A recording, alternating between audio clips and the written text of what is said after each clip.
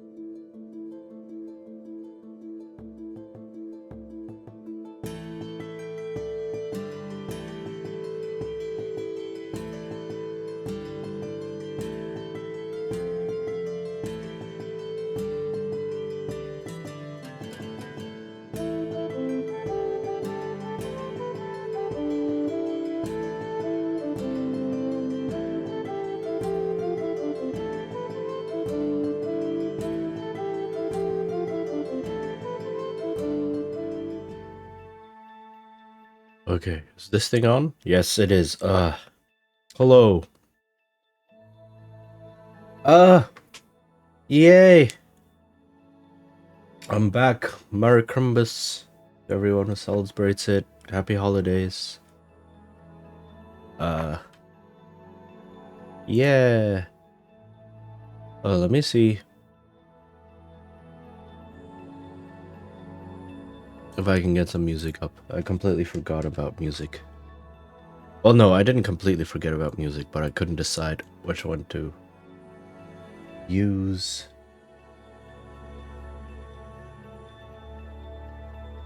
Play this.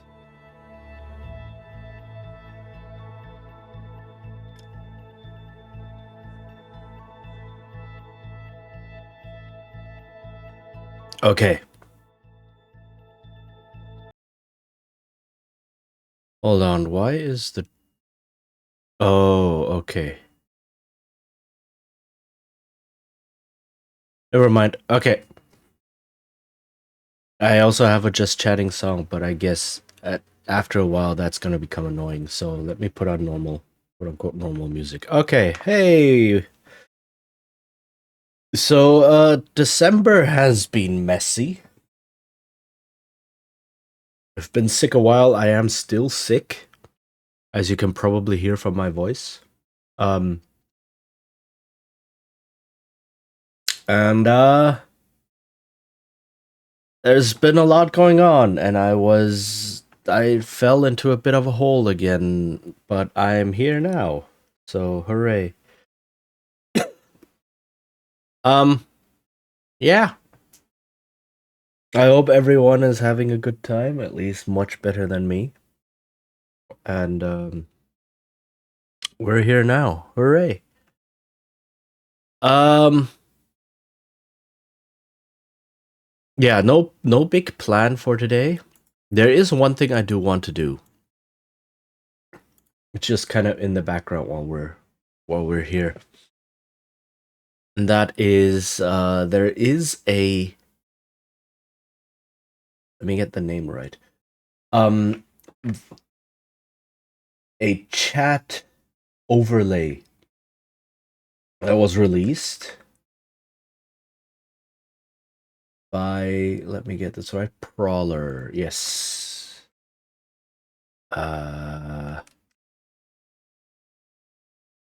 This? Yeah, there we go. So, Prawler, who's an artist, has released a chat overlay. And it looks really amazing. So I want to set it up. It's free on Ko-fi, and yeah, I want to. It looks really really sleek, and it's basically chat appears as speech bubbles and such, and I want to see how I can implement that and perhaps customize it because it is highly customizable. So let's see. But yeah, other than that, it's mainly just me talking, I guess. There's been a lot that's been going on. Um,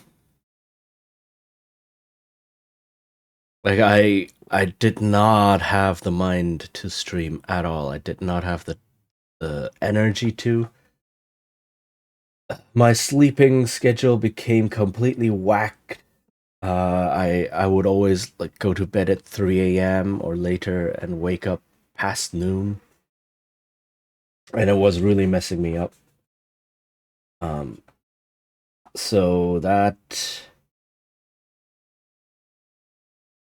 was not helping. And then add to that I was just not streaming made me unhappy, and being unhappy made me unable to stream. So that was a, how do you call it, a death spiral where things just became worse and worse. Um, but hopefully, starting with the new year, I'll be able to uh, stream more consistently again. And I figured some things out. Like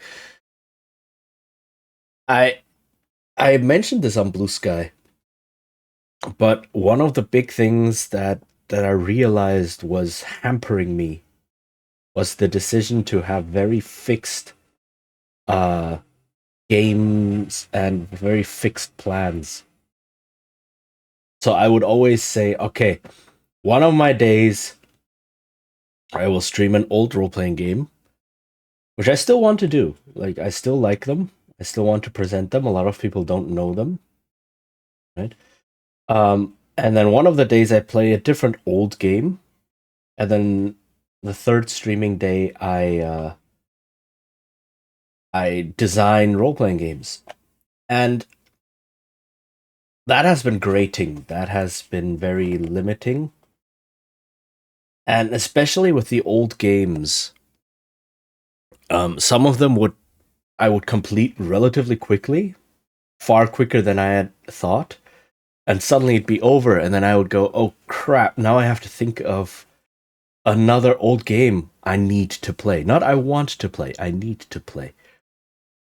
And I'm running out. That's I've done so many of them. I'm running out of old games that I want to play on stream. Um, so I've been thinking, you know what? What if I just get rid of that? What if I just have a game day and don't say exactly what I'll be playing? Because I don't know. I might have a short list of games that I'll default to. Um, but like, yeah, well, I won't know what to play, and then I can see where my mood takes me. And maybe someone comes in and has a cool idea. It's like, yo, there's this game you haven't touched in a while. It's like, oh, right, yeah, that sounds fun right now. And then I can do that. Okay. Mm, so,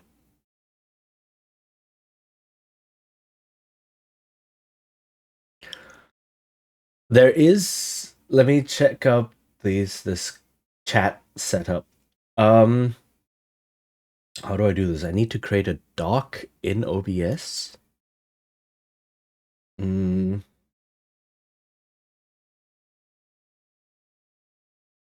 at the new browser source, enable local file checkbox.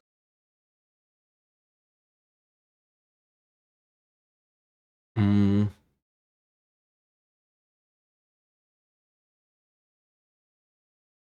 Okay, so right click Squonk Chat. That's the name of the thing. So I have here right click Squonk Chat settings. Uh, how do I? Huh?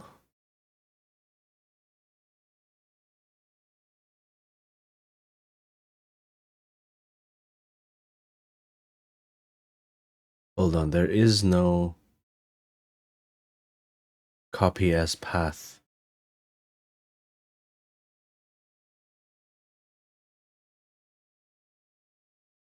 Unzip the folder.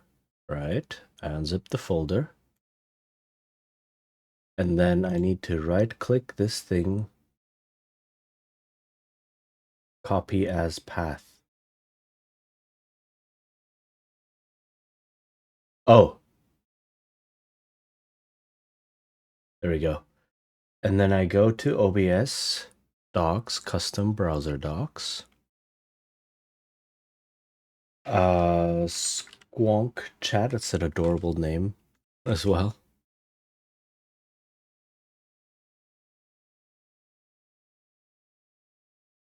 Mm,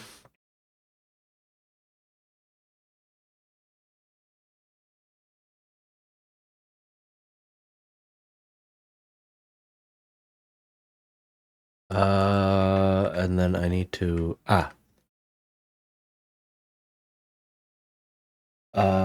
HTTP absolute.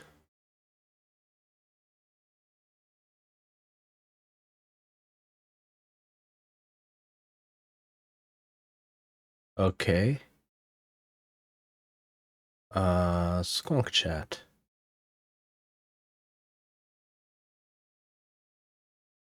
Okay.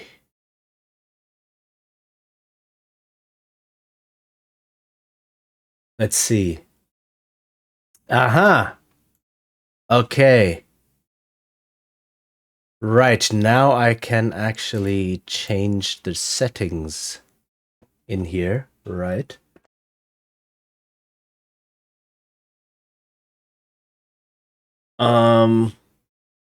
I can change the text, I can change the message boxes. I can change the animation. Ooh, I can change emotes, how they get chat checked, and then chat filters. Nice. Channel name.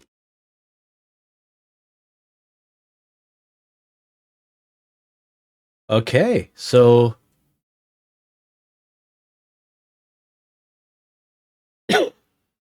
Doing some setup over here. Let me just grab my chat. Add a new browser source. Squonk chat. Local file. We should be able to see this pop up very quickly, very soon. So Squonk chat HTM.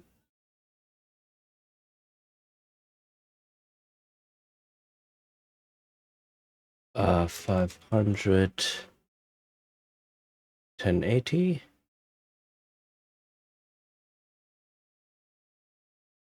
All right. So let's see. Let's test. Ayo. Oh, that's amazing. Look at that.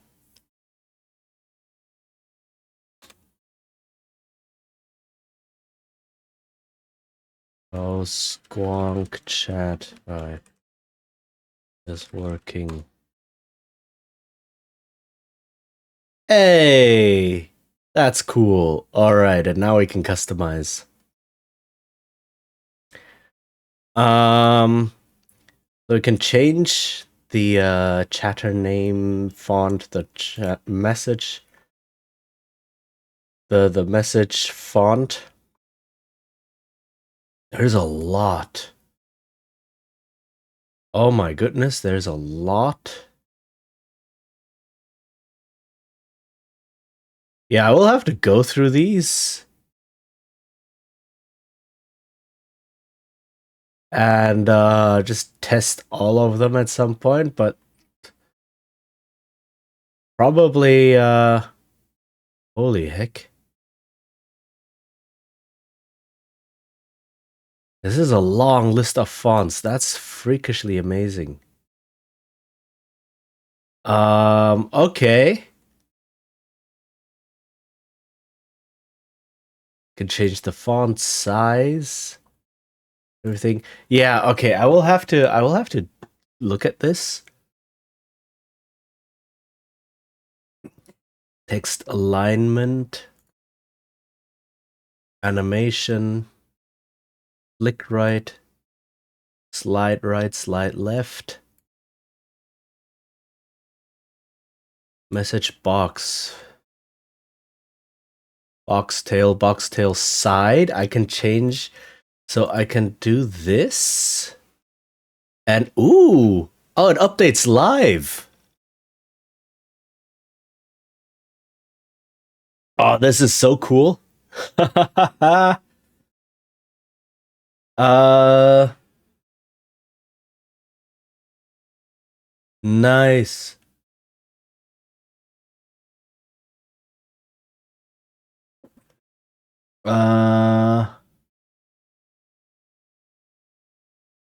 Cool. Okay. Very good. Very cool. Nice. So this is actually really good because and the setup was so simple. Like putting everything into OBS was like what, 5 minutes? Not even. Most of that was just reading the setup guide. And and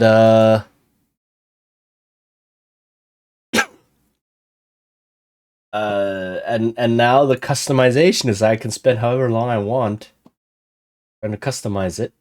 That is really cool.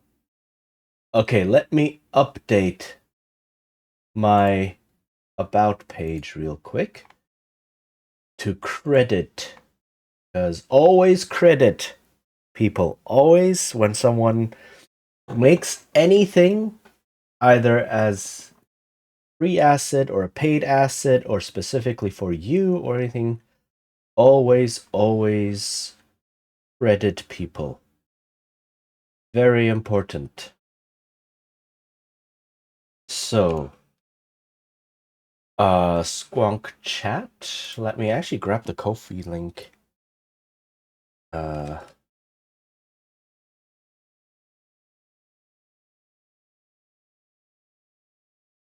Oop. And then, how does this work? Squonk chat by Crawler.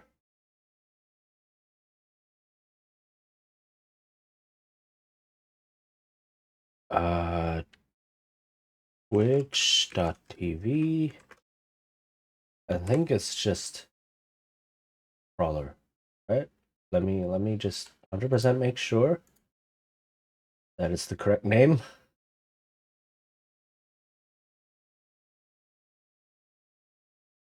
Yeah. Okay.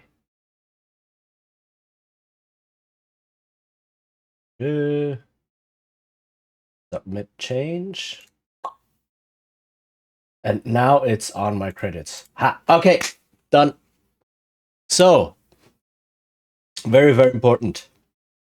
If you're consider this a streaming tip. If you're new to streaming, or if you're starting out, or anything, or even if you've been doing it for a while and haven't done this, always credit people whenever you grab things. So any emotes, any icons, any music, overlays, stingers, scene changes, whatever. Always credit people. Your model, if you're a VTuber, obviously. Um,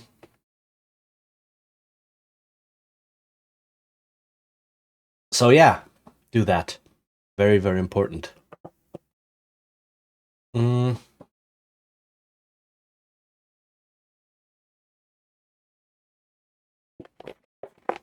okay.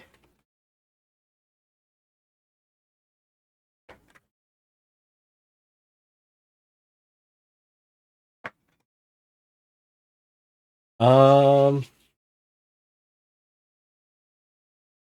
nice. This went a lot faster than I thought. So I'm guessing the rest will just be uh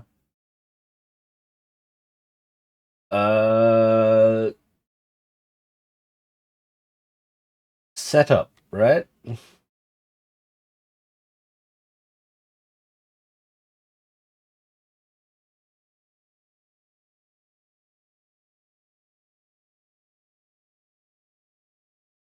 Mm,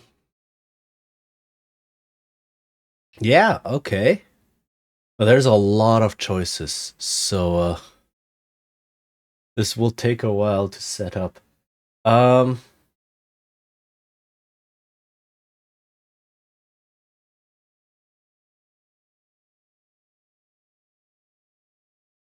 ah, okay. Let's check though. Let's see. I can do.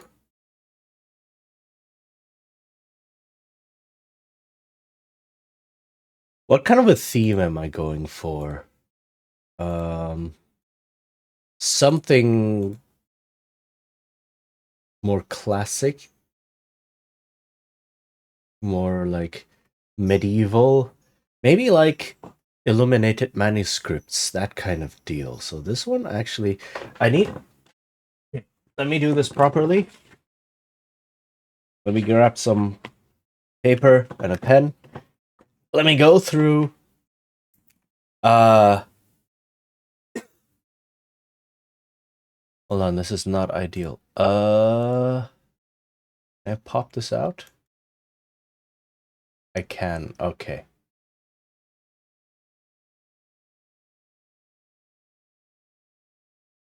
So let me just do this,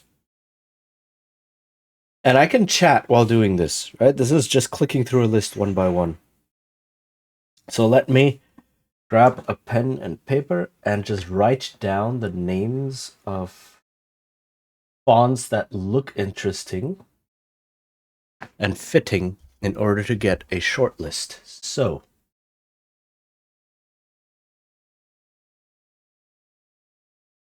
also, while I'm at this,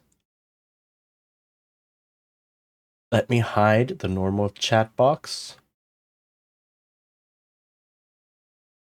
and put this chat box over here.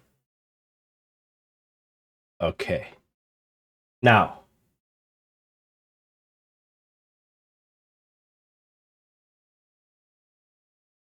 some of them might be too thin. I will have to see.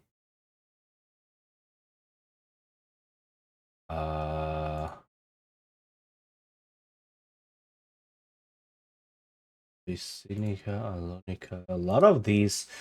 This is like the pain of choosing fonts. Like a lot of fonts are kind of different, but it feels like it's such a rabbit hole of like font design and exactly where they are different and how, like what exactly is happening.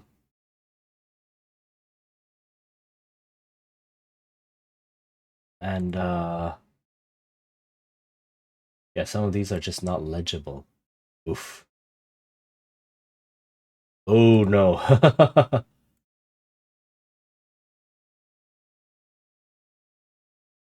uh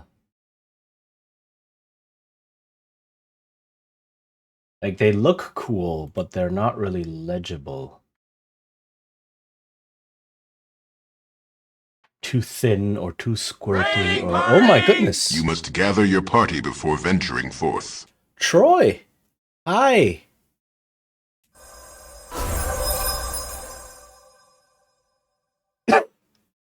Hello. Welcome, welcome. How are you doing? How is everyone? Merry Christmas. Happy holidays. Whoever is celebrating or not celebrating, I hope you're all having a good time. How goes? Thank you so much for the raid. What were you doing? You were doing IRL? Oh, sorry to raid and dash. Yeah, no worries, no worries.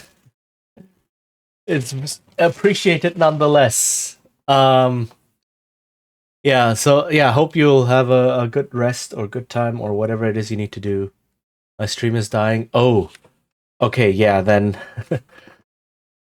in Korea. Okay. IRL, right, cool, nice. Nice. Okay, yeah, but if you need to go, then yes, please don't feel pressured. Yeah, go have do whatever you need to do. Probably lunch at this time or something like that. So yeah. um Thank you very much for the raid. Much appreciated. Definitely. And yeah. Have good holidays, have good rest and food. Enjoy your time in Korea. Um and yeah, welcome to all the raiders. My name is Chichin. Those who might not know, I'm a Bard VTuber. And today is my first stream in like a month. I haven't streamed in about a month. So yeah. And what I'm doing right now is I am setting up some new stuff for a stream. Essentially, right now I'm setting up a new chat, which it's is called Squonk Chat by a fellow named Crawler, who released it like yesterday or 2 days ago. And it's free on Ko-fi. Links are in my about page. And yeah, it has a ton of customization options. So I only just implemented this thing, and right now I'm just going through options. And I figured, you know what, since this is a chat that I'm setting up, it might help to have like messages and different things, different content, different names, and such show up. So yeah, that's why I'm doing it right now. And right now I'm just, you can see the chat updating live. as I'm changing it, basically I am picking fonts. There are a ton of fonts and other options to play with. For the names, for the text body, for like how the message is displayed, and so on and so forth. So that's what I'm working on right now. Um, and I'm down like I'm like 20 fonts in, and I'm still at the A's. Uh, so that's a lot happening.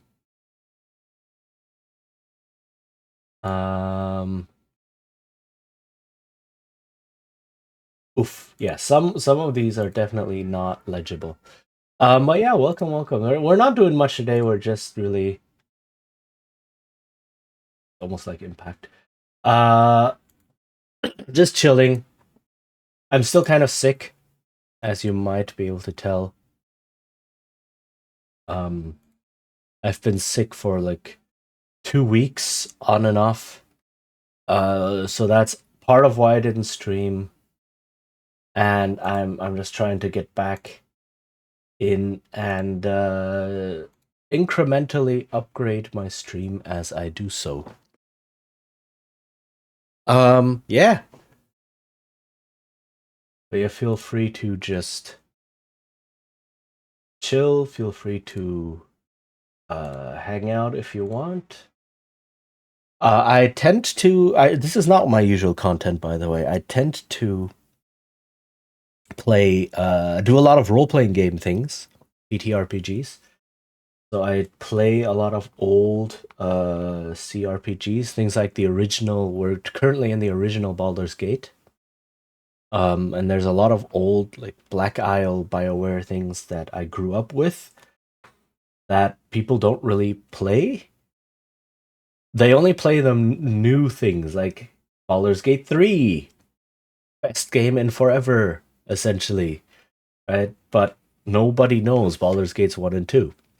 Fallout 3 and 4 and the TV series and everything, but no one knows Fallout 1 and 2. Um, things like that, right? So those games I grew up with, and I've played them quite a bit, so I want to like show that, introduce that. So that's what I usually do. I also do game design, role playing game design, live on stream. Oof, the fonts are not good. Um, where I talk about my design process, where I talk about a lot of like game design and role playing game design specifically, concepts and theory, and also a lot of like answering questions, etc. So if that's something you might be interested in, uh, then feel free to stick around for that as well. Oh, that is invisible. That's a very squeaky font.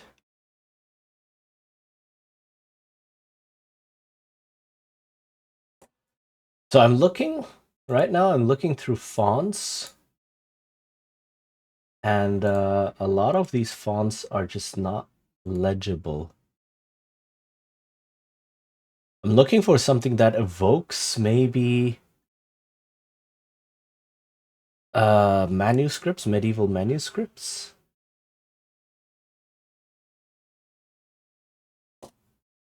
Uh,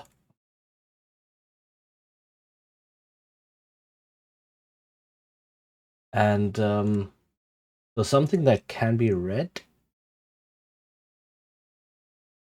but evokes medieval manuscripts more than like this is very much the current one I have for the names is very much uh block printing. I'm still in the A's. What is this? So many. Ooh, wow, that one's very squiggly as well. There's so many. I'm still in the A's.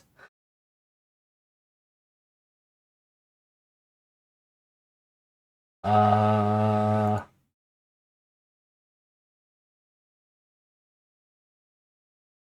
Oof. You can have this. Okay.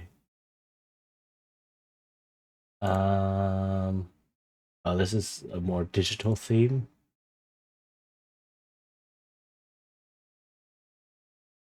There's uh yeah, no, that's not good.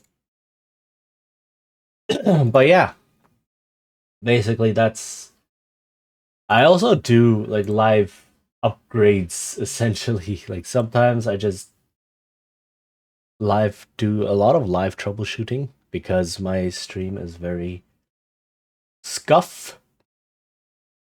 Um I did a whole stream where I was just toying around with Streamer Bot, which is a third-party program that does a lot of things on stream for you.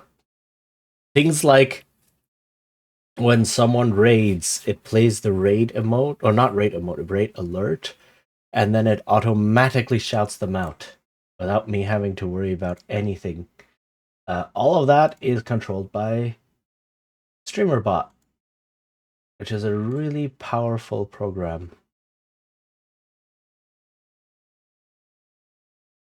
Oof. And there's a lot of fonts. Picking fonts is always ugh. Wow, that one's illegible. Is always a pain.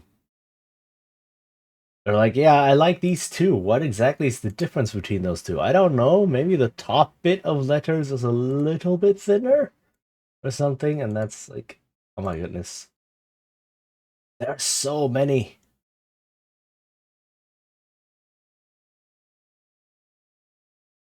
Hmm. Have something like that. For longer usernames, that is going to burst. Oh no. Oh no. You cannot read that one.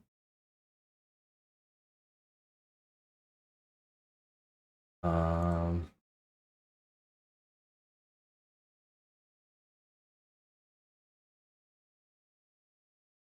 hmm.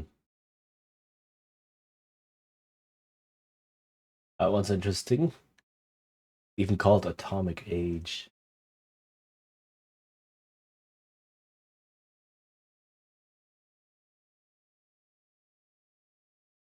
Something like, I don't know. Like, I'm thinking the Diablo font, for example. Does anyone still remember that one? That one was had very long tails on some letters, like the A, for example, just like swooped all across, like just across the entire title. Uh,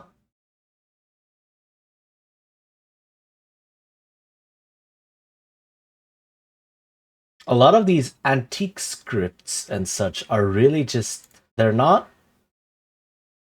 like medieval style antique, they're more like old newspaper, old printing antique, which is not what I'm looking for. Uh, Oof. Um, there's some very fancy things here, but again, practically illegible. At the very least, I'm already in the B's of this one doesn't look too bad. What I'm hoping is that I will just hit that one font where I go, this is it. This is the one I want. Um,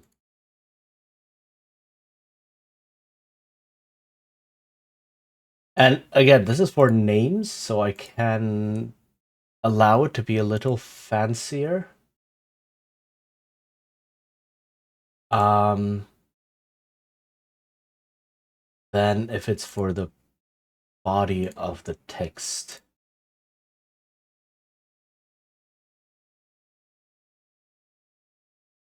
Like you could theoretically get away with a font like this. Uh, um. Oh, hey, that's what preview mode does. Okay, right. It it sends a message so that you can test it. Okay, fair. I was like, why is preview mode? Because I it's already updating live, right? So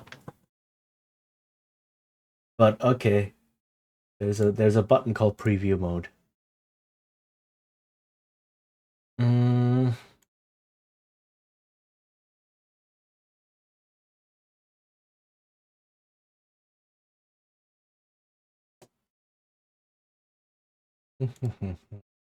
Oh, this one's. See, there's like very, very slight differences between these two. And which one do I like better? If I were to choose one of them. Uh,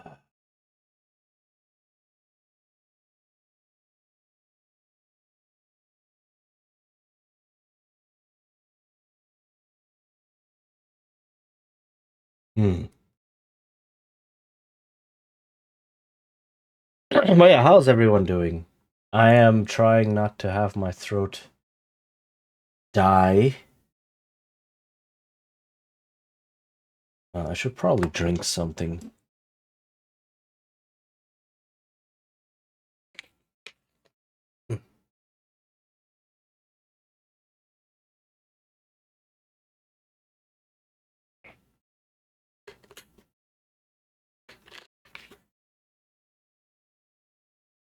Okay. Uh. Ooh, this one is just on the border of too fancy.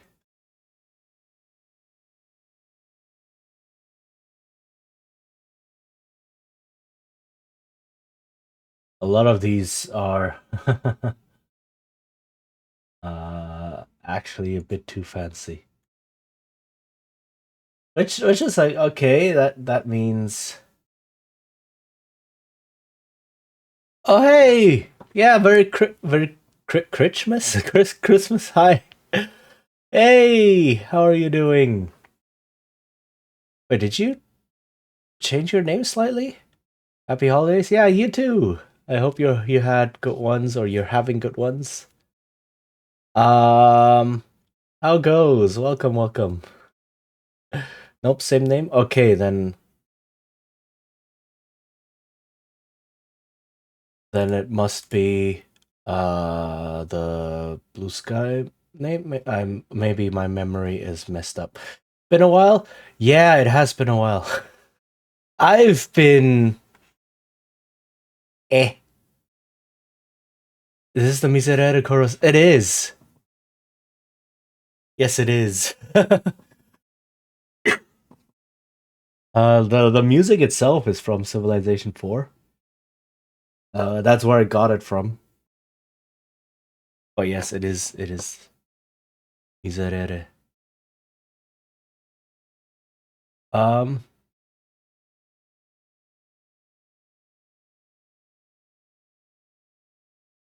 I know. It's so good. I can turn it up slightly. Um, but yeah, I've been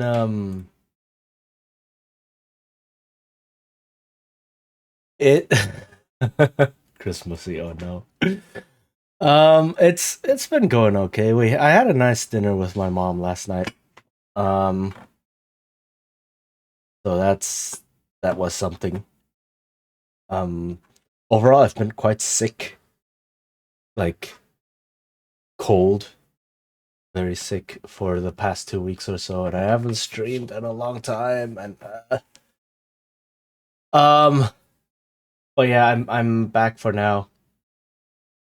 So yeah, so hope you're feeling very yeah. I am like it was this. I couldn't stream, so that made me unhappy. And then being unhappy meant that I couldn't stream. So yeah, that happened. Um, but then I was thinking, you know what? A cycle, yes, exactly. Uh, uh a a death spiral, as we say in game design circles.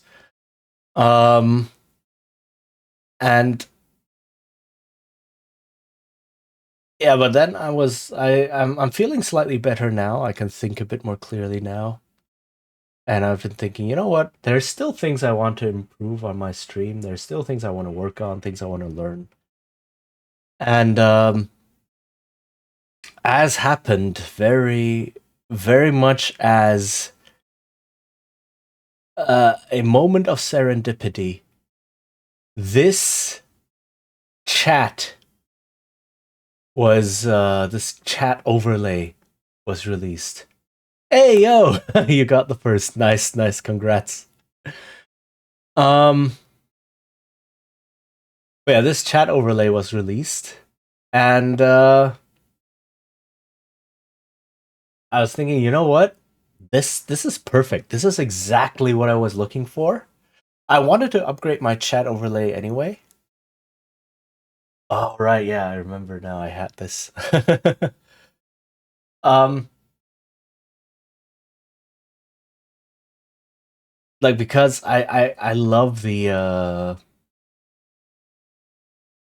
nice channel points redeem. It's subtle, I think, but I hope it's visible. The chat looks good. Yeah, I know.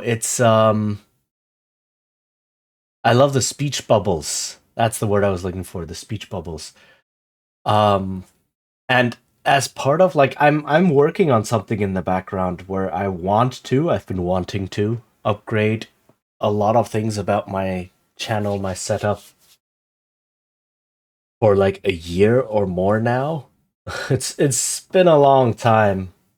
Doesn't mean I've been working on it for more than a year. It's just mean I started it more than a year ago. Um and just haven't really been working on it because I don't know if it's good. Um but as part of that I wanted speech bubbles for chat. And just as it happens, this thing appears and it works.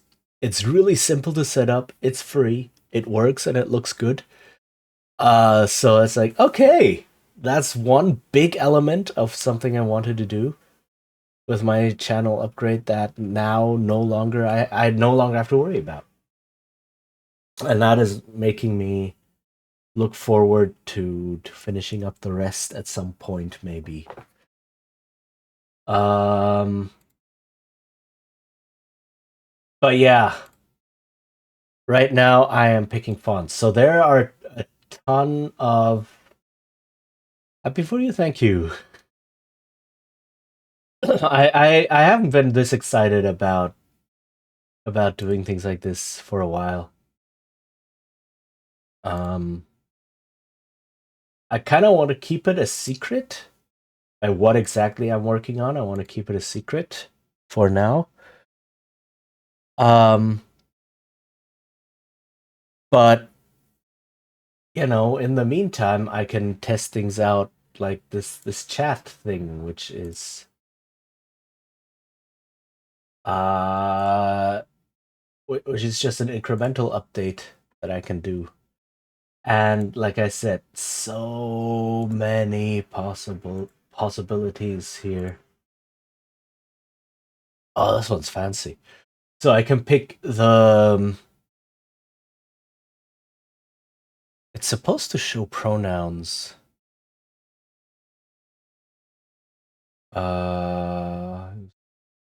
Hold on. I think I need to go into the settings. Emotes and add-ons. FCZ emotes. Large Alejo pronoun. There we go. So I can.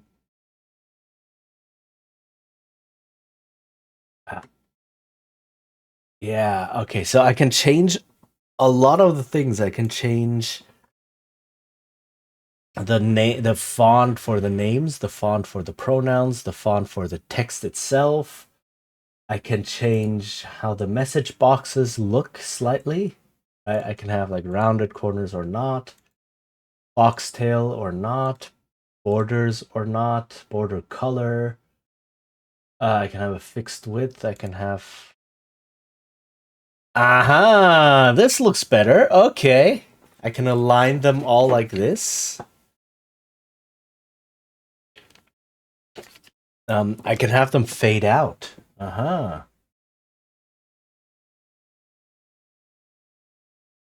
New messages spawn from bottom or from top. Okay.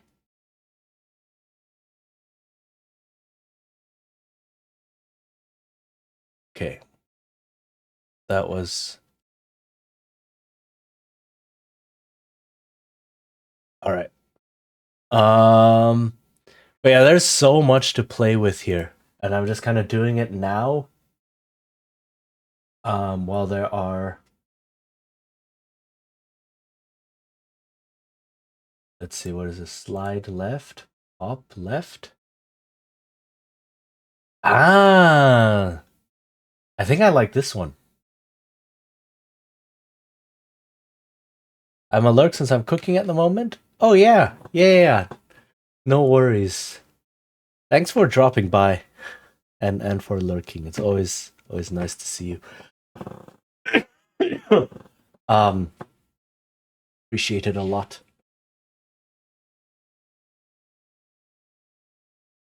Lurk, yay!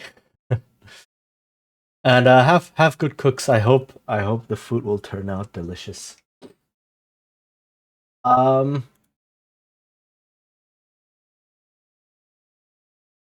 But yeah, I think so far the message boxes themselves and everything looks nice. So now I can. With food, I never miss. Enough said. This one is too columny. All right. Ooh, right. This is starting to reach the more gothic-y thing that I want. That's the word I was looking for, gothic-y. Aha!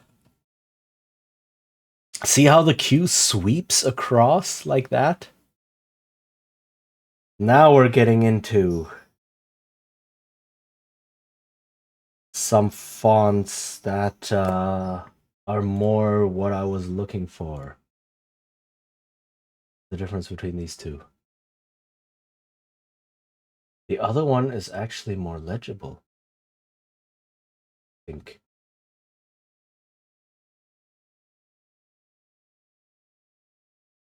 Wait, this is.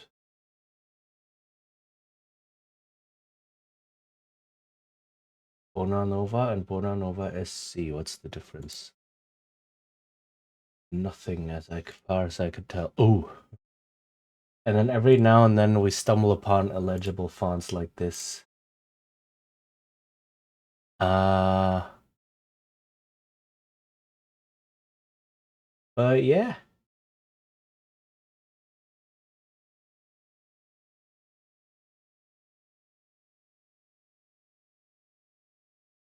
This brings me back to layouting days. Back when I was still writing like games Like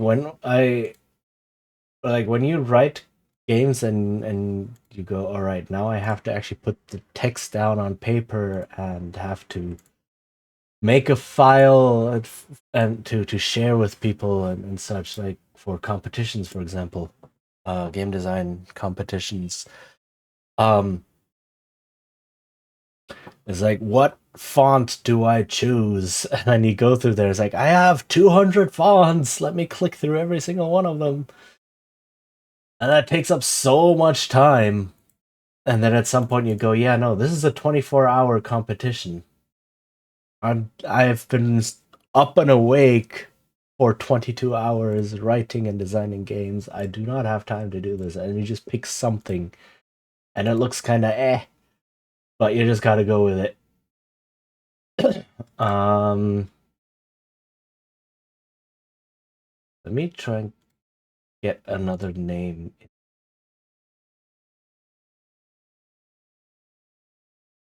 Caesar dressing. Ah, this is more like classical.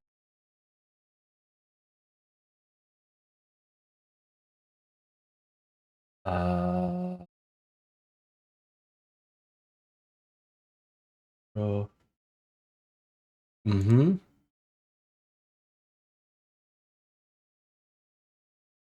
Mm, I can also change the colors.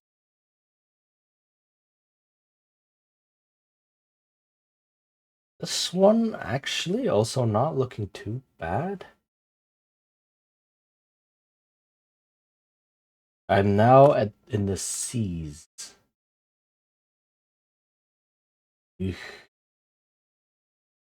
And there's three things I need to choose fonts for.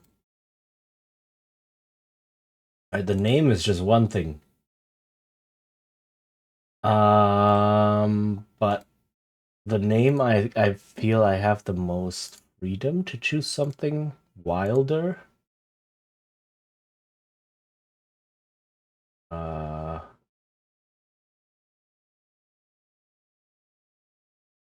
Whereas the text needs to be much more legible. Like imagine having text in a font like this. No one would be able to read what was going on. Ads in about 2 minutes. All right.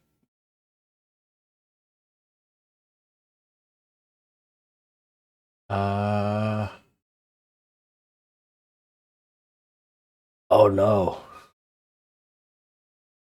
This one is a no-go.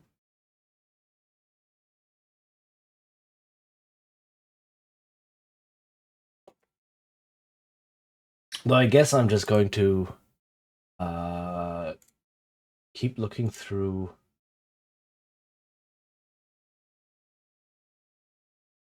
fonts. This is this is reminiscent of like certain comics, I feel. There's a lot of these very uh book print old newspaper fonts in here.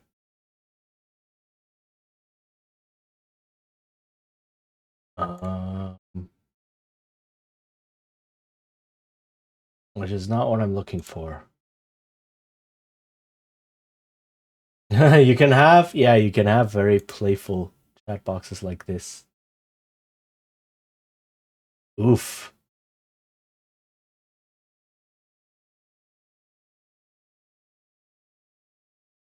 Uh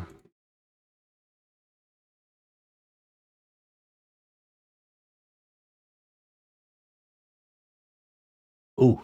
Wow. What's the one I'm looking I'm thinking of, like in old times in Word, you would have a handful of fonts that everyone would use. Obviously Times New Roman. Um Times New Roman and Arial were the two big ones, but then for titles, or like if you wanted a bit more old timey feel, there was one called Something with book?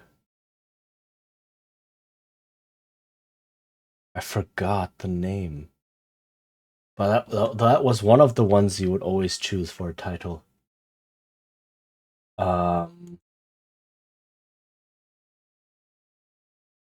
Very, very classic, like, and you would see it all over the place. Where am I? I had that one. Uh-huh.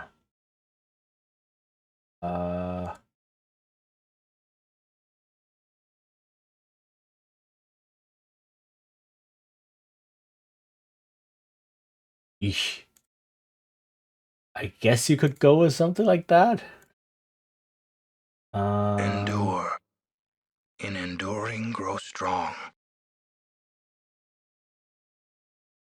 This is where all the comic-y fonts are hiding, right? But yeah, 3 minutes of ads.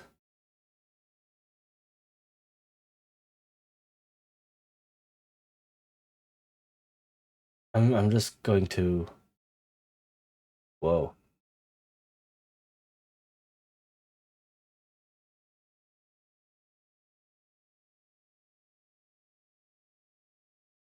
One's two.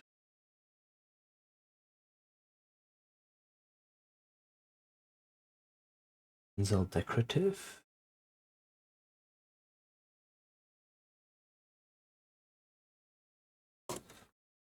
Also too bad that I cannot see a preview of these in the name. That was one of the better changes, I think.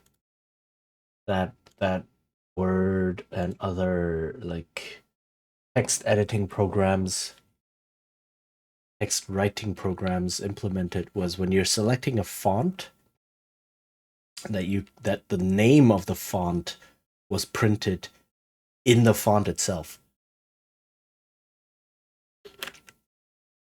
Like to give you a very quick and easy preview. So you could also already do some preliminary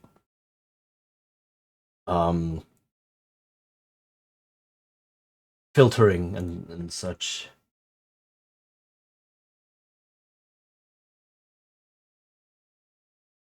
Ooh.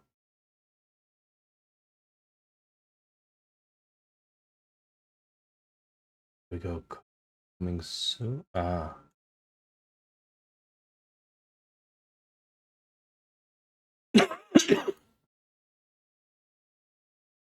Hmm.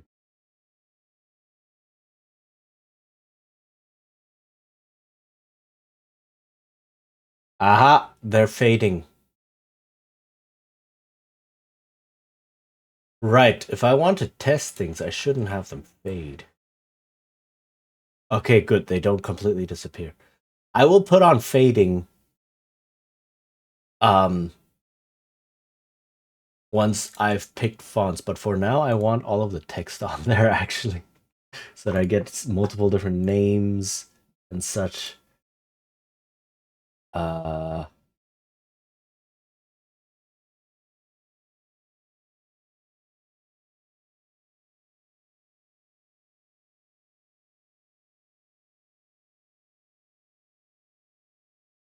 right, I think the ad is over. Welcome back, everyone.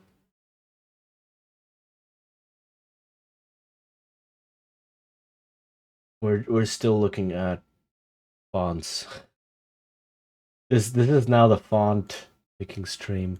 I don't think I will go through everything.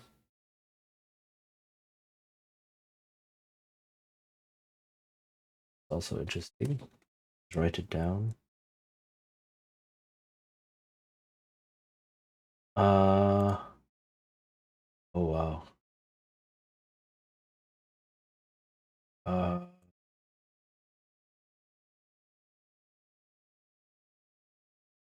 Round. There are some font families, like there's a Crimson Pro and then like a Crimson Text, so you can have both of them together. and they will fit. That's another thing. It needs to kind of fit together. The name font and the text font, and also the pronoun font.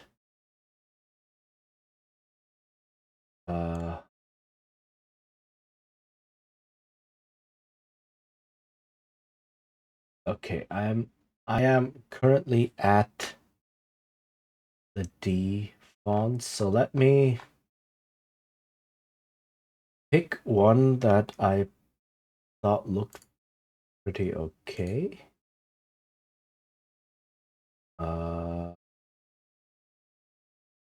This one. Let me just pick some for now. See how they're working.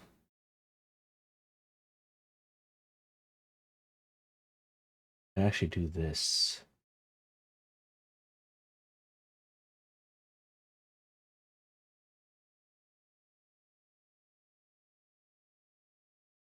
Aha.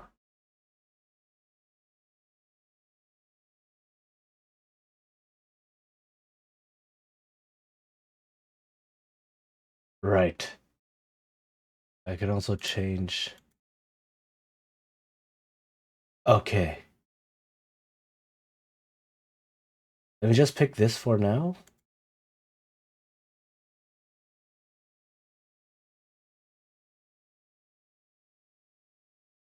Okay. Let's go with this.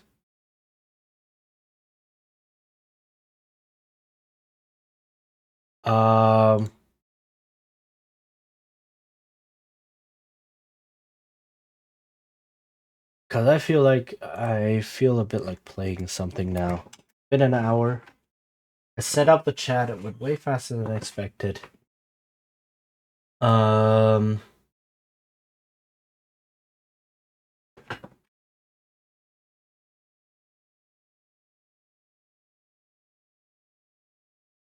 see what games I have that I might want to play right now.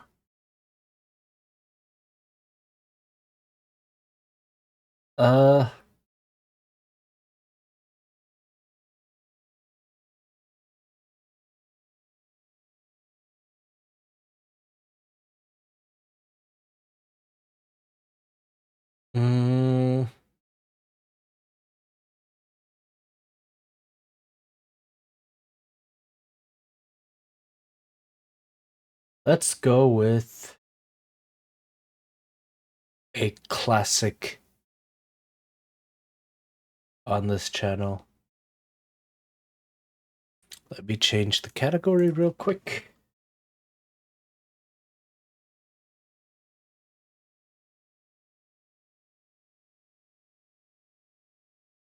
It also means I can keep the music running.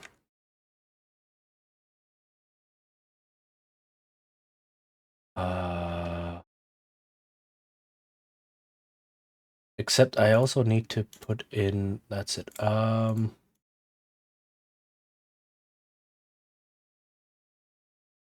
Copy.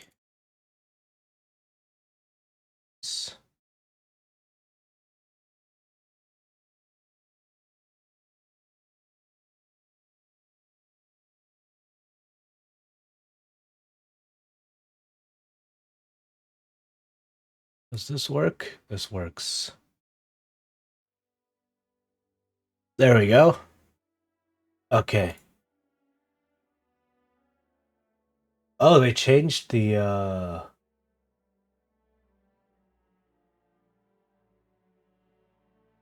there's no sound. There is no sound. Let me see what's up.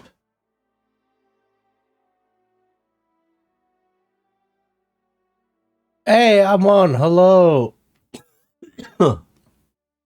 Welcome. I order a flying brattle?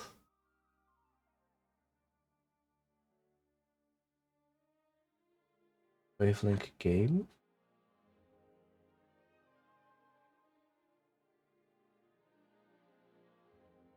Is there no sound? Oh yeah, how's it going? Happy Festy time. Beetle. Oh, a flying beetle. Wait. Order a flying beetle. Can you deliver it? Can I deliver the flying beetle? I don't know. I'm not big on beetles. Euro Truck Simulator. Oh, I mean, I guess. Okay, hold on. Wavelink game. Please work. Uh,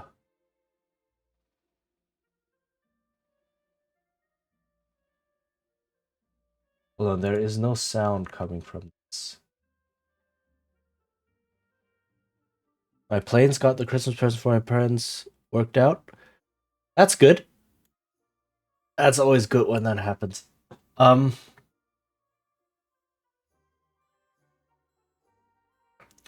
Sorry, I'm currently working on.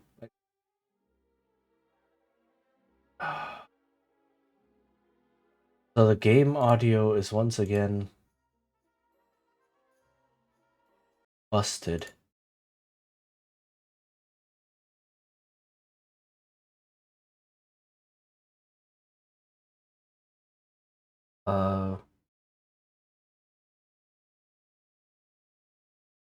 You cooked for them. Oh, nice.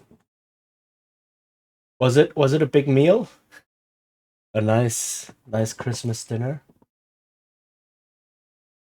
Um, Hold on. I'm not sure if my game audio thing is still messed up and I just haven't.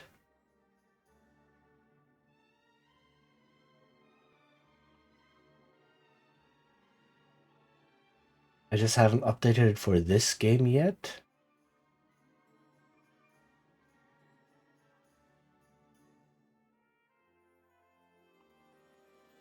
Okay, I can hear sound. That's good. It's very quiet, but I can hear it.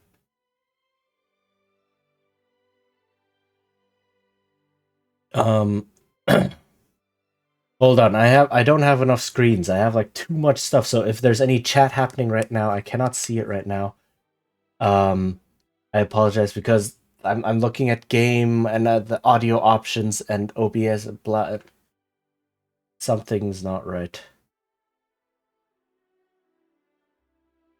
Uh,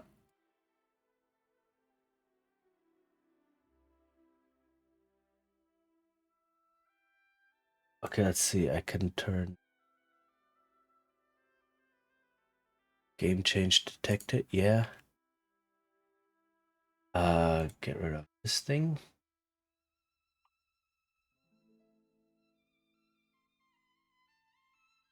Right. I can pick a quick. Where do we want to go?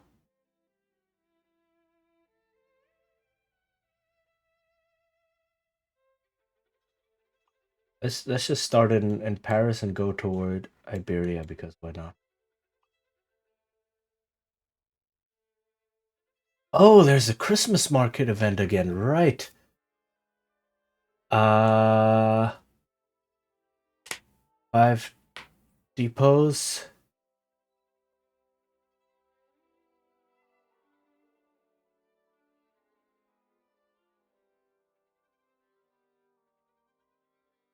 Uh,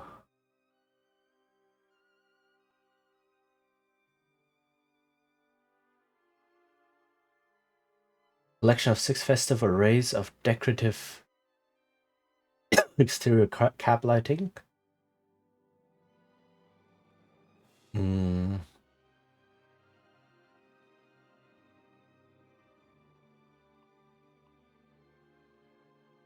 Progress.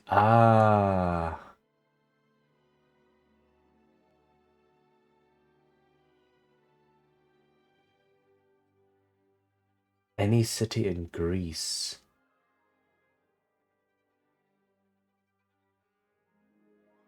Um,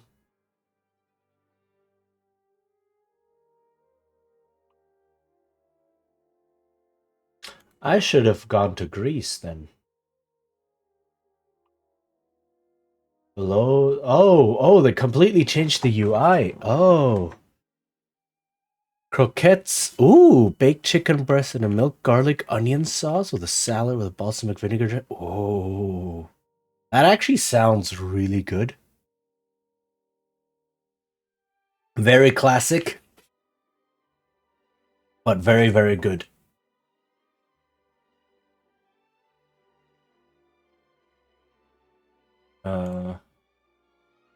Top stage so friends, constant, visible, helpful. Okay. Return to your desktop. Permanent quick menu provides handy shortcut. Drive button.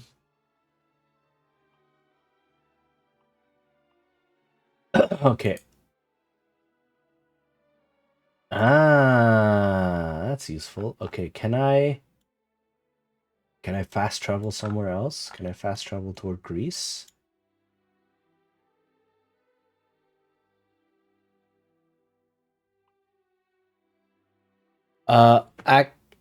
Achillist? Go back. Oh, I'll tell you how. Go back. Oh, okay, go back. Just call me AC. But hi, welcome. Crunchy onions as decorations for a chicken. Nice. All right. Hover over navigation.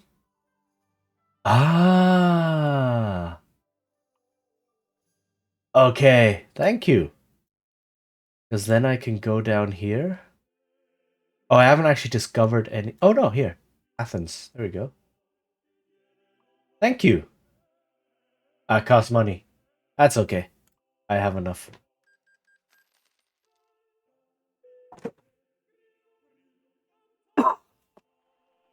All right. Athens discovered. Okay, I need to do jobs. There it is. External contract.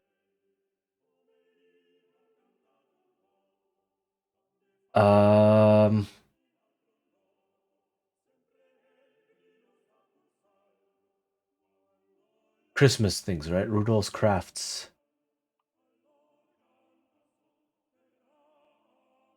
Okay. Grab this one. Updated my journal. Oh, hey. Thank you for the follow. Yeah, welcome. Follows are anonymous. But yeah, if you do want to announce that you follow, you can do that. Although I need to remember the controls.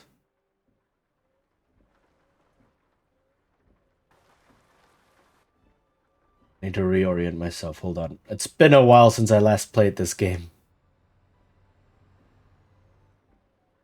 There's a lot of buttons.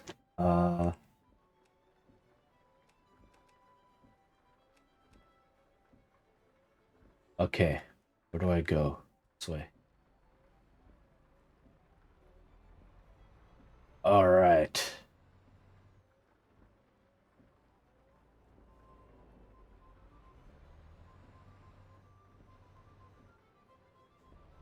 Okay.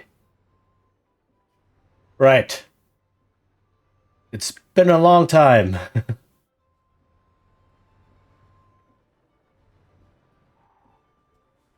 So let's see. Then I'm still playing this with mouse and keyboard, which is probably not ideal. But I don't have anything else for now. I forgot, right. Last year was also the Christmas event.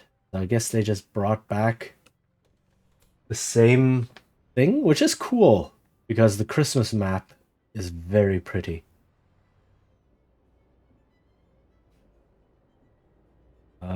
So I'm happy we get to drive on that one again.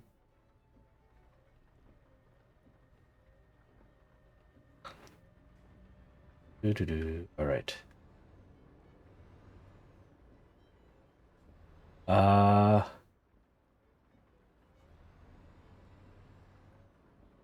Plus, they just had a huge sale of all of the DLC. Which means I basically got. Oh, oh. Okay, yeah, no, sorry, that's the other side. Just got the rest of the map DLCs that I hadn't had yet. So I got Iberia, I got the Balkans and Greece. And was there one more? Maybe there was one more, I don't remember.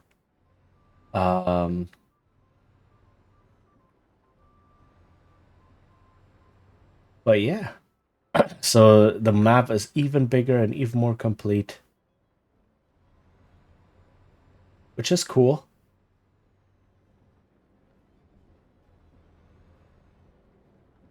All right. Plus the newer areas, like they keep putting in a lot of effort.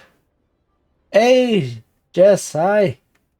Thank you for the hydrate redeem. Let me try and drink while driving.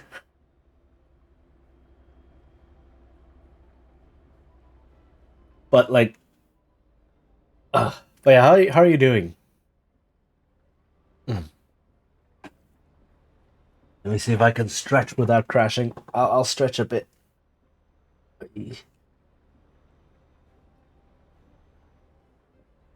Okay. Um, Drinking and driving. I'm drinking water. This is not my New Year's stream. Oh heck, I could totally do that for New Year's again. So that's what I did for New Year's is I did a drinking and driving stream where I played this game while drunk. And it went about as well as you would expect. I could think about repeating that. I'll have to see. Doing good, but been dealing with a bit of chaos since getting back from the cruise. Mom said I need a second kid. Oh my goodness. Okay, first off, how was the cruise? I hope it was very relaxing and you saw a lot of nice stuff. Second, what the heck? You just dumped a second kitten on you? Not every time when you get a ticket you take a shot. That could also be a thing. That would actually be a true drinking game because the more shots I take, the more chances I would get tickets. And then, okay, hold on. I have to check where I have to go.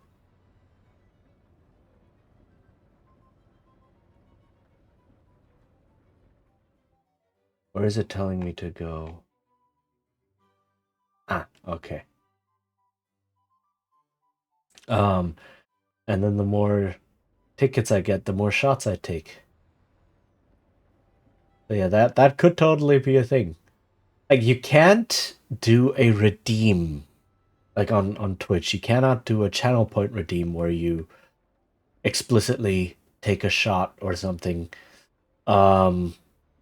Because that is iffy. Like you cannot do any Twitch redeems that include self-harm. And Twitch has been known to count getting yourself drunk or excessively drinking as self-harm. So if you want to have a redeem that does that, you gotta be really, really careful. And you cannot get caught. Can I drive around? Because that would make it a lot easier. Nope.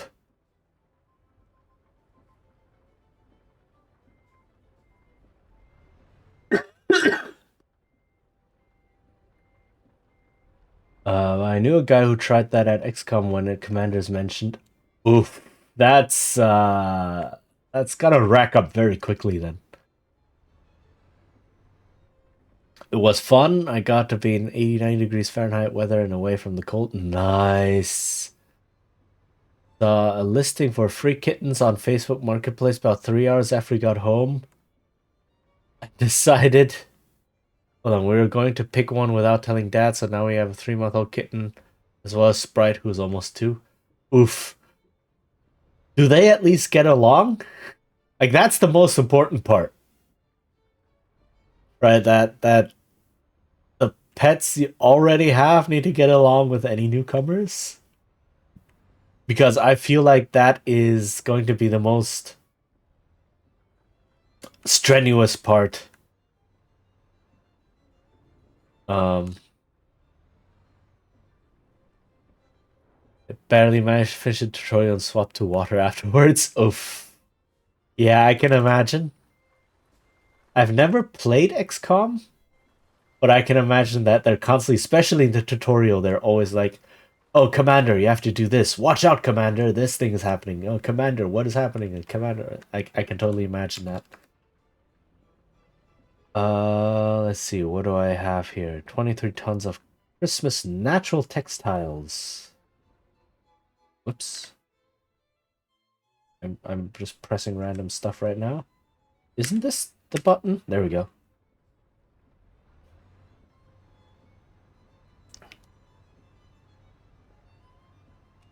Okay. And now I have to go to one of the teleporters. Where are teleporters? There's one over here.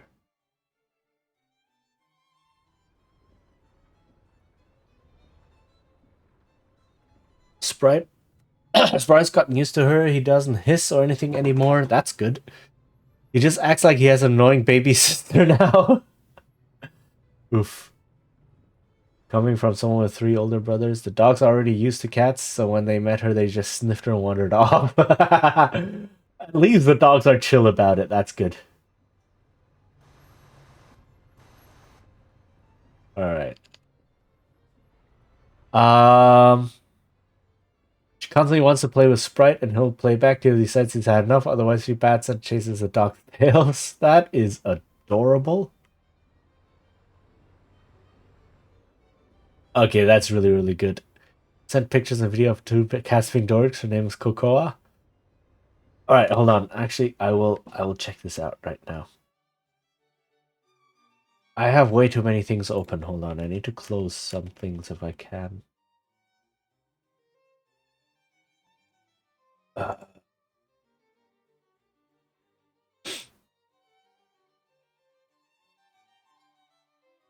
But yeah, I guess in a way that really would be like an annoying baby sister. Okay, hold on. Oh,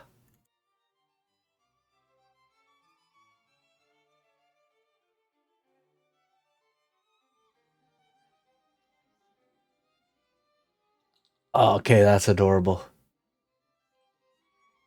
But it's always like cats and dogs especially, they grow up really, really quickly. So when you said, oh, a little kitten, I was like, okay. But in some pictures, yeah, okay, I can see kitten. But in some pictures, she looks like, oh no, this is a cat, proper cat. Yeah,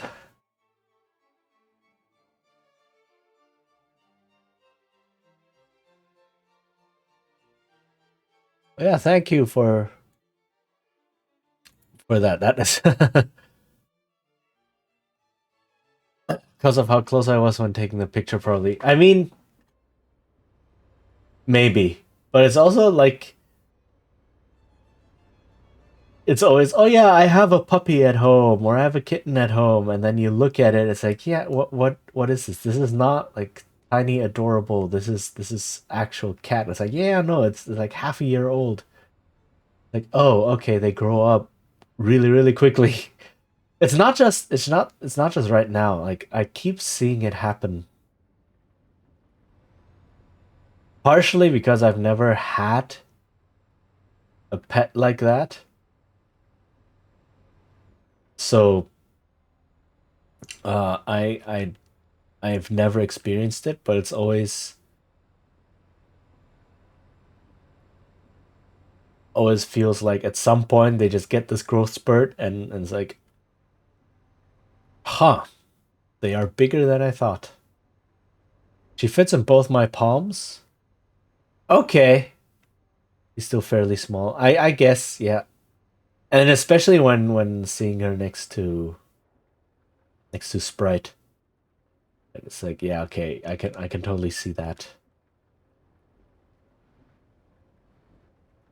It's just they don't stay small for very long, I guess.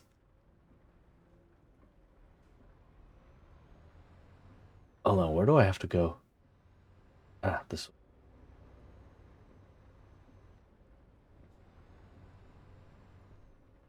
I haven't played this game in so long. Oh my goodness.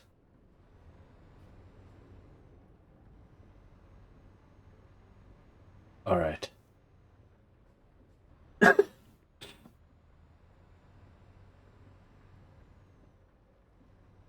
Eventually, I can think about getting a better setup for this game, like getting an actual steering wheel and gear shift and pedals, but that might cost a lot. In all fairness, I can't wait for her to hit her growth spurt so she stops getting behind the fridge. Oh, fair. Very fair. Oof, okay, there we go.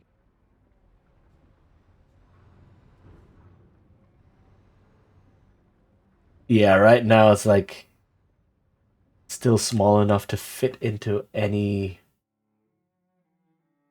kind of space like that. Oh, okay. Huh. Okay, so to leave it, I have to go the way around. Right, okay. No, wait, I've been here. What am I doing? I just went through here.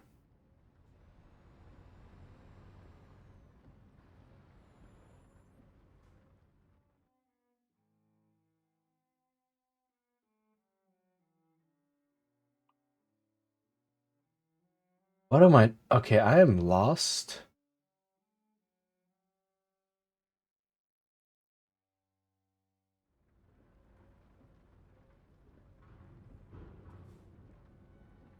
Uh,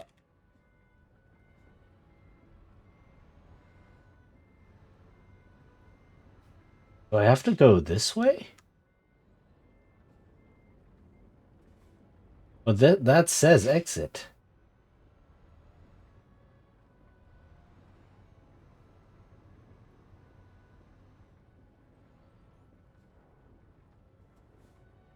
What is wrong? Did I take a wrong turn somewhere? I think I took a wrong turn somewhere. Okay. Sorry about this. I will take up the entire road again. Sorry, sorry, sorry. I cannot see. Okay. So yeah, if this is how I drive while sober, imagine how I'll drive while drunk. I think the VOD is still up on YouTube, so that was a lot of very expected things happening.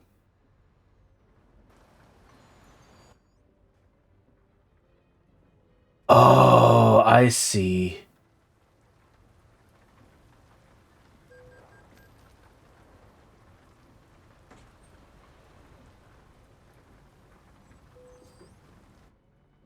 I see what's going on. I see what's wrong. Sorry about that.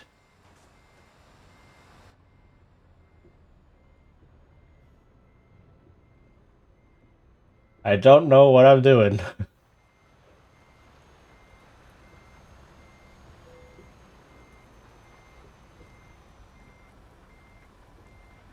uh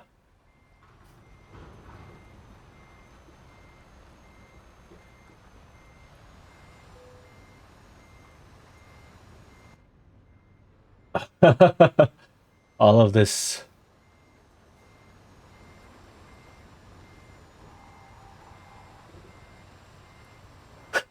Imagine doing this with an actual truck. Okay. Okay. I'm slowly getting there. I know what I need to do. Or not what I need to do, what I want to do. Are there cars behind me? I don't know, maybe.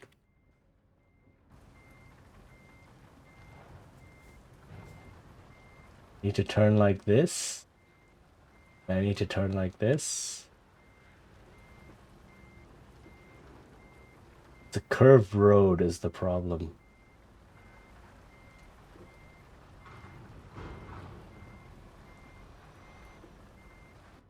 I think I hit something. Can I? What's the camera key? No, what's camera? What did I have camera set to? This one. Oh yeah, there was a car behind me. No wonder.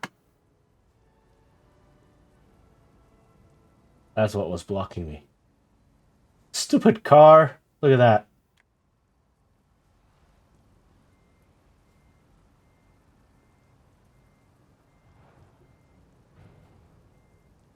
Can I go down the other side?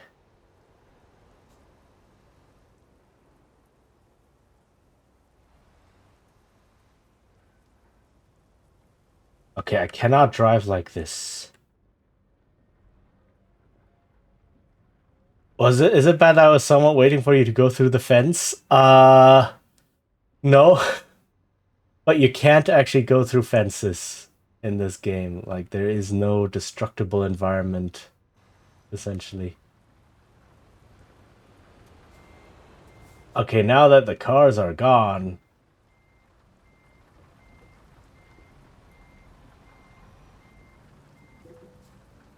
There's another car behind me, isn't there? No, I just rammed into the fence. Look at me. First day in Greece and I'm already messing everything up.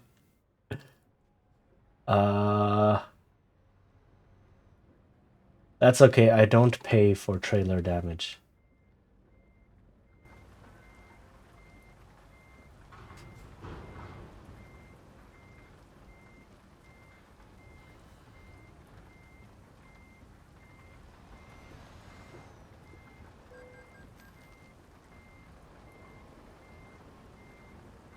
I think this is taking a lot longer than if I had just gone around.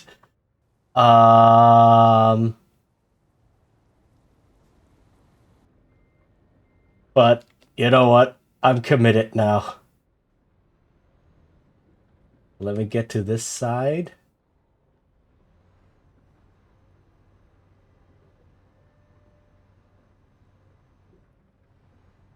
Oh, Bautiska, something.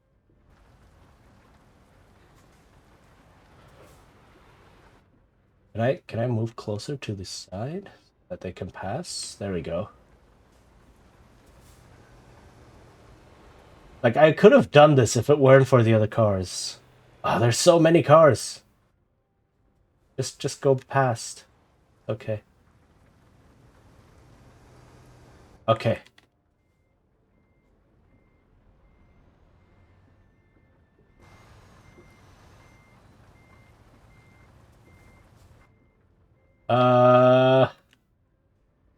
This is good training to get back into the driving.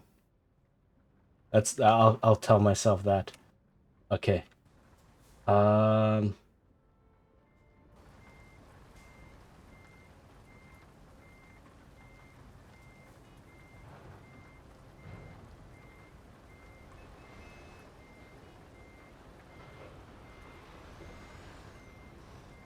I go over these things? I can.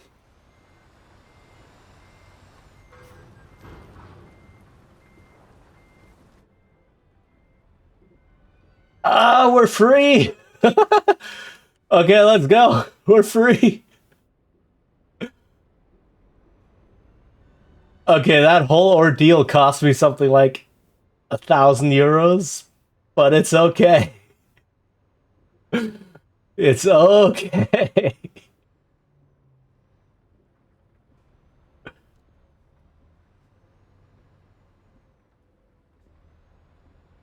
How to cause an accident 101. Go up the wrong ramp.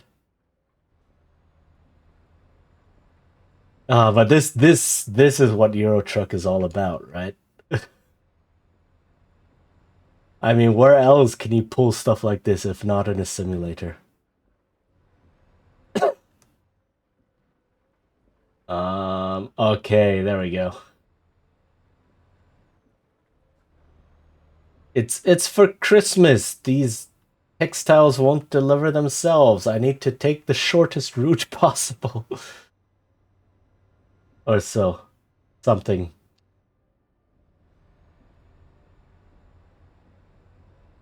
People do it daily. Bad to say true.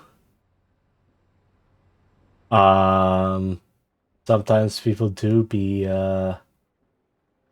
driving like maniacs.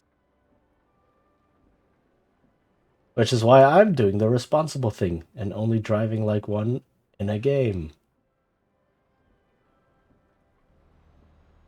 But that would totally be an idea though. Get a bottle of champagne. Like when I did it, when was the last time I did this? Which new year was it? 2021? Possibly? Where I got a small bottle of champagne, so not a big like 1 liter one or 0.75 one, but like half 300 mil, something like that. A small bottle of champagne. And then I actually, finished it. Can I go up there? I need to go up there, Russ. But that was enough to really cause some incidents on the road. Which is, I think, also a valuable lesson. I can disguise it as like a New Year's PSA. Watch me drive a truck simulator and get drunk, so you will see what it's like. I can totally dress it up like that. Don't be like me and don't do this in real life.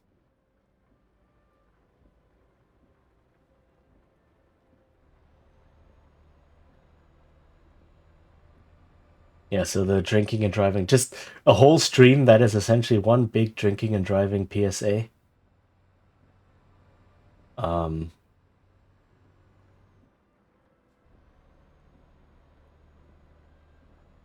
that could. I need to see if there's an image generator. Um, from like that generates images in the style of the whole you wouldn't download a car. That kind of deal. It's like you wouldn't drink and drive. Put that up there. And then do I head up? Yep, I do. Okay. And then just do that.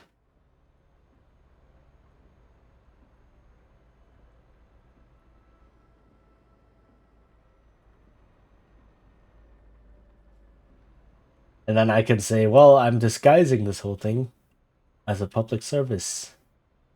So if I drink live on stream, I mean, you can drink live on stream, but Twitch is going to be iffy if you take it to excessive amounts, I guess. I don't know, Twitch has been iffy. Has always been iffy, and they're very generous when it comes to handing out bans and such. So I'd rather not toy with them and not push any boundaries, especially since I am in no way big enough to raise any stink in case something happens. You need like, I don't know, 10,000 viewers average in order to even get a chance for people to listen. And I'm not even at 10. So That's not something I want to risk.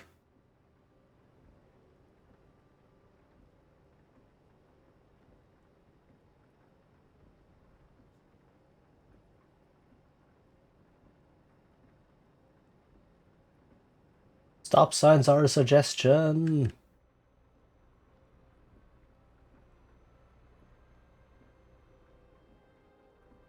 They're actually not. Stop at stop signs. That again, do as I say, not as I do. Stop at stop signs. They're there for a reason. There's so many accident videos of people who didn't stop at a sign and then didn't see someone coming, or someone didn't see them coming, and then the crash happens. So don't do that to yourself. Don't do that to others.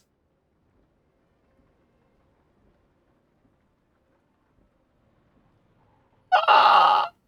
Oof. Okay, that was close. Some of these turns are very tight.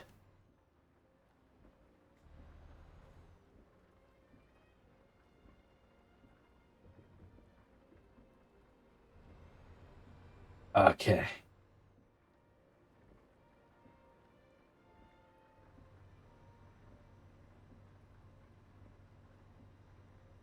Is the game like, can you hear the game, by the way, or is it too quiet?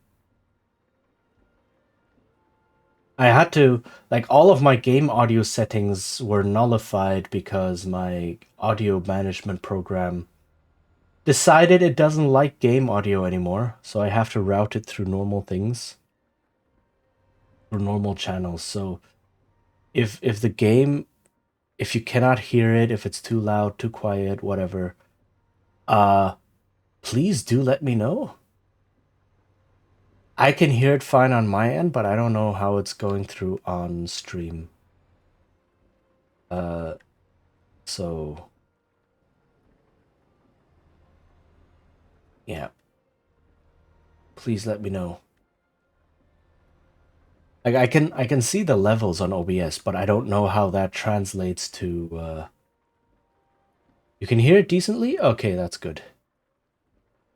I don't know how that the actual levels translate into being audible on stream.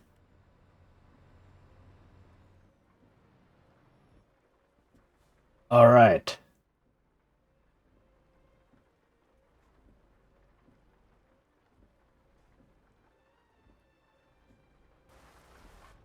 I'm on a slope. Okay. So this is the teleporter that brings us to the Winter Wonderland.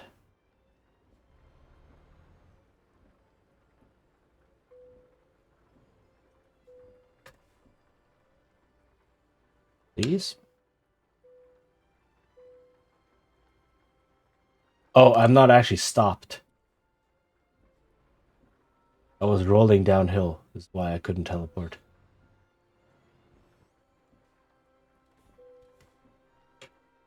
There we go.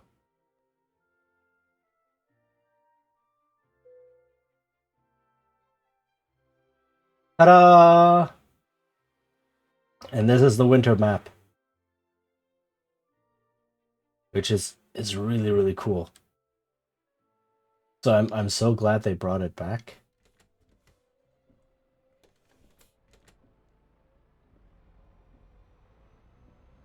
It is also completely snowy, as expected, but that means the roads are slippery. So there's that.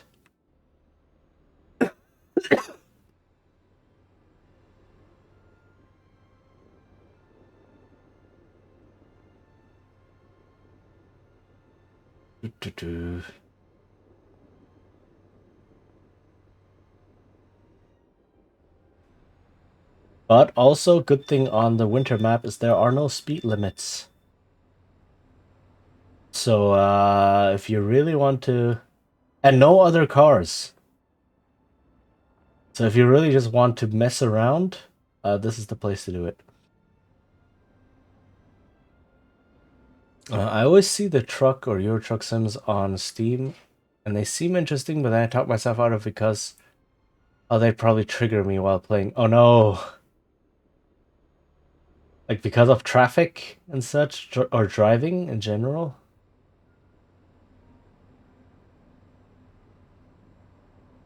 Though, like from my personal experience, this game is very chill. Sure, there is traffic, and the traffic AI is not great. It's become better over the years, but it's not great. Inherited a bit of road rage from my dad and road anxiety from mom. Oof. But that's a good thing, though. You can use this game to just let go. If you want to road rage in this game, you can totally do so.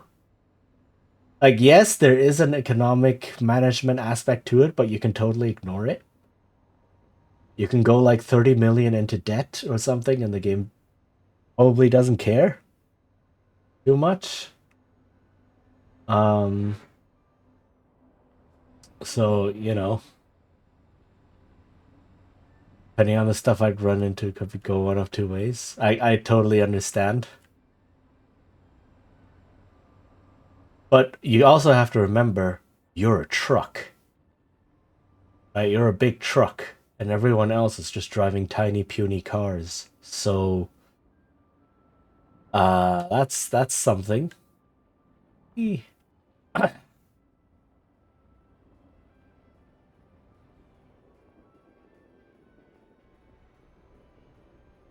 So for me personally as well, this game has really, really helped with my road anxiety.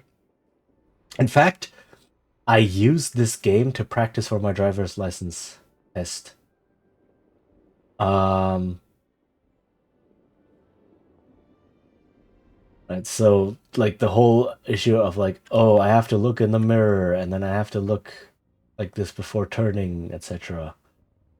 And I have to remember rules of the road and I have to watch out for other cars, etc.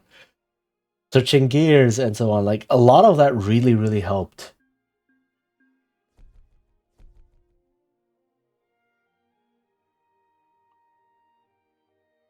Okay.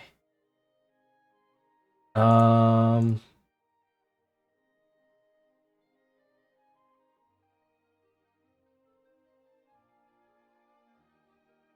so I'm at Rudolph's Crafts. Uh, and I want to go to Greece because I want to do the Greek city things. So I need to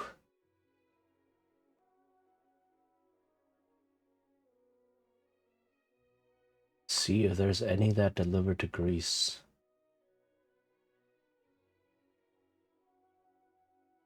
Hmm. This one.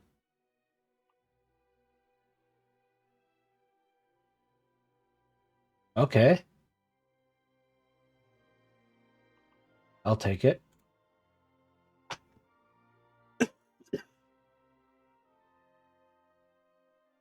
Um, Wait, it actually did help because like it is not easy getting practical like experience or like actual practice behind the wheel. There are a couple of what we did was a friend and I looked at parking like practice lots which exist as well in Germany. So you can book like a slot on a practice lot and then they basically have like crossings and like traffic lights, etc., and such built in there, so you can practice. And it's on private property, so you can drive there without a license. Um, they of course they say, oh, you need to have someone with you who has a driver's license, so that they cannot be liable and such. But like we were looking at a couple of them and trying to book slots, and they all say, "Yeah, no, sorry, we're booked out, completely booked out." So getting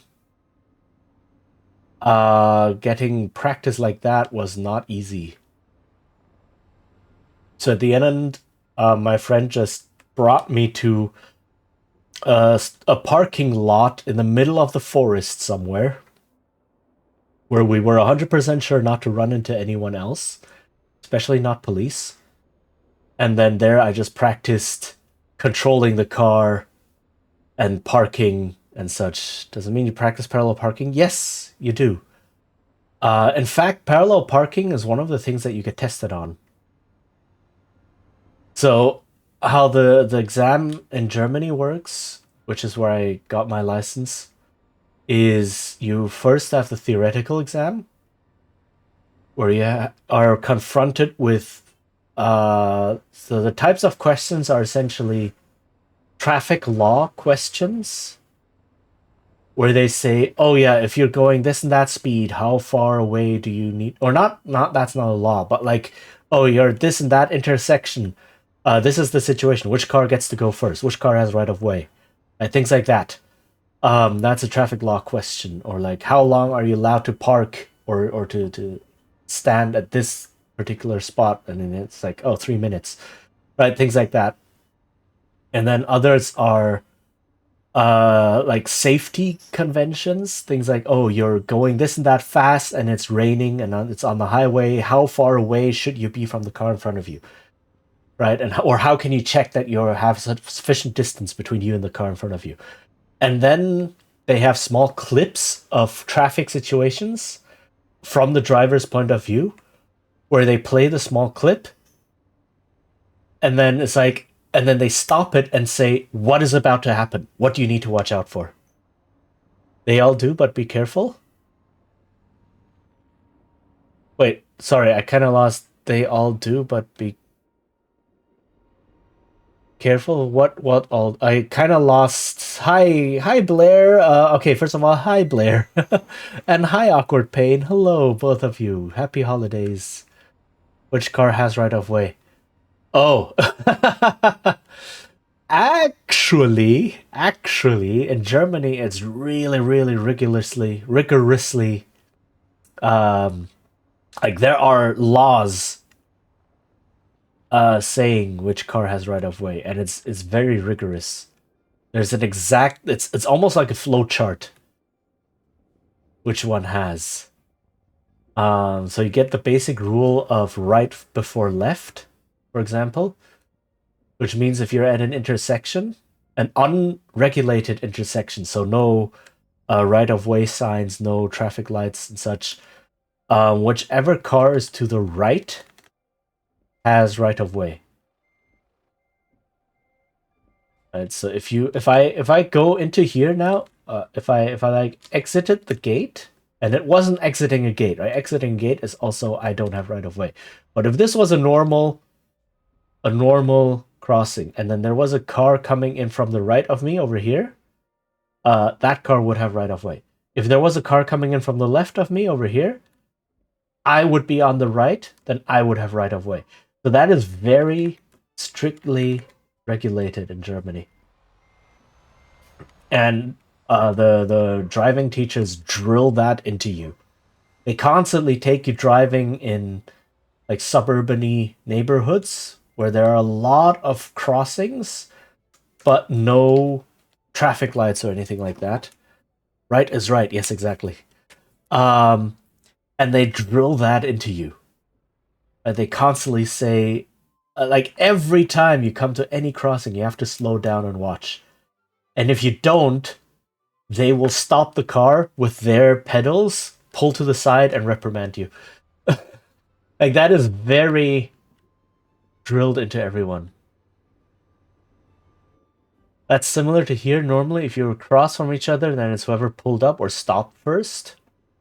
But if you're going one way and someone else comes up on the left at the same time, then you have right of way since you're on the right of them. Uh, yeah, like if you're across from each other, usually you're not going to cross paths, right? So there's no reason. But even if you're turning, then there's right of way things. Essentially, people who are going straight get right of way before people who are turning right, and those get right of way before people who are turning left. So even that is regulated. Right. So it's very, like I said, it's like a flow chart. Um, so every time you get to a crossing, you have to run this flow chart through your head to see who gets right of way. Endure. Oh, In enduring, grow strong. is ads happening? Oh god. Actually, let me take this moment. Turns are regulated. Oh no, they totally are over here. The right turns before left turns. Um. Okay, actually, let me. I need to head to the bathroom, so let me take this moment to be right back, and then I will. Yeah, I will go to the bathroom real quick. So yeah, I'll see you in a couple minutes.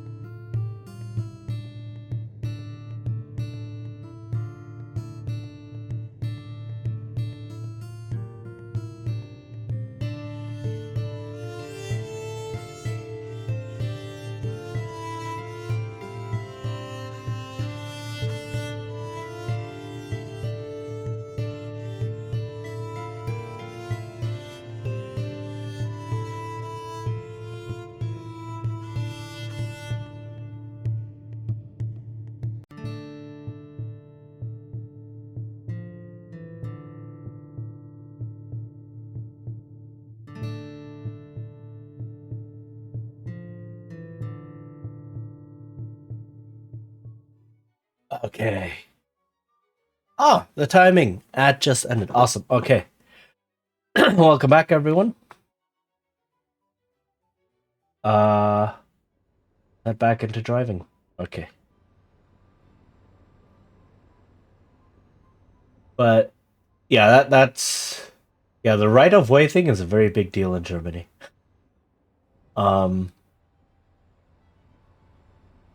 What was I saying? Right, theoretical test. The theory test is actually like it's very sensible. And you can actually just study for it like a normal test, but then the practical exam, that one is oof. All of the nerves.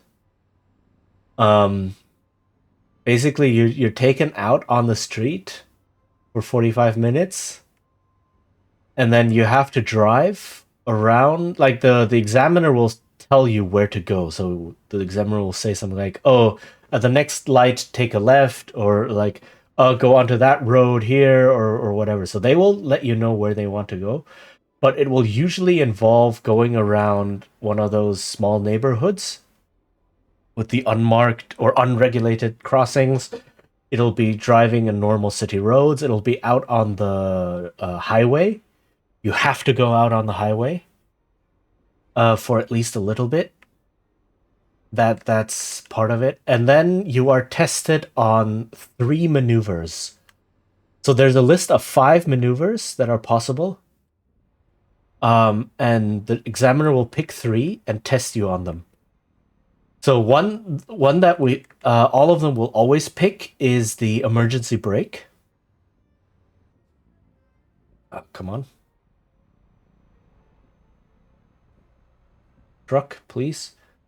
Right, so the emergency brake will always be tested. And then one maneuver is parallel parking. One maneuver is what do you call it? Like backwards parking, perpendicular parking. I don't know what you would call it in English. One maneuver is a U-turn, or not a U-turn, but like turn around. So you have to do a proper turning around maneuver using a side street. And I forgot what the last maneuver was. I forgot. So they will pick 3 of those and then test you on them. And you don't know beforehand which 3. Except for the emergency brake. That one will happen. Okay,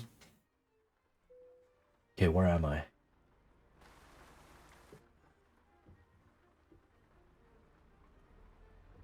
Right.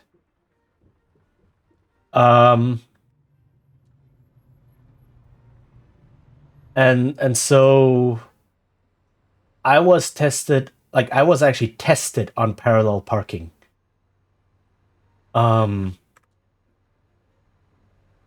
Which yeah, and it's also very, very strict. It's like they tell you how does proper parallel parking look, and it's like you drive past the parking spot, you pull back into the spot, and then you go forward a little bit to straighten out, and then you're allowed, I think, 1 correctional move.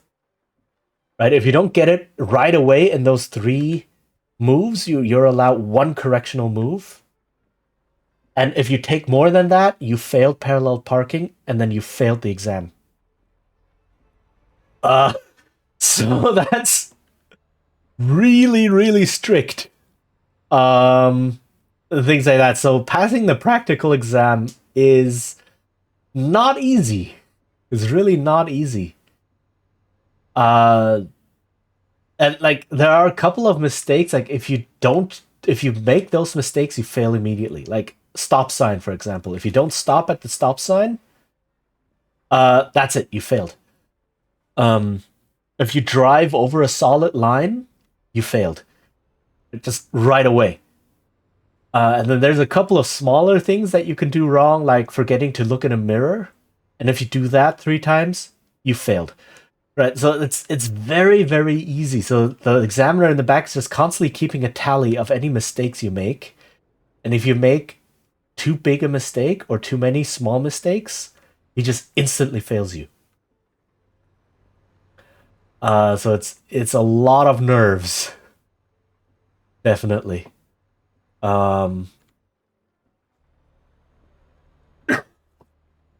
So and it's very difficult to study for it, right? Because you can't just sit down with a book and just practice questions, for example. Right. And I should add, in Germany, as in most of Europe, when you're taking driving lessons and driving a car, you're driving manual. Automatic is not really a thing in Europe. So you also have that to worry about. So it just adds an extra layer. I mean, at some point, the whole switching gears and such becomes part of the move. Like if you're turning, for example, right? You prepare for the turn by switching down to second gear. Essentially, or as part of your preparation for the turn, you switch down to second gear. And that starts off the whole in your mind, okay, now I'm turning. What's the next step? Step 1, 2, 3, 4. And then you accelerate in the turn, and then the last step is switch back up to third gear, and then you're done. Things like that. Yeah, I didn't have to try that hard when I took mine. Yeah, like, oh god. The test in Germany is very stringent. I hated parallel parking. At least we didn't have to go on the highway though. But we were all on the main streets in the town I lived at the time. Sorry for being a bit quiet. Yeah, no. That's okay. Would that have been a fail, right? Yeah, that would definitely have been a fail. Um, I would think so.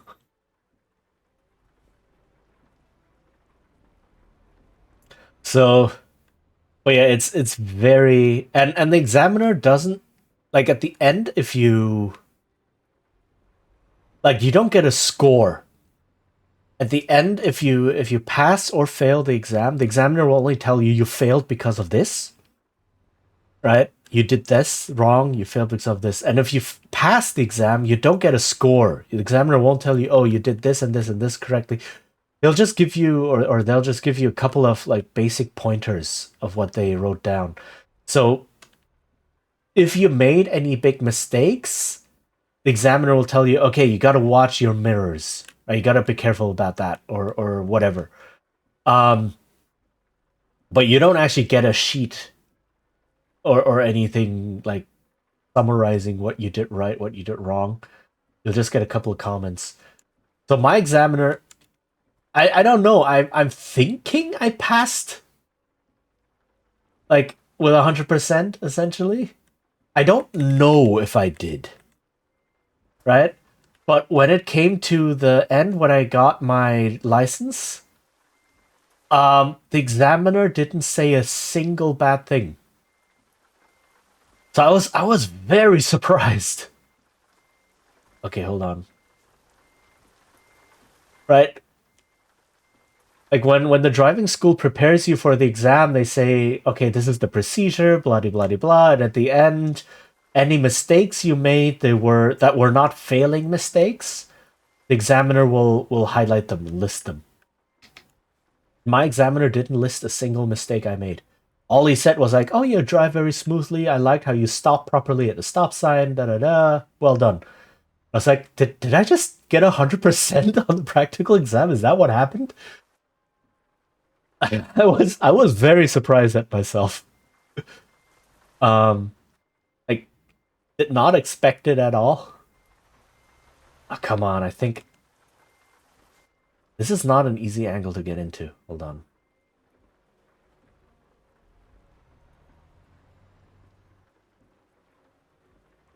Um, so apparently I did well, which is very ironic because I do not like driving.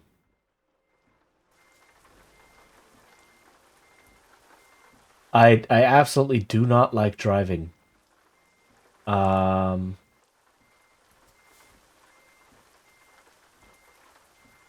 aha.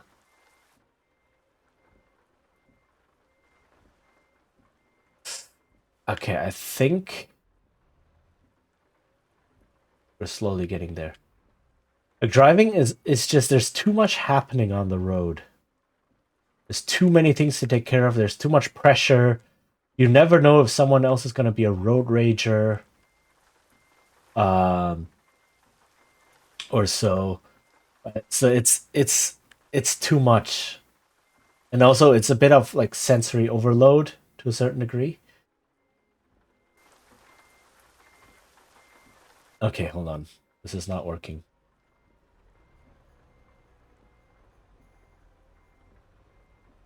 I can brute force this.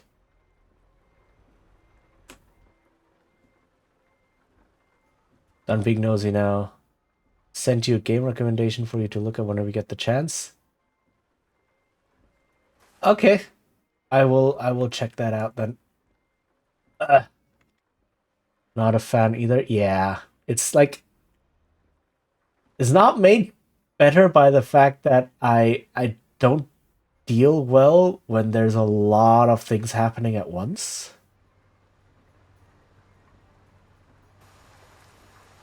Okay, I don't know what I'm doing right now with my truck, but it's working. Okay.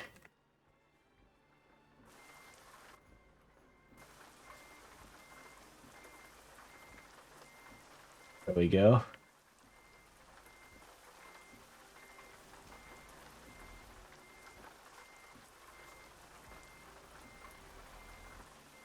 Hey, it worked. I actually managed to get it around. Um, how to break physics 101. I don't think I was breaking physics. I was just kind of pushing up against whatever this thing is and managed to shove my truck into the correct position.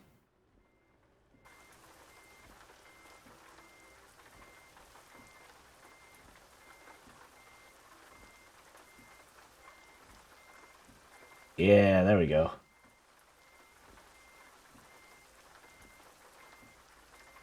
It's like this one race car trick that one driver actually pulled off.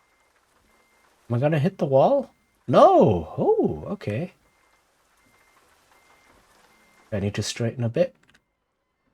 So was this crazy clip of people driving race cars, and everyone was driving inside the curve, right?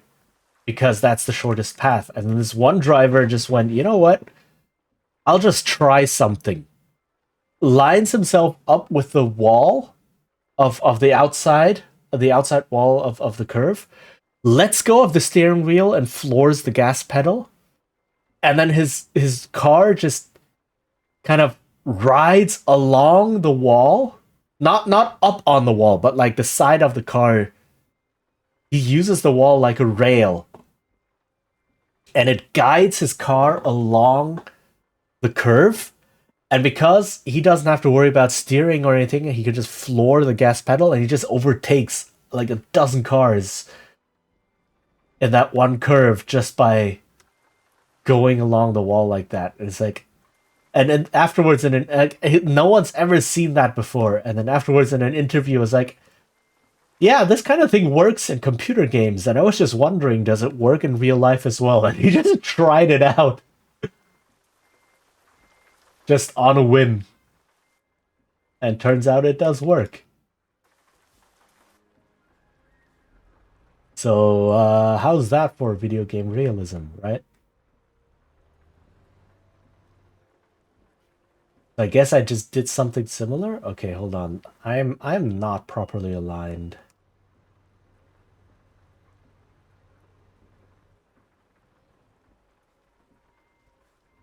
This could kill me, or I could get first. Yes. Well, probably not kill him. He wasn't going to smash into the wall, right? Because he drove at it at a super shallow angle. And the curve was big enough that it was probably not going to do much. But it could have just, his car could have just ground to a halt, right? Just like scratch along the wall and then just stop, or something. But it didn't. So that's cool to see. All right, I am a bit off. There we go. I'm usually better at parking it with trailer.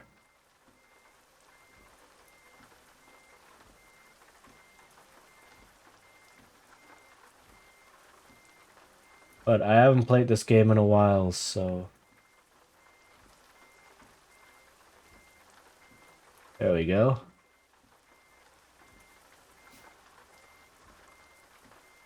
That looks about right.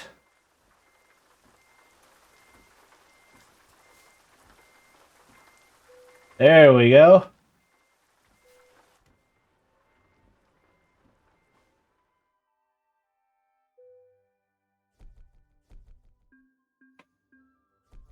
Yay.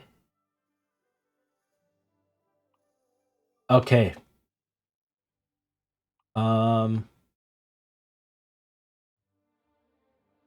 So I'm in this city. Let's see. Is there any going to Christmas land?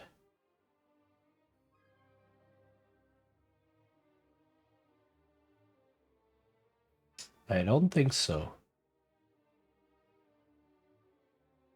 They don't have any Christmas stuff to deliver? That's sad.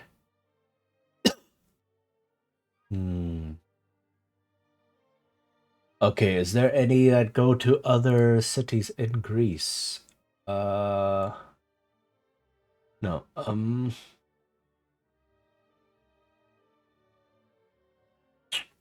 Route length, this one.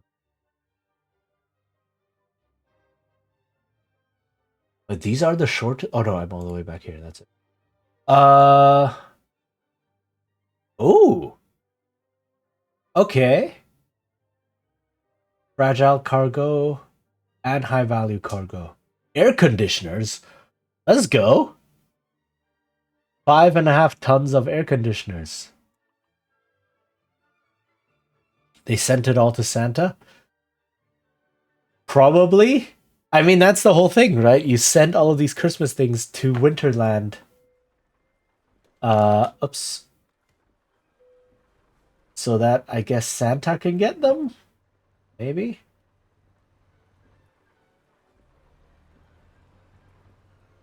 Or what else would Winterland need them for? Oh, thank you for the hydrate redeem.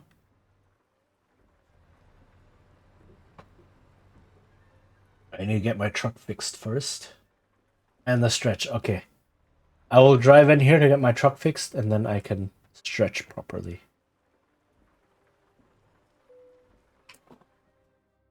Oi.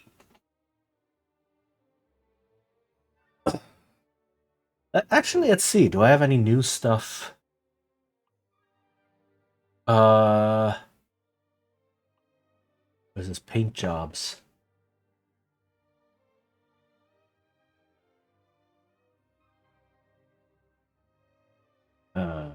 Oh, there's a couple of Christmas ones.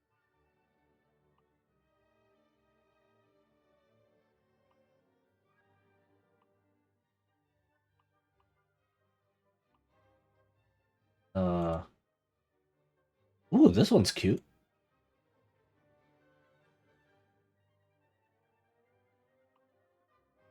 Clockwork reindeer.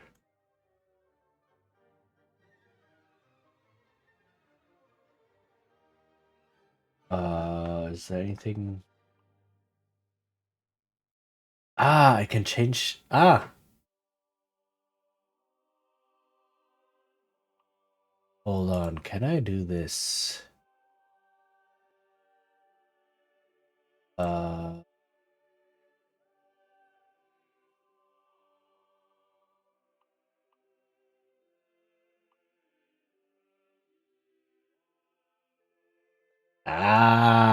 look at that.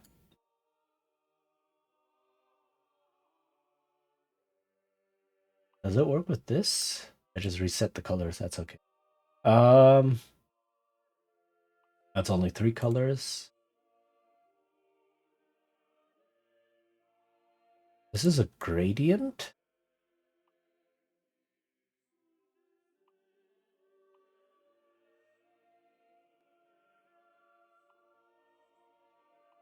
Uh,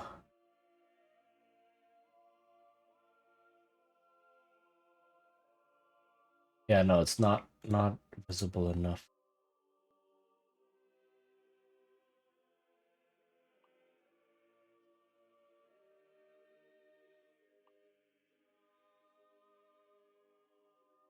Hmm.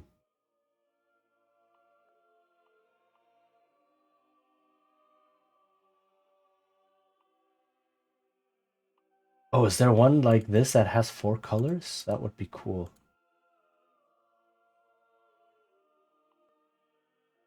Uh,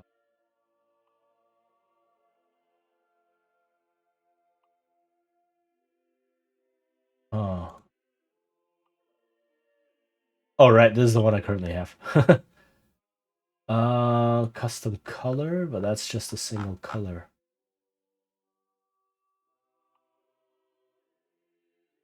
One is also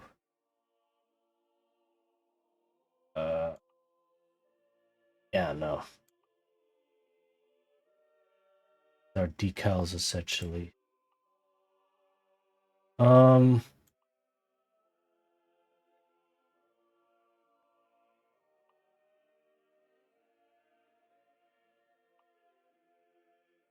they're just two colors. This is the one I used to have, I think. I want one that has 4 colors.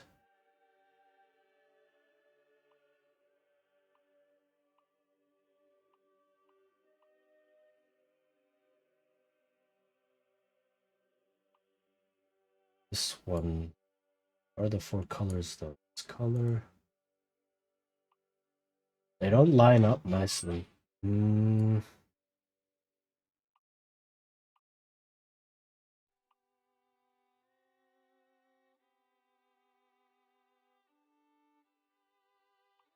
we'll go with this.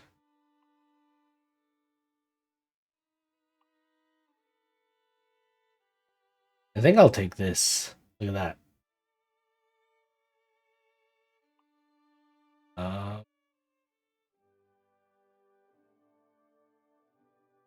There we go. Yeah. Okay. Just this costs like 34,000. That's okay. I'll take it.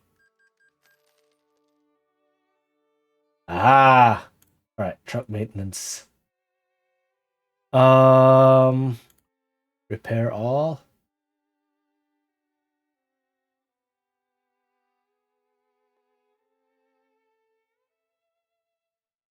I can do good choice. Thank you. The wheels are quite. I cannot repair. It's just permanent. It's just wear. It's not damage. Okay, so I will have to replace the wheels at some point. The rest is okay, I guess. All right. So there's not actually any damage. Okay.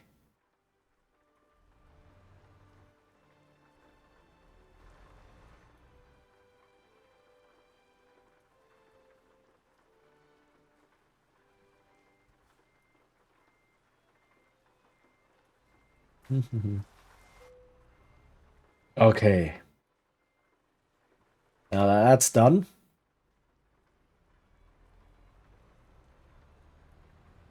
Let's go grab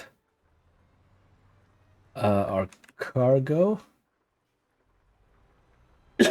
I like that there's these two concurrent events happening.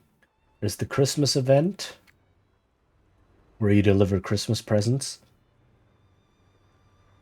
Or I guess not Christmas presents. That used to be the old event. There would be special cargo just called Christmas presents, and you would have to deliver it.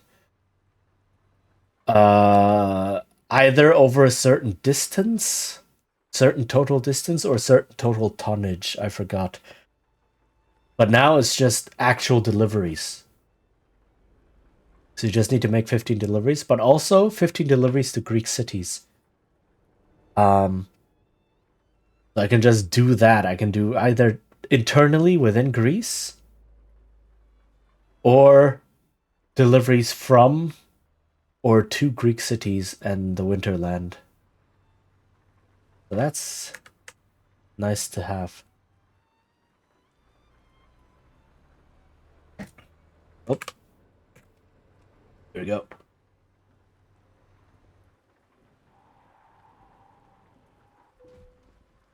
Welp. That was the rain. That was 100% the rain. That's what happens with slippery roads. Yeah, don't go too fast on slippery roads. Otherwise, that happens.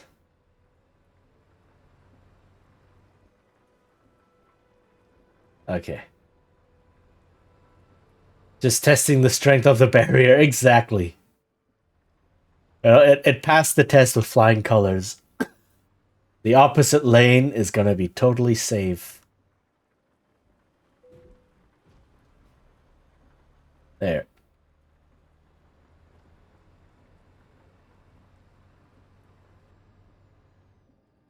There we go.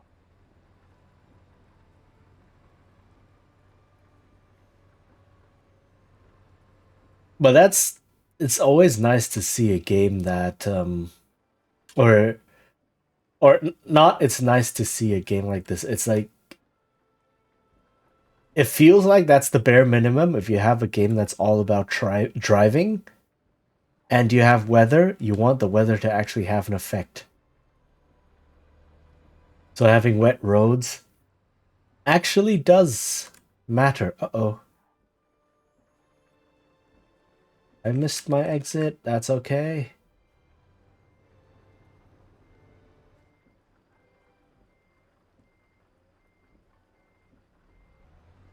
Hello.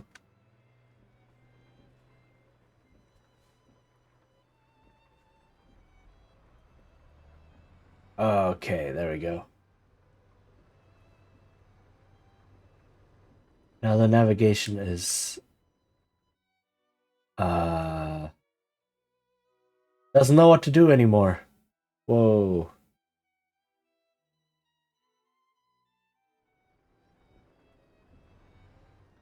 Okay, never mind.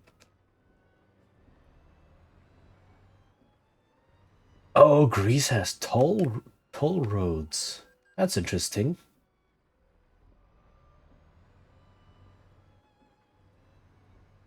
So now we know.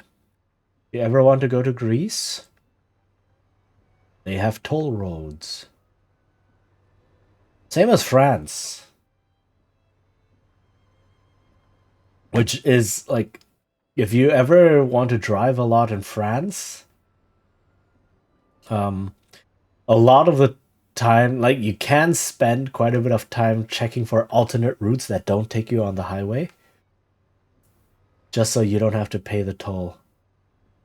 A lot of people do that actually. They get out maps and say, I want to go from here to here, but let's take all the back roads and the small country roads instead of the actual highway.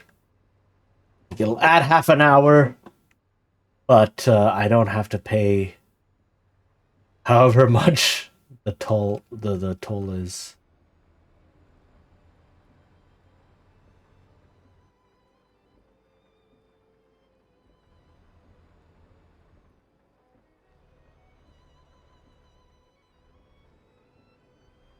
So I guess for cars the toll isn't that high. Like the sign says something like €1.20, which is it's okay. There. Oh hey, TCS Nico. Hi, welcome. Hello there. There's a lot in some states in the US too. Yeah. I've heard that. Yeah, it's also only some states though, right? Like there's some highways that are you absolutely do not want to go on, and then others it's just like you could just drive forever without seeing anything like that. Is it smooth to use Xbox controller here? I I wouldn't know. Hello, Raphael. I wouldn't actually know. I'm not using an Xbox controller. Um, I'm using keyboard and mouse. As you can probably tell by my very erratic steering. So I don't actually know. I don't own an Xbox controller. I don't own any controller for that matter, so I've never tried it. Um, I can imagine it being pretty smooth, but you may have to get creative with key bindings. Um, because there are a couple of keys that you need, things like light and the wipers and cruise control and so on. So you may have to watch out for that.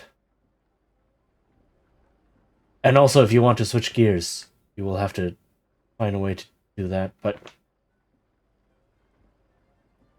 I guess it's what you're used to. Like right now, I'm used to keyboard and mouse because that's the only thing I've used to play this game.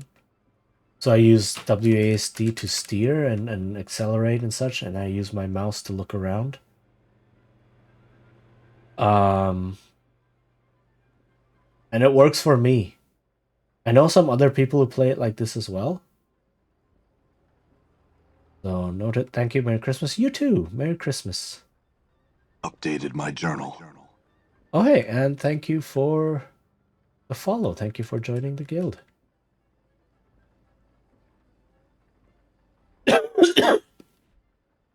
Ah. Like obviously the optimal setup for this would be an actual steering wheel controller. Oh, what happened here? Oh. Like steering wheel and pedals and all that.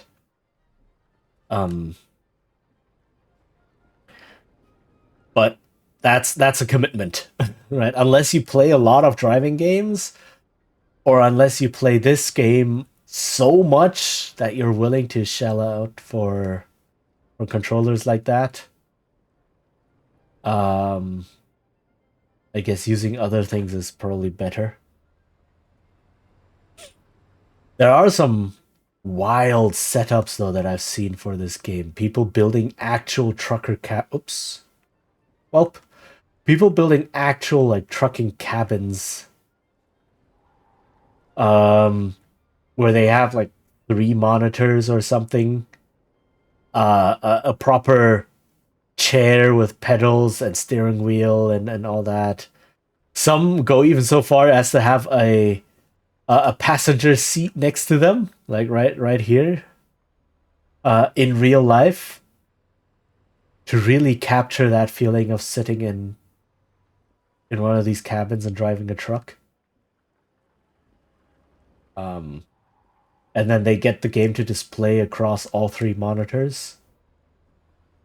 That's dedication right there. But then it's like, yeah, these guys just spend hours and hours every day just playing this game. So that's certainly something you can do.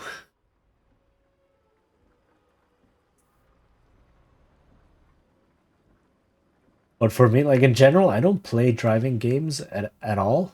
I don't really play racing games or anything like this. This is the only one. And I only play this to chill every now and then. So there's probably, if I'm ever going to get more stuff for my PC, like peripherals or such, there's probably other things I would get first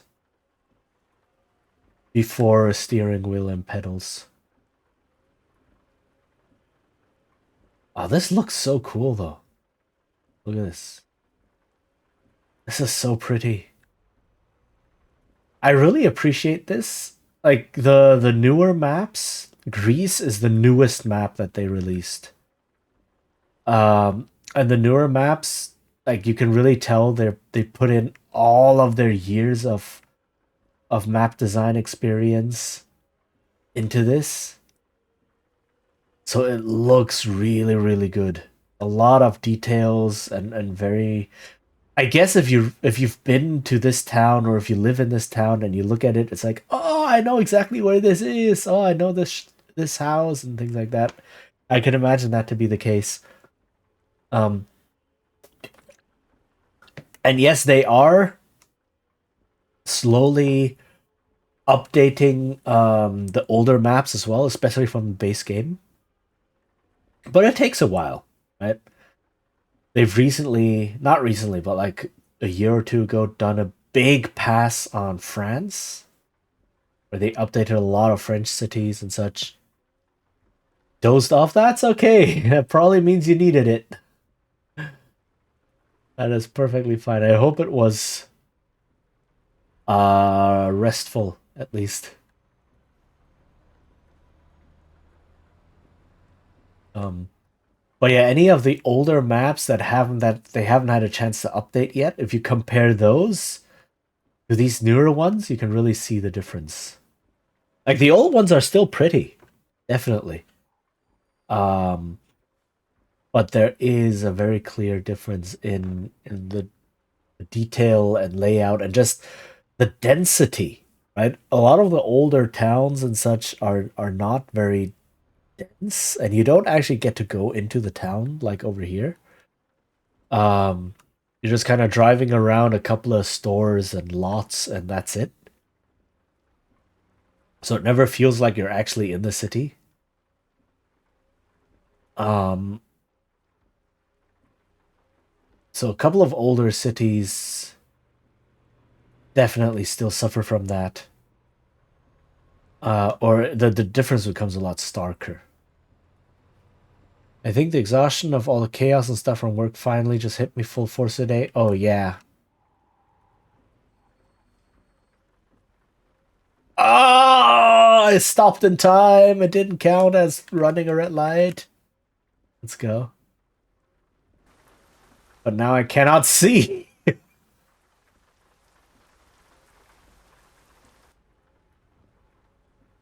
Okay. Just sitting listening to you talk kind of lulled me to sleep for a short while.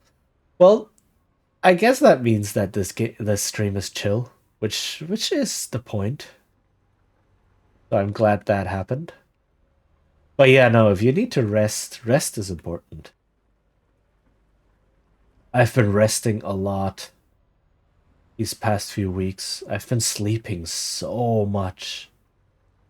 It's it's a bit maddening actually how much I've had to sleep. Um, because I've just been tired all the time and also sick. I still am. Um,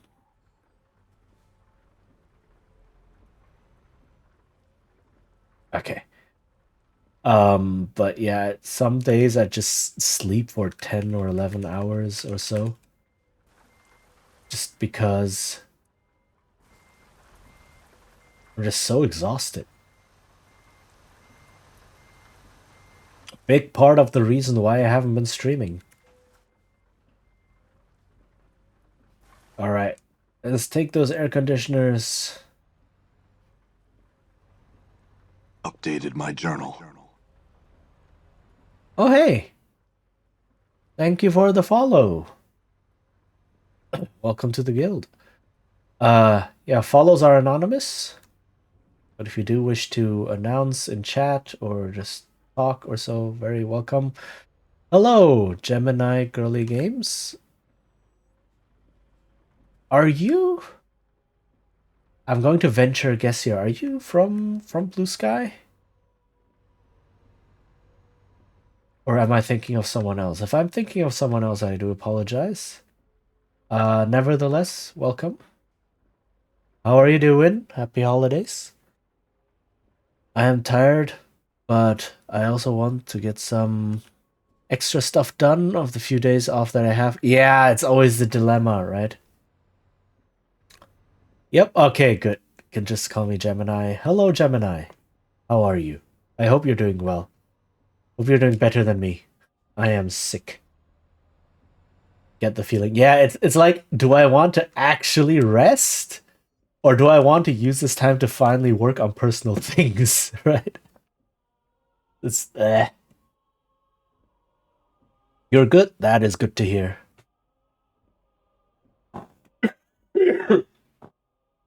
Um, I hope you feel better. Yeah, I have some medicine that I'm taking, so at least there's that. And I think I'm over the worst of it. Like 2 nights ago was the worst. I wasn't able to sleep practically because I was drowning. My nose was drowning me. Um But yeah, went to the doctor, got some medicine, so I'm doing better now. Throat is still a bit scratchy, nose is still a bit stuffy, but I can deal. I can deal with that. Okay. All right.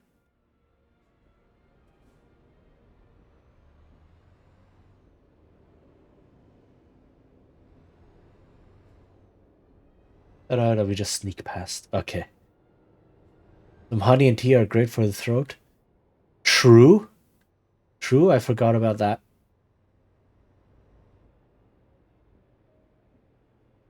Though to be fair, I don't know if we have like black tea at home.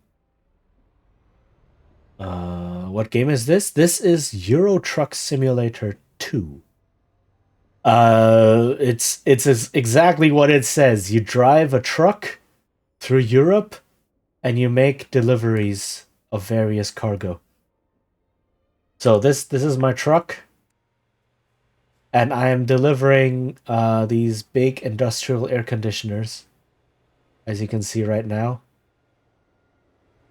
And we're in Greece at the moment, which is the newest map that was released for this game.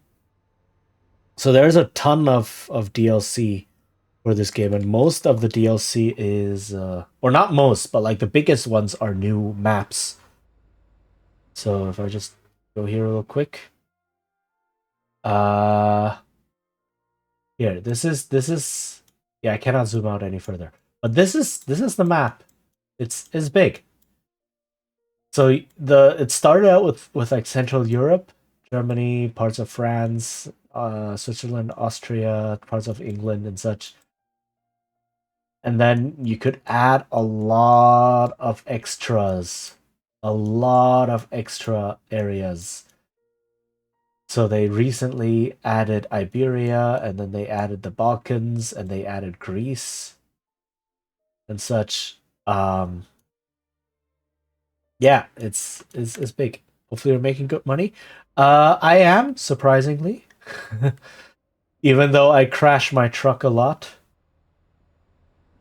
But yeah, it's going. But mainly, this game is just about driving around on roads and looking at the pretty scenery.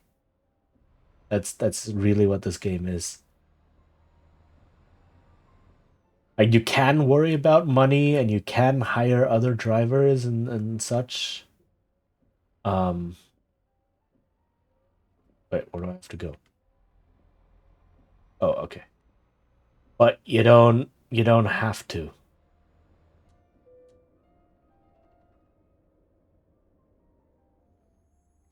Ah, okay, hold on. Yeah, so I like. Okay, what went wrong? No, this way.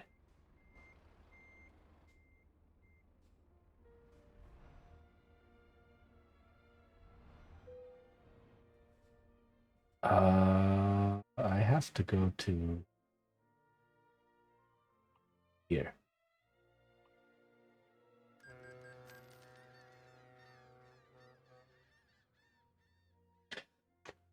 That put a lot of attention detail in the scenery. Yes. Um, especially the newer maps.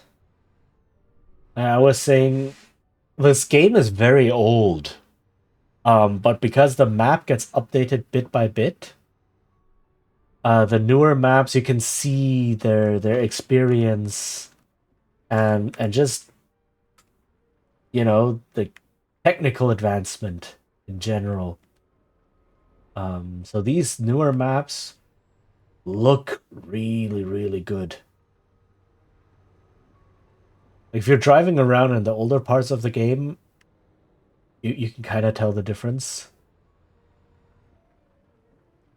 Um, but yeah, it is really, really good. And it really does feel like, oh yeah, I'm actually driving here in these towns and such. It's, it's nice. It's very nice.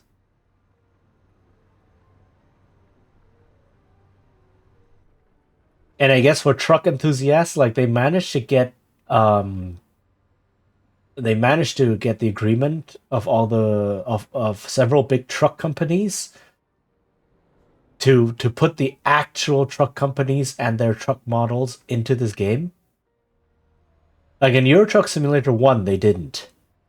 Right? So they had to invent new names and kind of just like hide things a little bit and not use exact specs and models and such.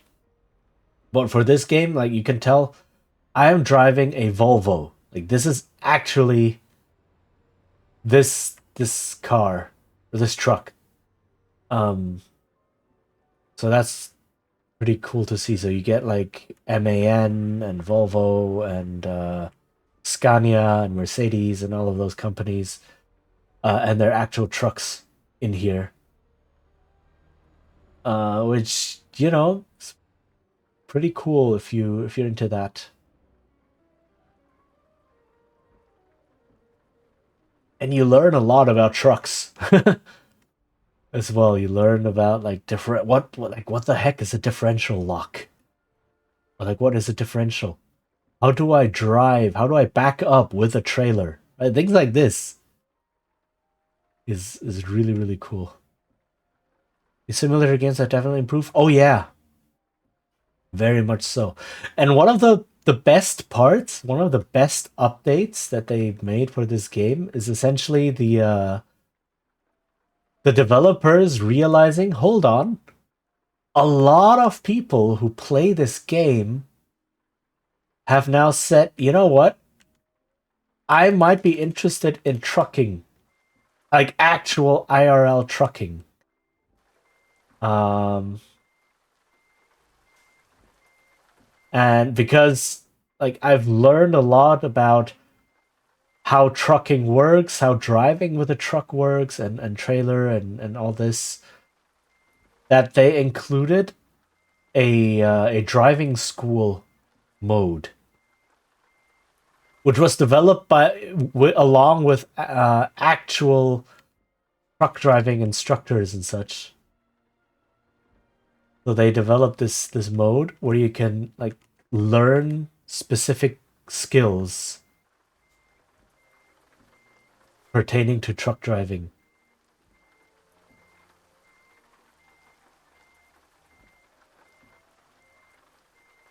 But it's like I've learned how to back up with a trailer, right? Because of this game, I now know how I have to turn my car to make the trailer go a certain way. Right, and before that, it's like if you asked me how, oh, if you want to back up with a trailer like this, what do you have to do? And I was like, I don't know. But because of this game, I've now practiced this so often that I feel confident enough if I have a car with a trailer behind it and I have to back it up somewhere. Whoops. I would. That was too tight. I don't have a lot of space here. I would know like how to approach it.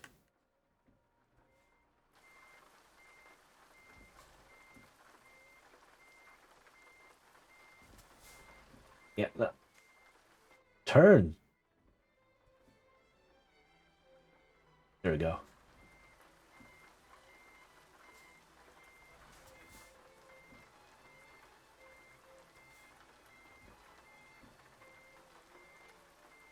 I wonder if that was their end goal this entire time. I'm not sure. Like most simulator games aren't. Oh god, this is so tight here. Most simulator games, I think, aren't meant to make you want to do the actual thing. Um, like if you play something like Power Wash Simulator, I doubt people want to become power washers. Or if you play like Supermarket Simulator, I doubt people want to start running their own supermarket and such. But there's something about this game and something about truck driving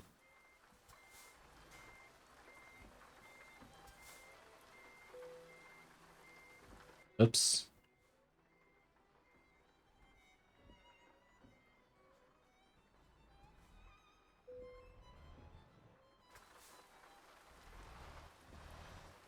As I say this, I'm failing to put this trailer in the right spot.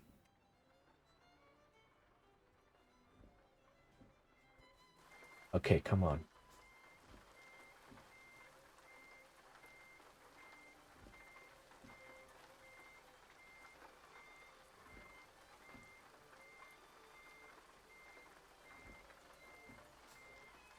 Wait, where is the... I lost... Oh, I'm too far off. Aha! Okay. I've overcorrected. Oh.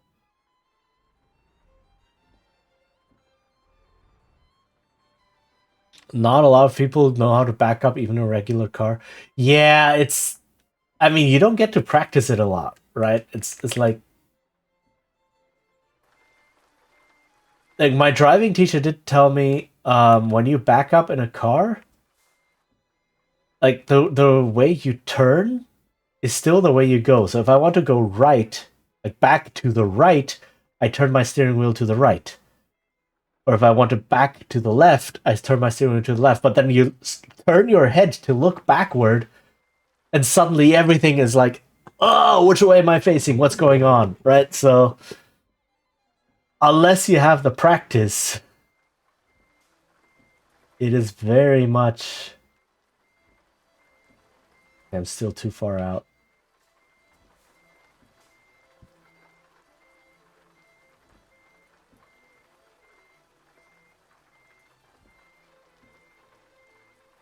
Yeah, so I mean I get that as well. If I want to back oh my god, this is horrible. If I want to back up, it's also like, yeah, I don't... Which way am I actually facing now? Which way did I just turn the steering wheel? Also, I promise, usually it doesn't take me this long and this many attempts to park a trailer. I'm usually better than this.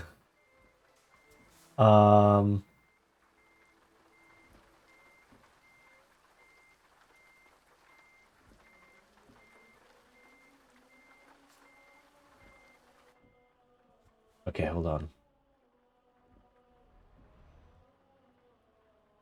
I'm gonna blame not having played this game in a long time.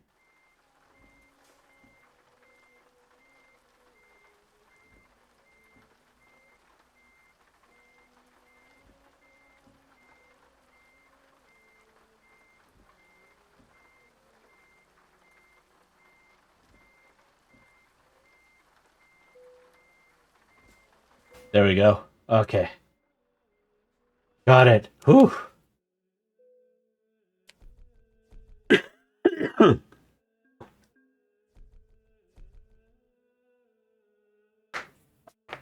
Okay. Ah, just in time for ads. Hold on, what is this? Photo mode? Switch to photo mode and take cool pictures? Oh!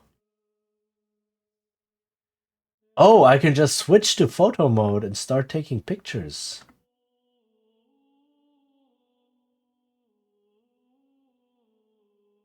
Huh. That's cool. Okay, so that means... Right, because there are some spots out in the world that have... Yeah, photo trophies. You have not photographed this yet. Exactly, that's what I meant. So there's some parts in the world that have this that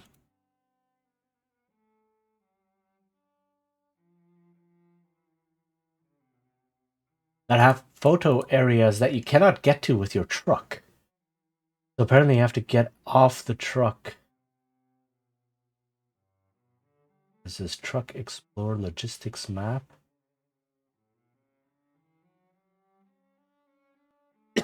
Huh.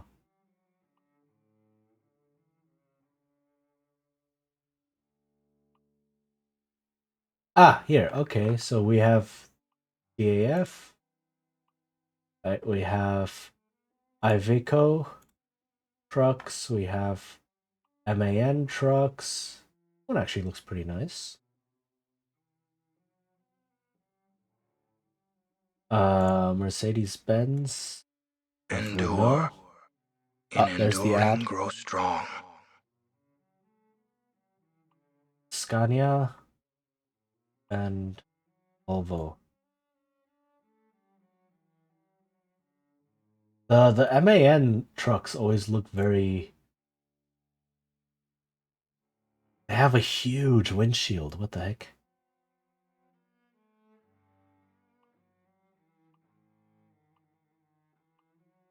This one especially.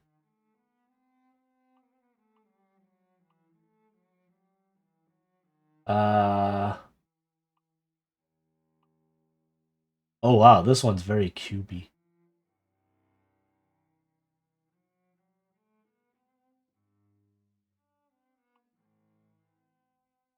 One's quite low. But yeah, can get new trucks.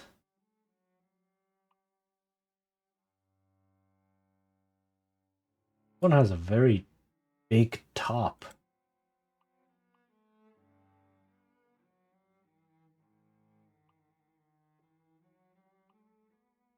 Oh.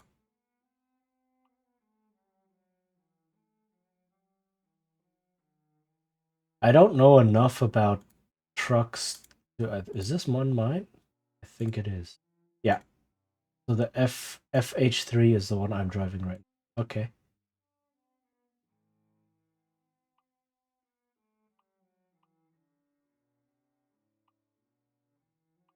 Ah, so that means I can probably get a better one.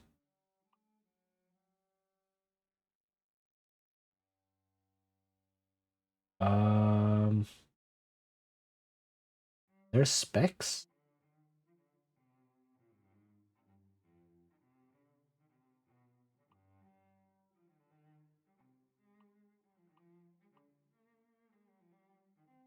Oh, I don't even. I have a 700 and not even the most powerful. Yeah, I might upgrade my truck at some point.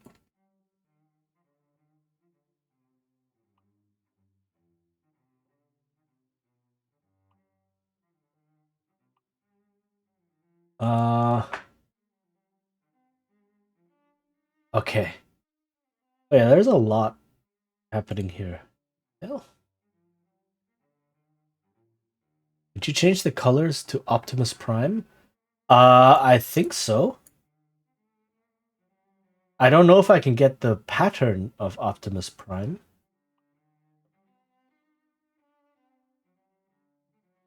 But yeah, I don't know what his pattern is. Um,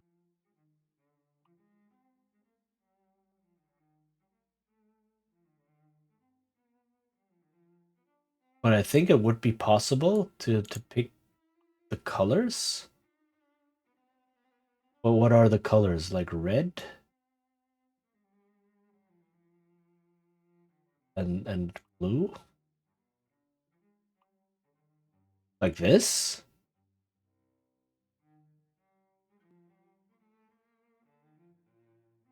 Would something like this be Optimus Prime? Kind of?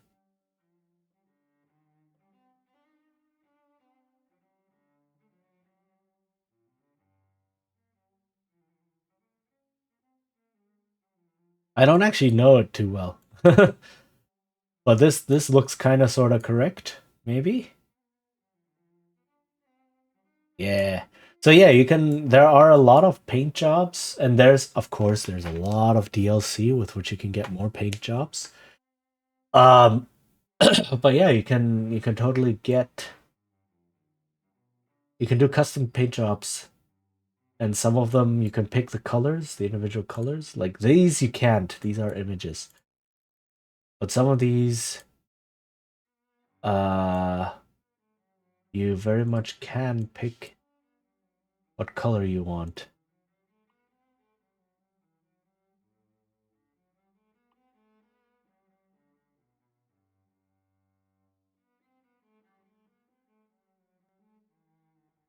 don't know, something like this. Ayo, Isaac! I am. Hi, how goes? Happy holidays. I would drive around like that? Yeah. Yeah, that's one of the great things as well. That you can really customize your truck. But yeah, Isaac, how goes? Happy holidays, yeah. Um, as you can see, we're also doing Truckmas, Merry Truckmas. um, so yeah, that's happening. Um, oh, Christmas market, let's go. How are you doing? I hope it's not too cold where you are. Oh, hey, it's right there. Nice. I had the unfortunate situation of suddenly wanting to design a TTRPG and then actually writing down some ideas and then actually showing it to someone. I mean, if you want to show someone, you can show me if you want to. If you want to throw some ideas around, you can come talk to me, definitely. I would be down. I would like to show me? Okay, yeah, sure. That is not a problem. But yeah, it's always like, I want to play the perfect game, but the perfect game doesn't exist. I need to design it myself. That's how a lot of game design happens. But it's still like in pre-alpha. Yeah, I mean, a lot of it is. I totally get that. That's usually where ideas first, like you just get a whole bunch of ideas and like, oh, this feels like this could come together like as a game. Um, yeah, I totally understand.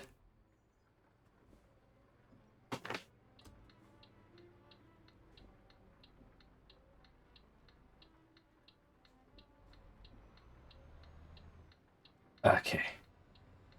May have been a mistake to show people before it's ready. Uh, how so? Like I would think. Okay, hold on. I need to find a Christmas teleporter.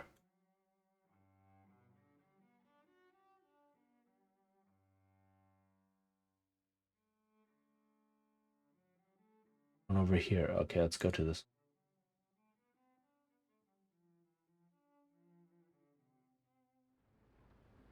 No, just because there are things I want to cement and things I need help with, I don't really know which is which yet. Ah, okay. Okay. I mean, what is your game about? Do you have that? Hopefully you have that.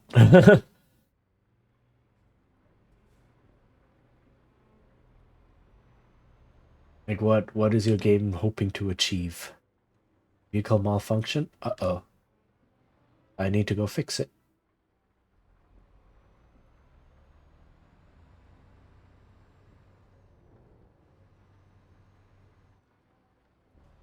And this small island has a lot of traffic. Holy heck. Do I go in here? Yes, I go in.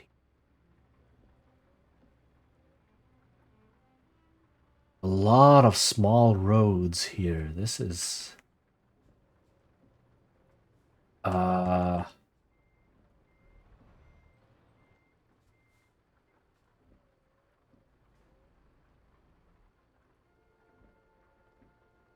small roads and tight corners. Let's see.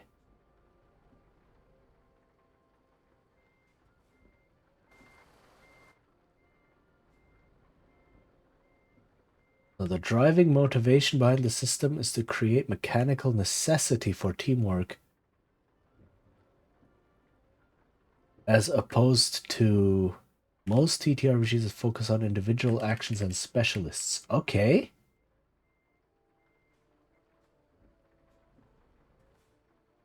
Sounds like a good start.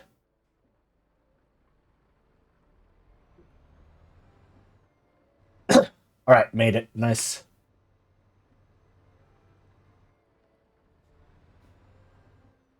I'm not world building, I'm game designing. Hold on. I don't know if that's even an about yet. I mean, yeah, so the what the game is about um doesn't mean what setting or what genre. What the game is about can be something like you want to explore teamwork, right? Um, can I repair?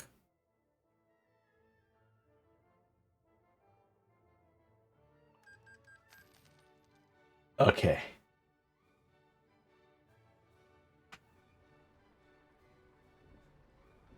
Um, yeah. I mean, I don't know, tabletop role playing game, Gemini. If you've heard of those, they're essentially they're kind of sort of like board games ish, but without a board. So like they're more akin to playing a board game together with friends. Right? And you get together and then you play that game, and as a result, you get a cool story usually. Um,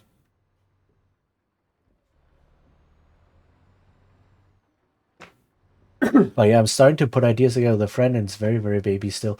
Yeah, but you know, that's where ideas start. Um, but yeah, what the game is about is definitely also be like, oh, I want this game to explore, I don't know, interpersonal relationships, or I want this game to explore desperate survival, right?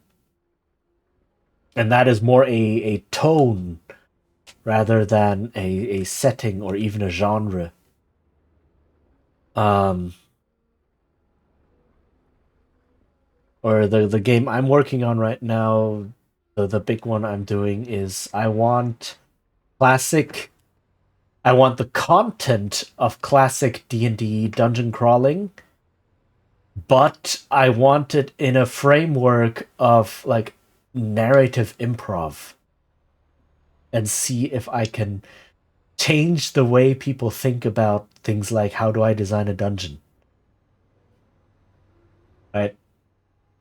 So that's what the game is about, and it has nothing really to do with world building or anything like that. Do you love narrative improv? Yeah, that's. I'm glad that there's a lot of games now that have mechanics which support this. That explicitly have mechanics that support um, prompting the narrative to go certain ways. So, though also there was a discussion recently on Blue Sky about this topic on how a lot of people misunderstood what what the assignment was. I'm actually on an improv team right now. Ooh, that is cool. That is really cool. There's a few games that really focus on teamwork where you need to work together. Yeah. Um, Unironically, if you want to look at a game that also has this as a focus, a TTRPG that has teamwork as a focus, Tales of Equestria, as in the official My Little Pony TTRPG. Um, because that, like, My Little Pony is also all about tails. I don't know if it's tails or tails as in like the body part. Um, that they may have done some wordplay on that. I forget, but like it's they may have like a preview or like a starter preview thing for free, maybe. But because My Little Pony, at the end of the day, it's like, oh, friendship is magic, right? Friends need to work together in order to overcome challenges. So they try to capture that in the mechanics. And I think I forgot exactly how they did it, but maybe you can look at it and say, oh, it works well, and you can try and get that. On a free 21-page quick guide? Awesome. Yeah. Interesting concept for a game. Interested to see more once you finish it.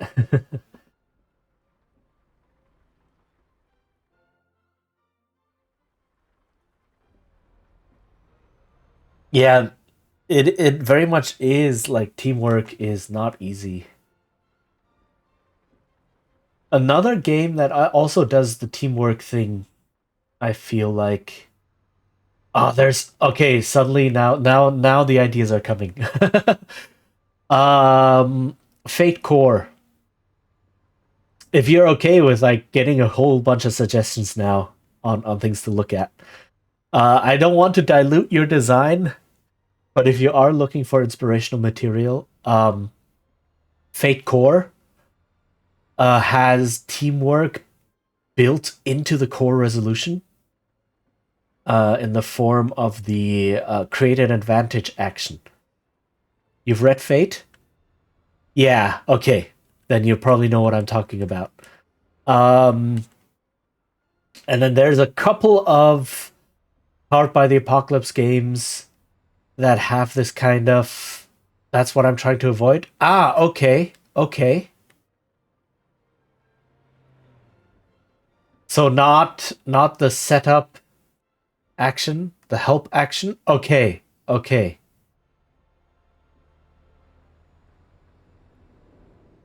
Right. Okay. So you want people to do everything like together in one go?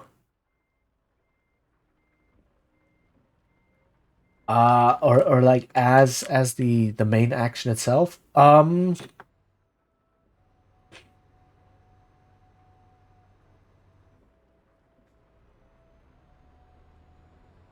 Uh, Now I'm thinking.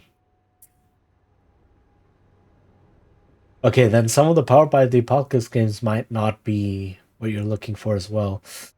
Uh Pulling a bit from MOBAs and team shooters, giving people roles in each combat that they have to work together to make work. Ah, okay. So not a generic help action? Is that what you mean? I don't think I can go in here, but that's okay. Um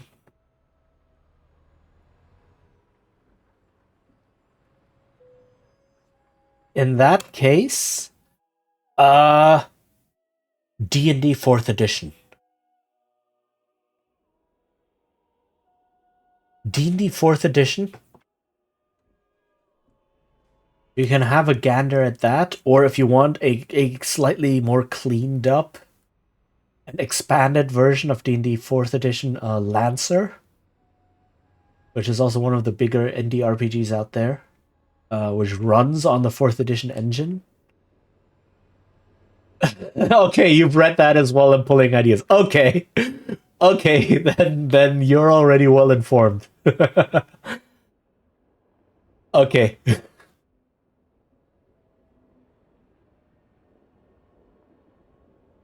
Yeah, but I feel oh god. These roads are too slippery. I'm pulling all these ideas in. Yeah, I mean that's what you do, right? You look around at what other people have done, and if things work well and you like them, you try to take them and adapt them into your own game, right? Um, but I think 4th edition, uh, understood the idea of roles, especially combat roles, uh, and really took it and ran with it and did something good. I don't know which ones will work the way through all the way through, and which ones will need to be questioned for adapted. Yeah, at that point though, that's where playtesting comes in. Right, that is why you playtest. Theory crafting will only get you so far. And so you just throw something together and say, and you don't have to test the entire game, right? You can just say, all right, I have this thing here right now with this particular cooperative action coordination thing. I just want to see if this works. If the dice do what they want to do, if players actually take cues from the mechanics and do what I want them to do, and then just play test it, right? Um, and also very importantly, play testing is not playing. Those are two very different things. So if you just test like this one part and make sure all the players you've invited understand that you're testing the game, I think you can always get some good results from that. I have to math test my numbers, but if the goal is teamwork, I gotta interrogate every mechanic, see if it contributes to the feeling. Yes, that's the thing, and I feel that's something not a lot of designers do. Right? Look at the mechanics and see if the mechanics actually lead to the game experience you want at the table. Which is like, then what are you doing? Right? If you're not looking at your mechanics, oh, okay, that's how you win. And looking at, does this actually create the game I want there to be? Then like, what are you even doing?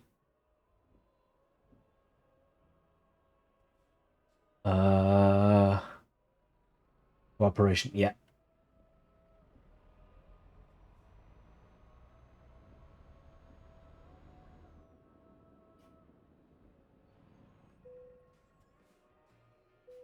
It's because they have deadlines and some things work in most games, even if the mechanic detracts from the overall goal of their particular game. Yeah, I guess.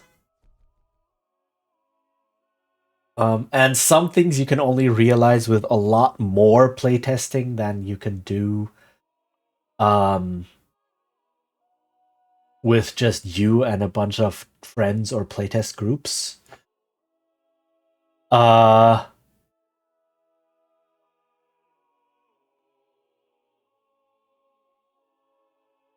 That is not helping. Okay. And then only after some time do you go, yes, this is how it actually plays at the table after enough people have tested it, so now I know I need to change this. There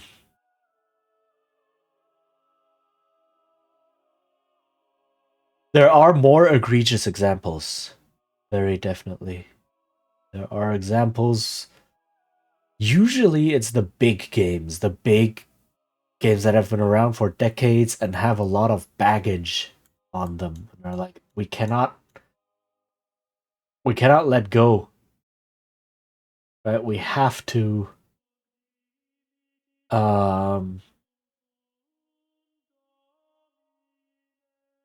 we have to stick to these core things in our game.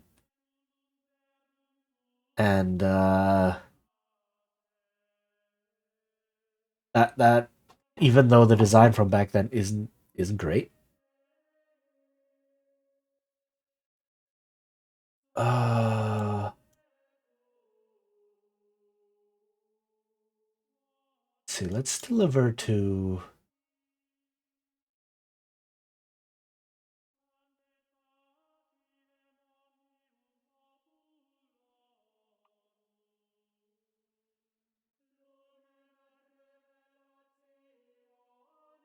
Konos. Where's Konos? Here. Okay. Why not? Let's do this. Oh, hey! Cress, hi! Thank you for the lurk. Thank you for being here. I wish you happy holidays. Hi.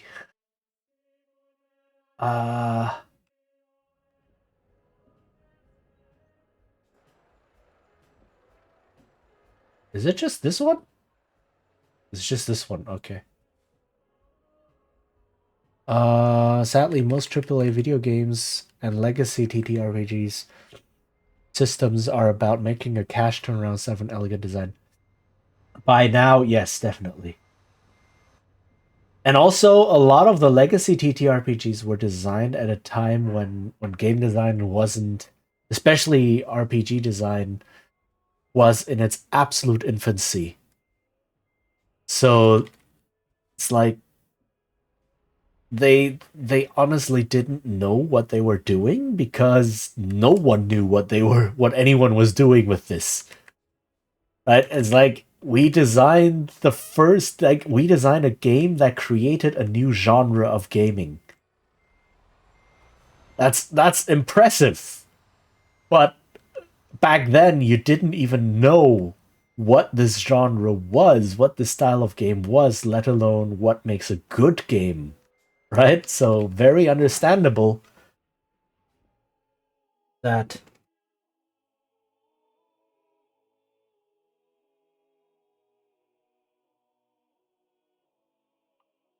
oh. Oh, there's an icon there. Okay. I don't have a trailer though. Unless that is my trailer. Okay.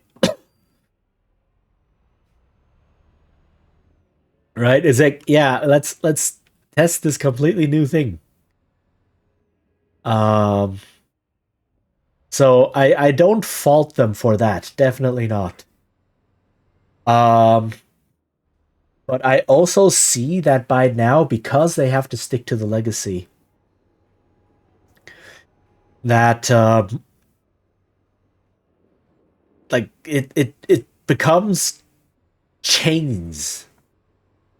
Right? They're shackled by old things in the game, by sacred cows that they have to include somehow,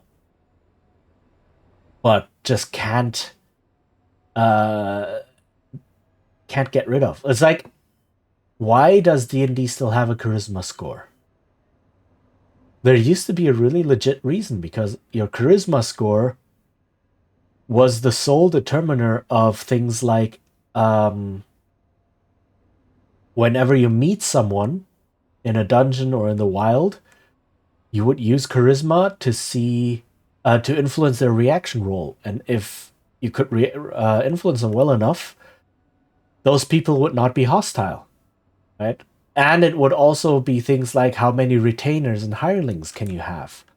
Well, retainers and hirelings are really good, really useful, and if an adventure party didn't have them, you would likely just not make it.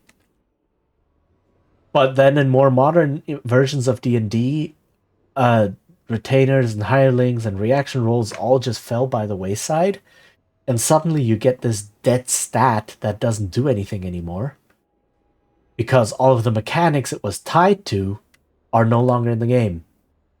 But you cannot get rid of the stat because it's been in there from the start. Right, so what do we do now? Well, we have to invent a completely new style of spellcasting and have certain classes that use this style of spellcasting so that the stat gains some meaning for some classes under some circumstances. Right? Um like, I can imagine that the entire reason the sorcerer was created for D&D was to give a meaning to charisma. right? Um, so you turn it from a universally useful stat that you really have to consider dumping to, oh, it is only useful for certain types of characters. Everyone else can dump it. Those extra NPCs also had some serious complexity issues. Adding a new squad to a war game is nowhere near as taxing as adding a new character to a TTRPG.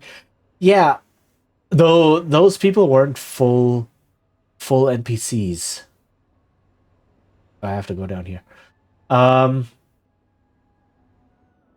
They ran more like monsters, right? So you'd give them a stat block like a monster, um, and you would do checks. Oh wow, hello.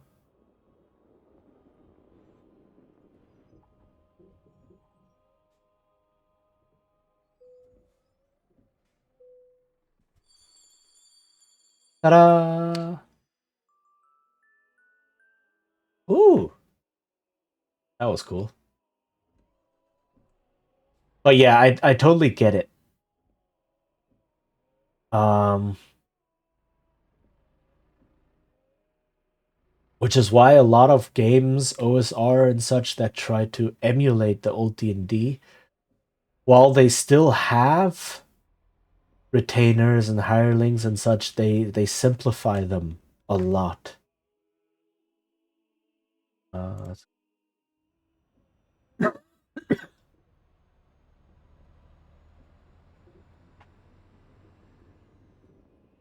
um,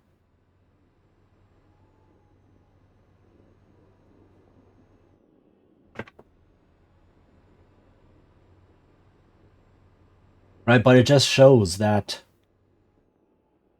at some point, like, or the 3 to 18 stats that D&D has, right, that your stats range from 3 to 18, ever since they included the universal modifiers in 3rd edition, you technically don't need the stat number anymore. There's barely anything in the game that checks for the stat number. The actual value of the stat. There are some things because they're included artificially, right? Feats check for that. But again, that's put in there only so that only so that something in the game would check the stat value. And it's, you can tell it's artificial because the feats only check odd numbers. So the modifier of a stat rises on every even number, and feats check odd numbers so that the intermediary steps still have some meaning. Right? So if you go from a strength 11 to a strength 12, you go from a +0 to a +1 modifier. Is it? Or +1 to a +2? I forgot the exact number. But feats then would require, say, a strength of 13, right? And so on. Baldur's Gate 3 is held up as a D&D game, but changed so much in the name of smoothness and strategy and such. It's basically a game inspired by D&D 5e. And it's designed to maximize role-playing, and I think does a pretty good dang job. Okay. I haven't played it yet. I've stayed far, far away from anything Baldur's Gate 3. But I have heard, yeah, that it made a lot of changes. Streamlining a lot of things and such. So I can definitely see that. And I understand why. Because the actual D&D rules are quite a big mess. And it's full of these sacred cows that you cannot get rid of. Really? even though overall they are quite detrimental.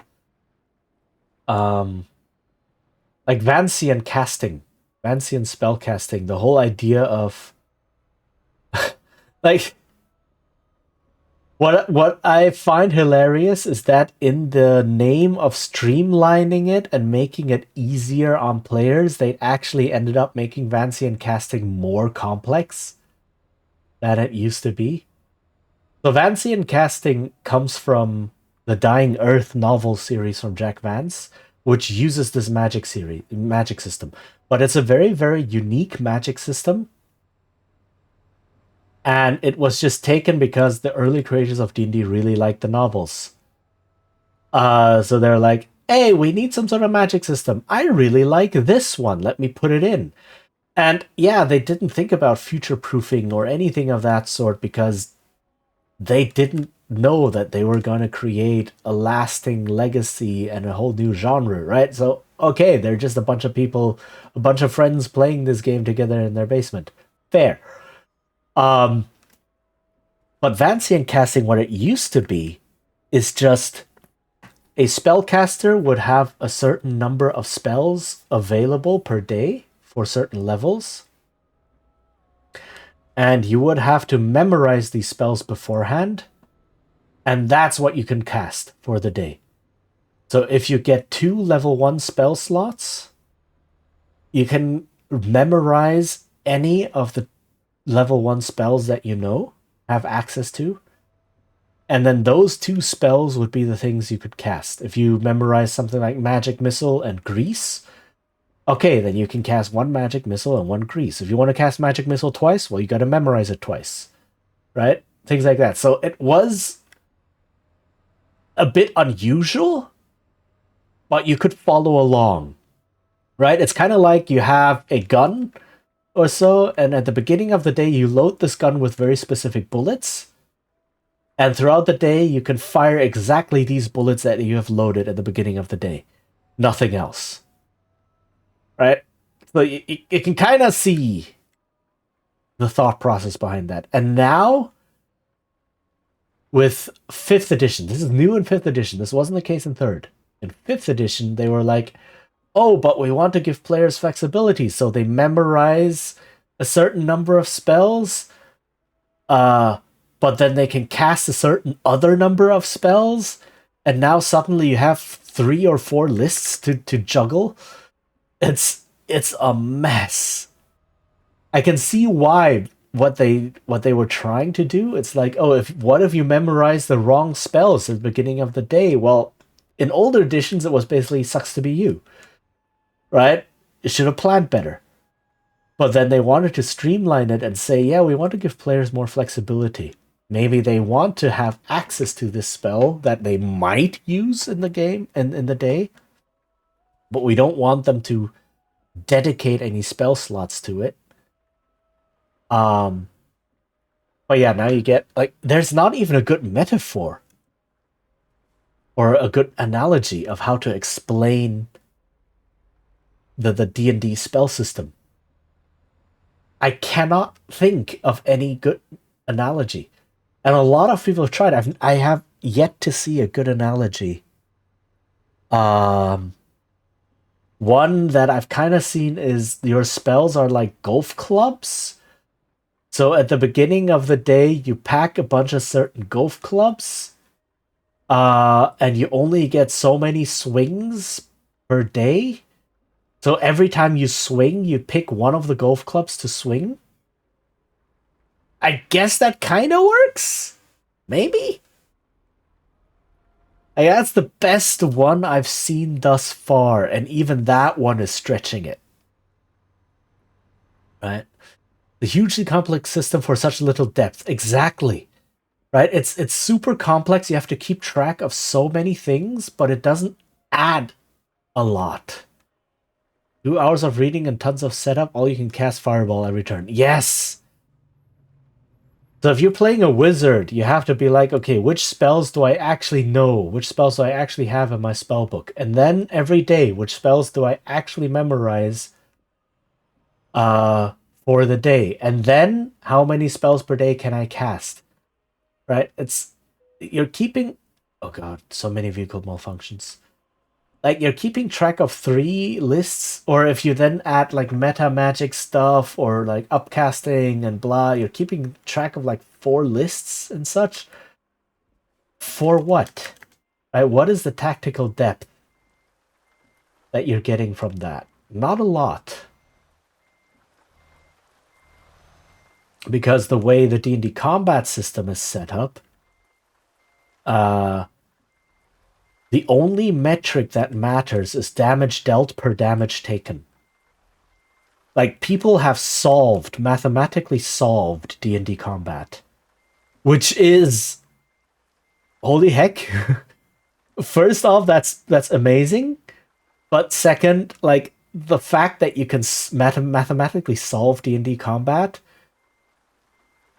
is also like, yeah, okay, that just removes all options. Right? And really, I've looked into this, or not looked into this, but I've discovered this by looking at like various D&D videos. The only metric that matters is damage dealt per damage taken. So how much damage can you deal for every 1 point of damage that you take? Right? And that is also why things like healing spells suck in D&D. If you're going by that metric, because healing spells are extremely inefficient. You'd be much better to use that spell slot and throw out another fireball, because that increases the metric by much more. You only need 4 spells: magic missile, fireball, disintegrate, meteor swarm, to maximize your damage each turn. Yeah. And that's... It's sad in a way. Right? They try to give you so many options. They try to give you so much depth. But like it's just for nothing. And it's also another thing that adds to that is the way other skills work. Now that things like picking locks or finding traps or such are basically just stat checking that more than one person can do, right? You just, oh, I want to pick this lock. Oh, you fail picking the lock. I want to pick again. Okay, you fail again. Then someone else goes, oh, I also have lock picking. Let me pick the lock as well.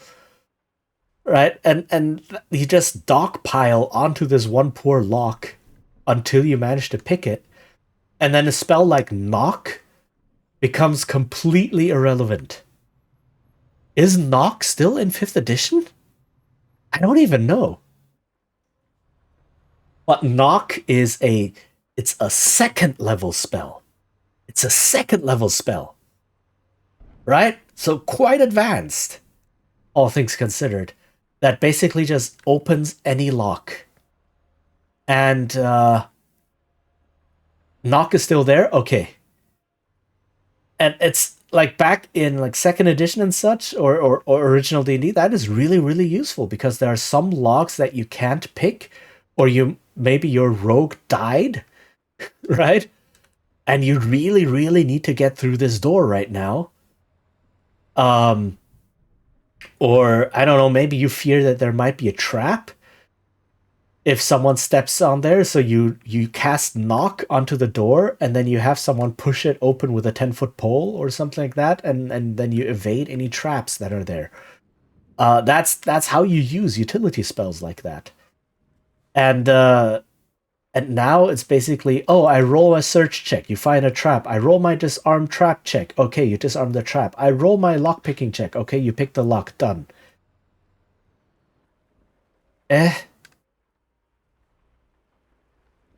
You know?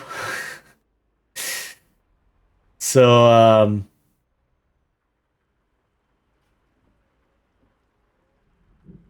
it basically, D&D has outgrown itself too much. It became a completely different game.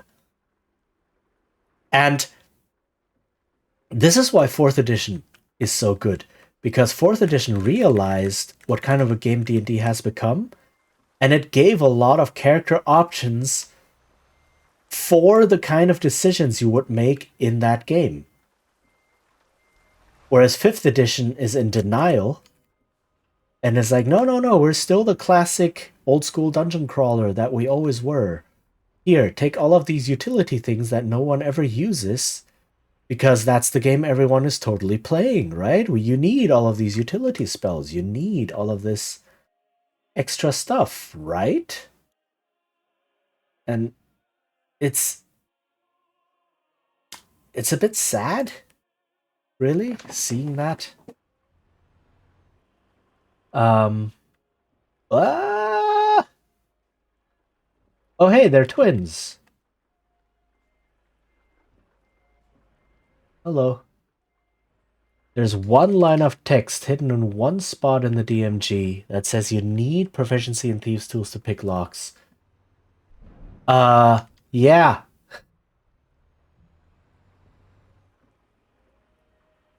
Like, because, yeah, that's also... No, it's like, no, proficiency in Thieves' Tools gives me my proficiency bonus. That's what it does, right? That's totally how it works, because everything else in the game works that way. Everything else in the game is just, I can do whatever, but if I have proficiency in it, I get my bonus. So... But yeah, it's...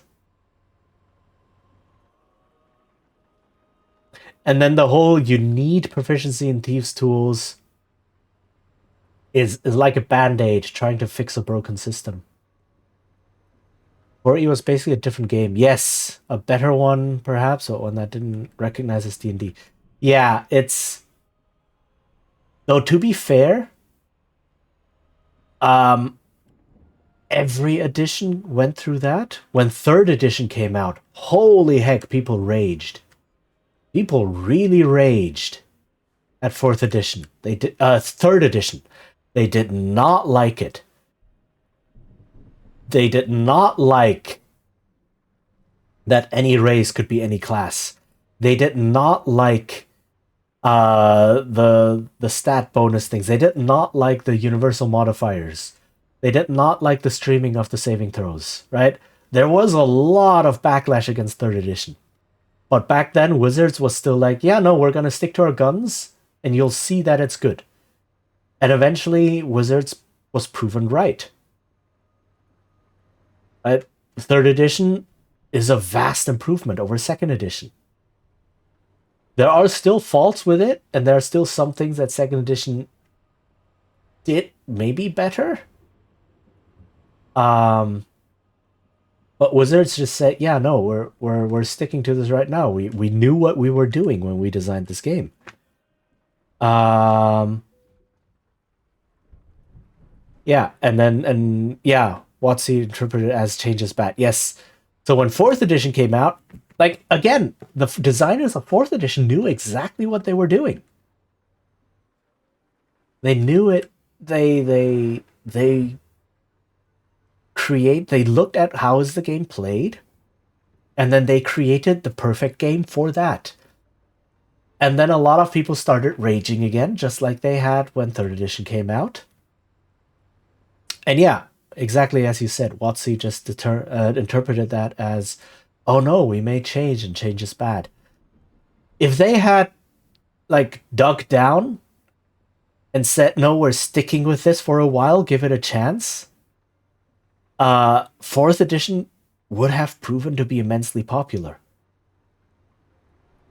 Right? But then it was watered down way too quickly with the whole Essentials line that came out later. And then they abandoned it, like, not even a decade later. They said, yeah, no, 5th edition's coming out. Whereas 3rd edition happened... 3rd edition was, like, I don't know, 15 years or something? 4th edition was half that. And a lot of the rage that came from 4th edition was that people couldn't use their 3rd edition books anymore, right? A lot of third-party books couldn't be used anymore. Which, like, obviously. But then let people work on 4th edition books, right? Give it 10 years. Then you will have hundreds of third-party books for 4th edition.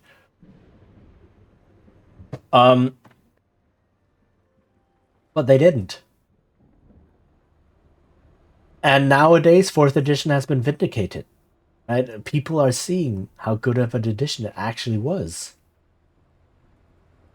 But it was crippled by fear on WotC's part. Fear of committing to their product. And it's a shame. It's a dang shame.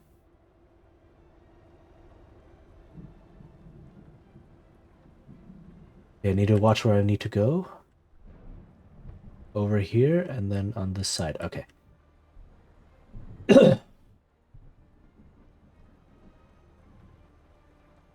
And heck, just as like the final blow to Wizards in this whole story, one of the most popular indie RPGs, Lancer, is built upon 4th edition D&D.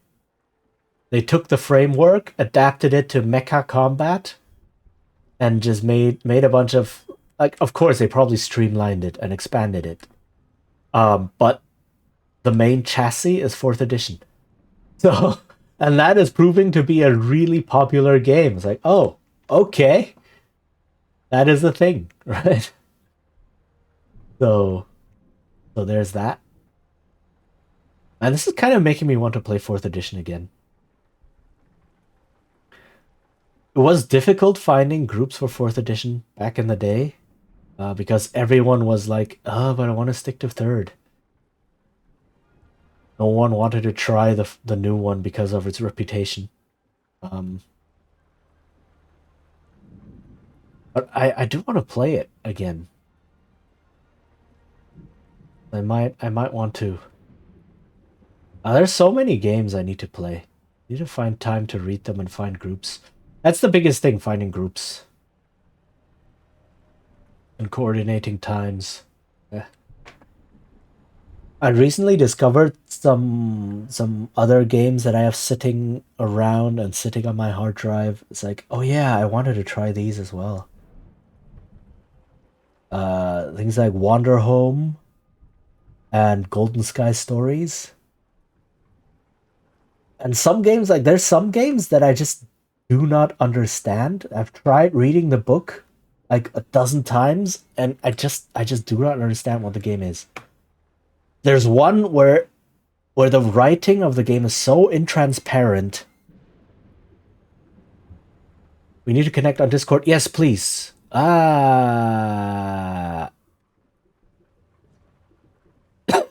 Please, yes.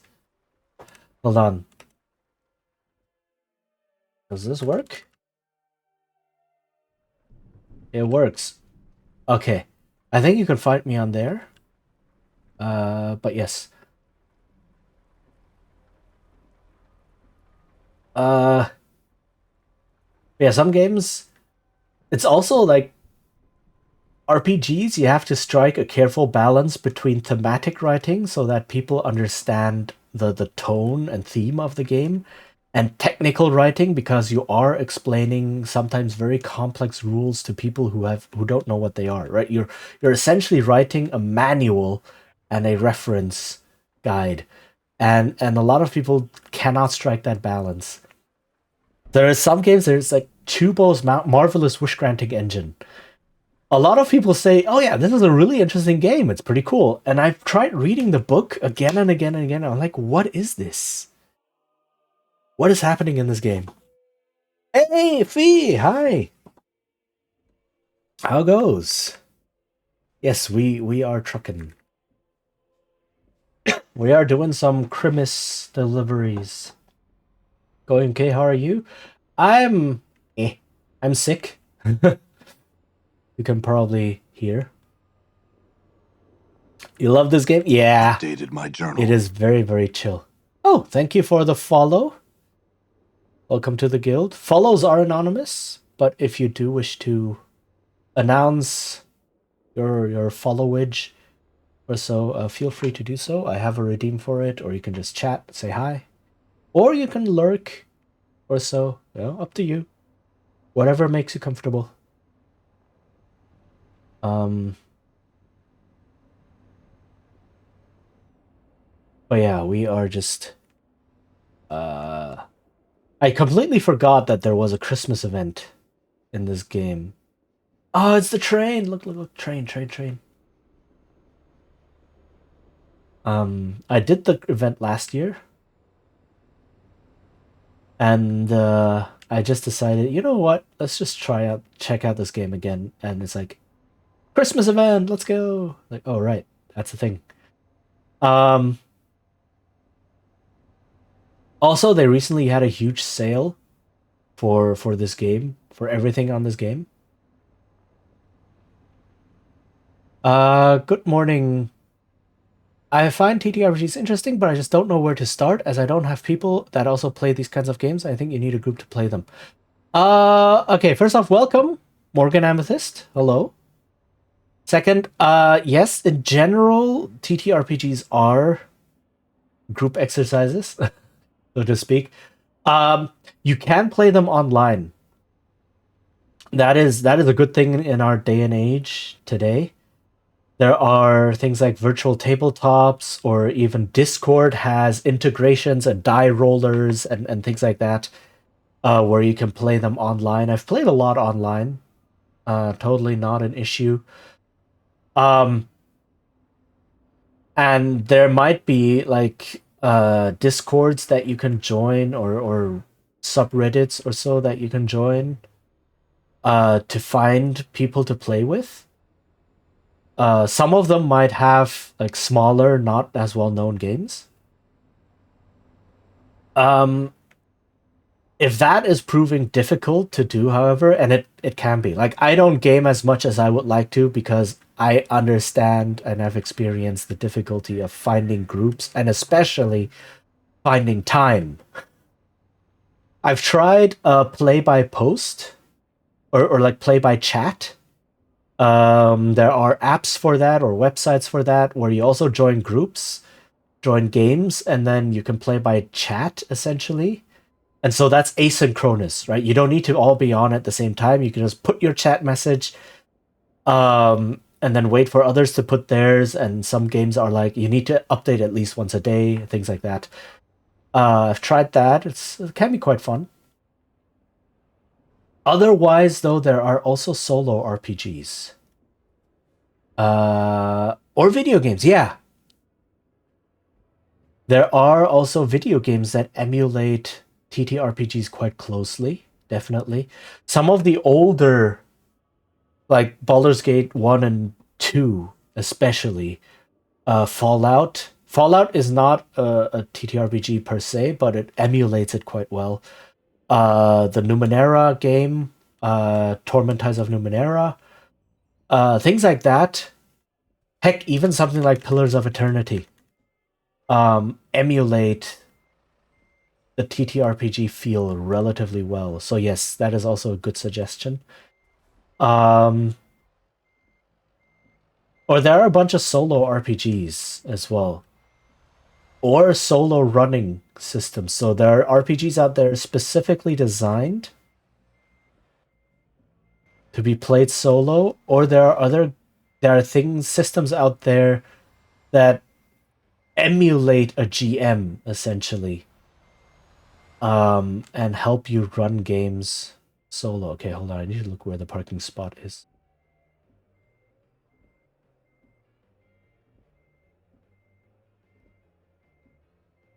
I think I'm the wrong way.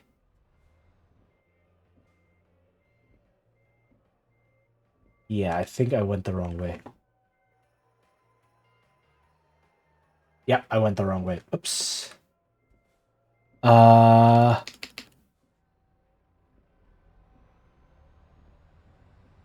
would like to have a group that is also accepting of trans people.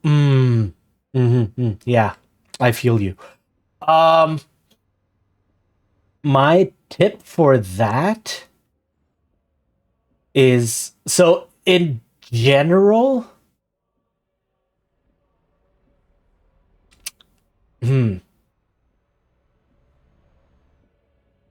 it might be easier to like get to know the people first.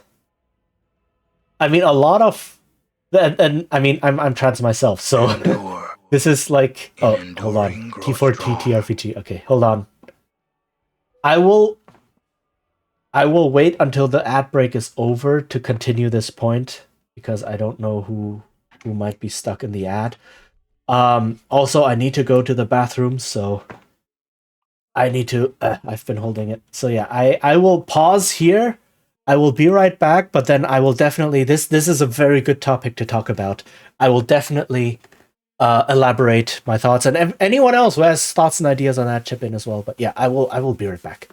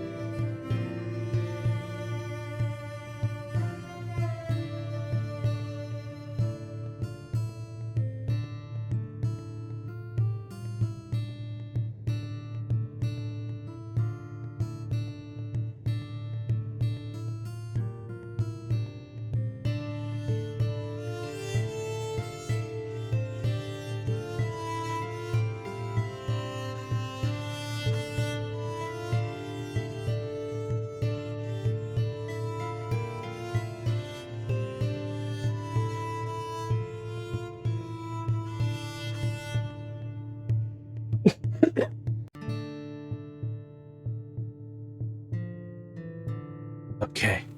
Ad is still going for a bit. That's okay.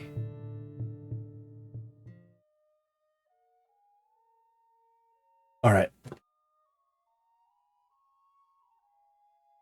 Oh, but yeah, I do need to drink a lot because of my throat.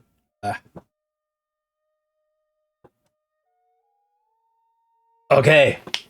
Looks like the ad is done. Okay. Yeah. Welcome back, everyone. Yeah, very good points. Very, very important topic. What I wanted to say is the first thing, funny enough, I don't have Twitch Turbo, but I didn't get any ads at all. I feel like that sometimes happens.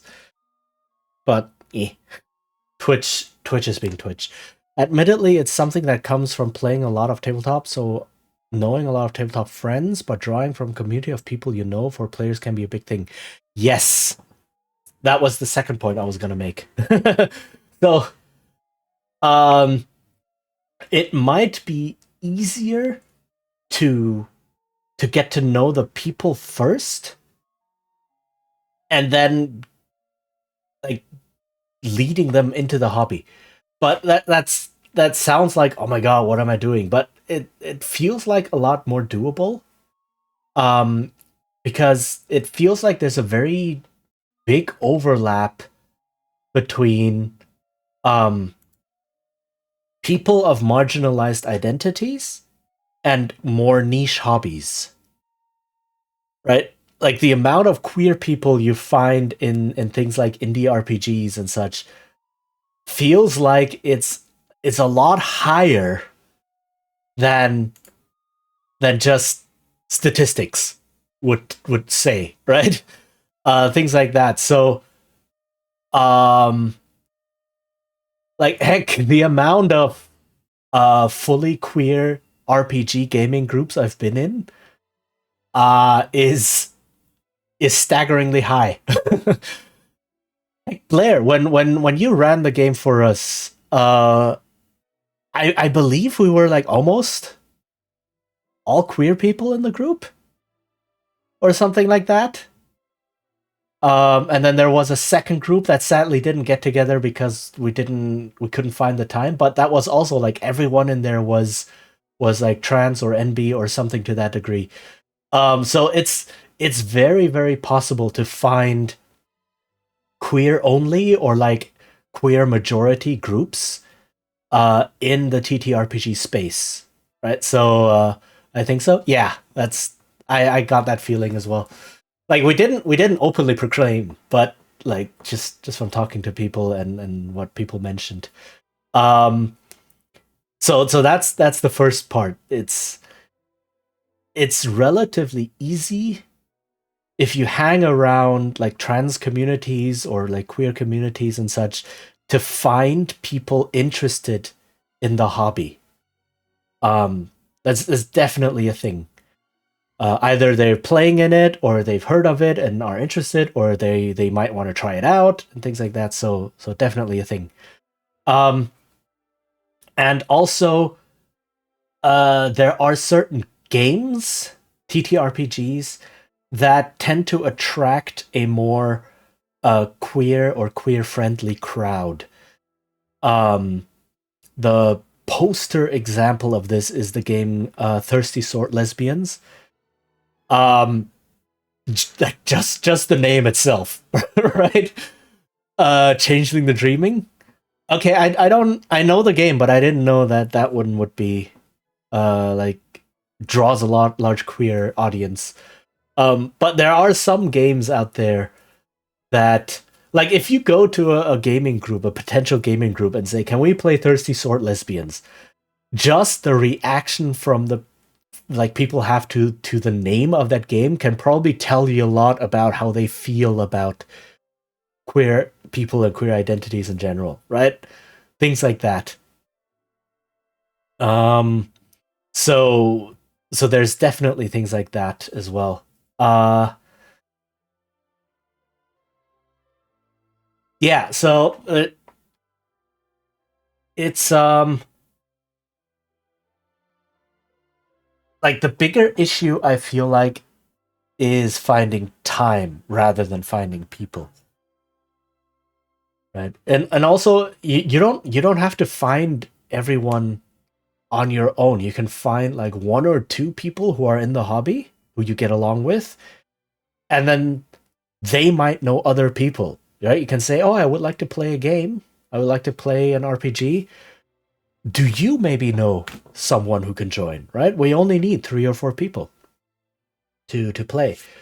So that is something you can do as well. And on the flip side, I also feel there are certain games that very much attract an audience that is at the very least has a lot of internalized bigotry. And I would definitely put Cards Against Humanity on that list. Very, very much so. Cards Against Humanity is it's very easy to slip into mean-spirited, bigoted humor in that game, and I feel like there are a lot of people who would then embrace that when playing the game. And I don't know if it's intentional on the designers or again if it's just a blind spot they have, but a lot of the cards themselves feel like they have questionable things on there just built into the game. Most important requirement to playing a TTRPG, at least 1 day a week that you can keep available forever. Yeah. Oh, they are racist? Okay. That I am not surprised to hear that. I'm disappointed, but I'm not really surprised to hear that. Okay. That explains a lot, right? the few times I've played the game, I was like, yeah, some of the cards, like not just the jokes people try to make with them, or what people find funny, but just the cards themselves are at the very least borderline. And also OSR. OSR, by the way, stands for Old School Renaissance, which is a style of playing TTRPGs and a genre of TTRPGs. That field has a lot of questionable people in it as well. There is a big schism happening right this very moment. Because there's nothing about OSR in and of itself necessarily that demands people be bigoted to step into it. But it, due to its roots and due to a lot of the old mindsets that exist in there, it draws a lot of chuds, I would say. As I have also recently discovered, like some people I was looking to for like advice or recommendations turned out to be not great people. So yeah. Me watching Luke Crane just increasingly become worse. Yeah. There's Luke Crane, there's Aaron what is his name? Alan Keeble? Is it Alan? I feel like it's not Alan. Something like that. There's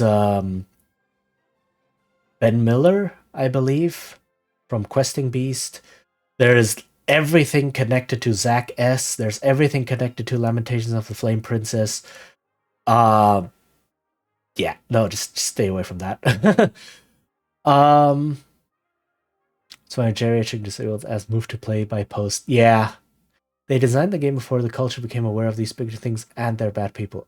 Yeah. Yes. So Adam, that guy, thank you. Adam Keeble, yes.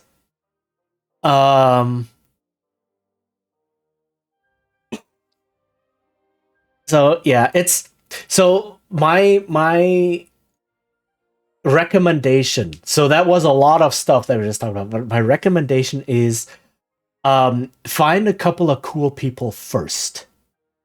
Right? Find a couple of cool people, queer people even, to hang out with first.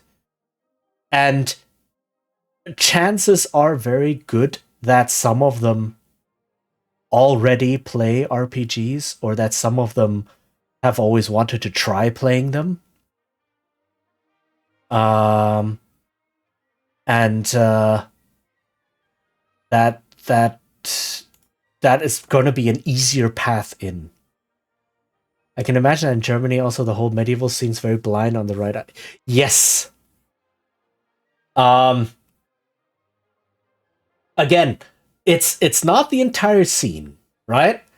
Like the scene as a whole, the medieval scene and like the reenactment scene and the fairs, medieval fairs and such. Yeah, no, they're a lot of them are also just fantasy gamers and such. So yeah, but a significant portion of people in that scene are indeed the whole Germanic heritage kind of deal, which is problematic to say the least. Yeah. Queer LARP can be found. Yeah, right. So it's about. So it's not avoid the scene overall. Like I'm saying, don't avoid OSR overall, right?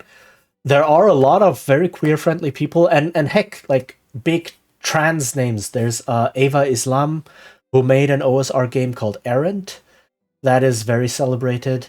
And she's a trans woman, if I'm not mistaken.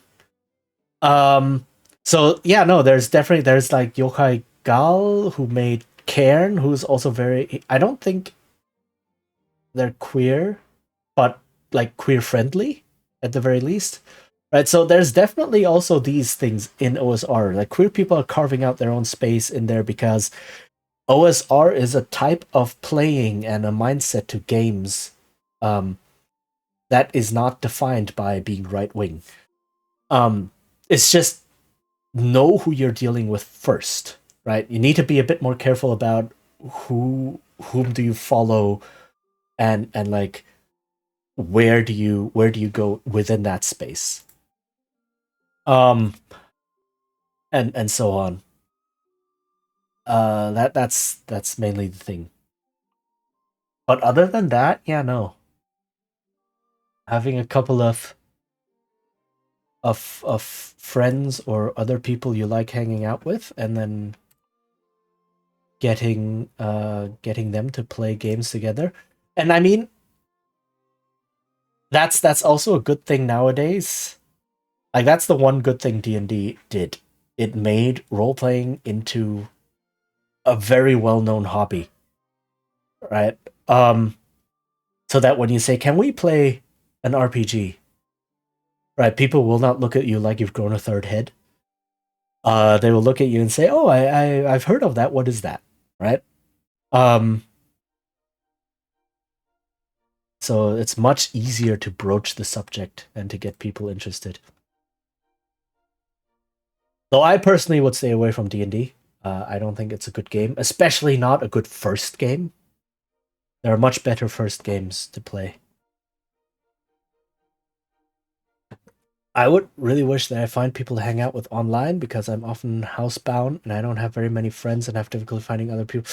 Yeah, I feel that. I moved a year ago, and like 90% of my social life is online.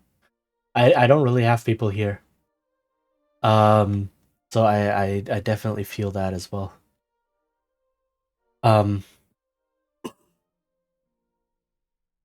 You can check out Discords. Like, you can, I don't know, you can join the Discord I'm in. I'm in a shared Discord, in fact, with a whole bunch of other people, many of whom are also LGBT to some degree, right? There's also Blue Sky. You can go on there and just start following people or following feeds and such. Look at some starter packs and such. That's like, you can like, there's a huge overlap, especially if I now think of Blue Sky. There's a huge overlap between like queer starter pack queer groups and RPG groups. Like, you just see the same people in there. So it's definitely a large space, which makes sense because in RPGs you can be who you want, right? And that is very much what queer identity is about. So it's not surprising. I played D&D at uni, then Vampire the Masquerade. Was playing Vampire the Masquerade when Wild Wolf did a world reset. My group were like, "Nah, screw that. We split from official Camarilla play." Yeah, that's um yeah, that's always the thing, right? When big companies that have so many games out, or such a long legacy, suddenly make a big change. I've I still don't quite know which World of Darkness is better, old or new. I've heard both. They definitely feel very, very different, and they try to go for different topics and themes in them. So sorry, I'm looking through the list here and looking if one of them goes to Greece, but apparently not. Let me just take the one that gives me the most money.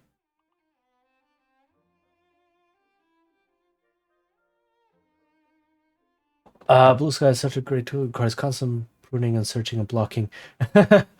I mean, fair, but at the very least, those things work. Right? If you block someone, or if you go to a block list,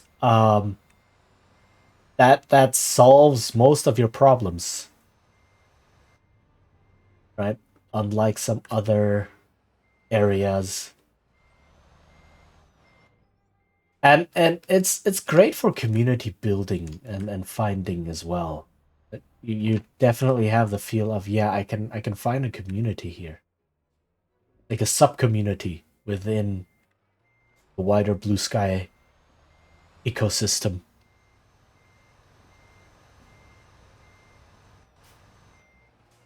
Fortunately, the VTM group fell into the trap of people started dating IRL and everything fell apart.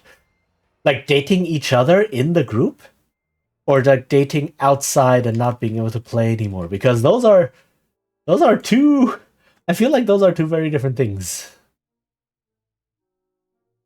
Oh yeah, okay. Inside the group. Okay, okay. Oof. I've been on Twitter a couple of years ago, but Blue Sky is just so much better. Yeah, I wish a note of more people would be on Blue Sky. Yeah, same. It's a slow process. It's a slow process, but it's gaining steam, so that's good. The only thing that sucks is that the Blue Sky admin team is pissing away all of their goodwill with some very bad choices that they're making. But at this point, it's not like finding the perfect space, it's finding the least worst space. There we go. The worst option. Yeah. Yeah, yeah, yeah. Especially if someone starts dating the game master. It's like, ooh, you need to be careful about.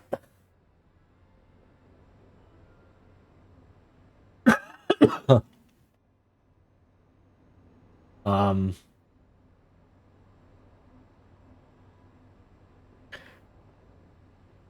but yeah, there's a lot of TTRPG stuff happening on Blue Sky as well.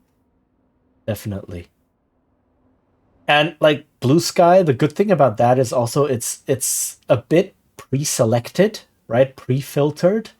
People who are on there are far less likely to be like bigoted or right wing and such.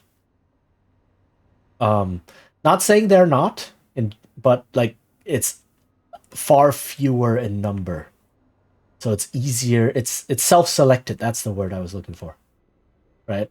Um so I guess that also helps. The only thing that I wish, which will probably never happen, is to have a platform like Blue Sky, but in audio format. Because a lot of times when my chronic illness hits, I have trouble writing or reading, and it would be great to connect with people via voice. Yeah, okay. Um, yeah, that might be a bit harder to implement. Yeah, I can see that though. Subscribe to vetted block lists, best thing ever. Yes, it is. Oops, I overshot.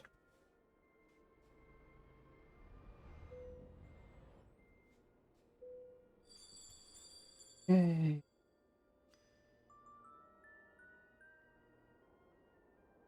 Okay. Um, well, I guess Discord can be used like that, right? Just hang out in a voice chat, and then sometimes people just see, oh, someone's in a voice chat, and then they pop in. Twitch has helped me a great deal because they're at least I can listen to people talking, don't have to read, and only respond in writing. Fair. Very fair. Yeah.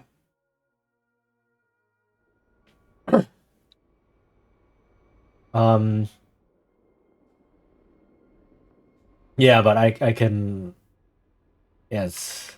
I can totally see how that might be helpful. Ah, happening.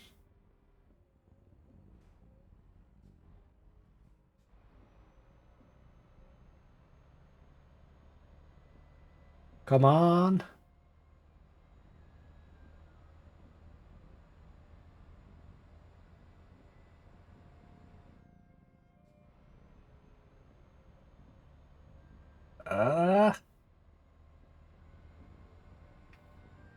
Also, one tip in general I have with finding groups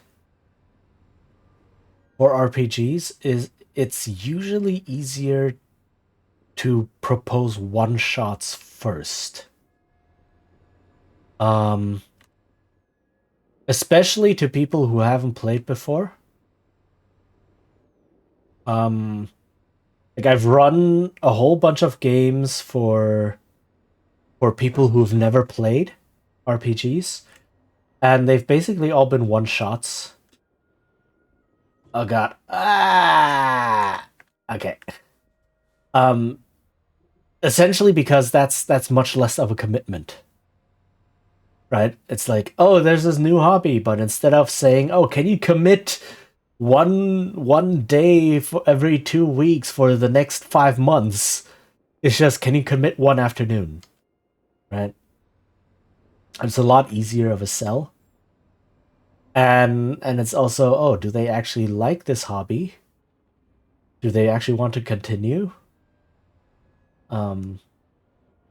So far, basically everyone has liked it, which is pretty cool. But definitely a much easier way to get people to approach playing games like this.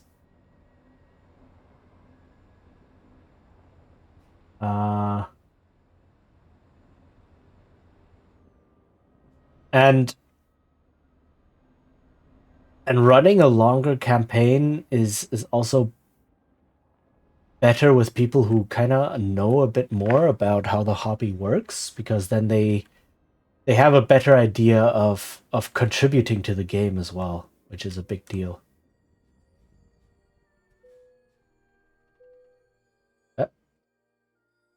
Okay.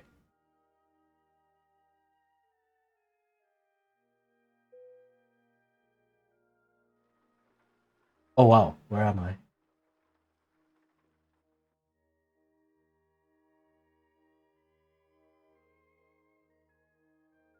Okay.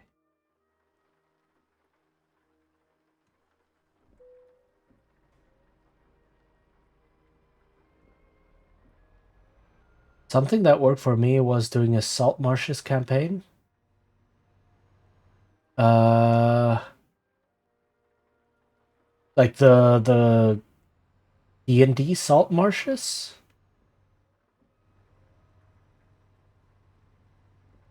Basically a series of one-shots, but all in a shared world so people can join or leave at their leisure.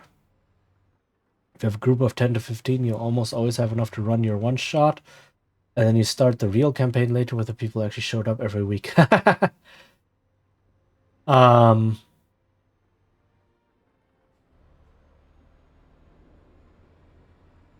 Wait, salt marshes or like west marches? I know there was an adventure compendium or like adventure collection released by D&D called the Salt Marshes, I think. West Marches. Okay. Yeah, no, it's all good. All good. I was just a bit confused because D&D also released an adventure collection. I think it's called the Salt Marshes or something like that, Salt Coast, something along those lines, which is exactly what you described. A series of one-shot adventures all linked in the same geographic area with overlapping themes.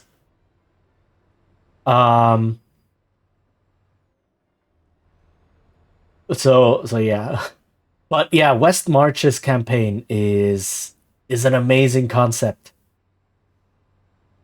For those who don't know, West Marches was it's a campaign style invented for open tables specifically.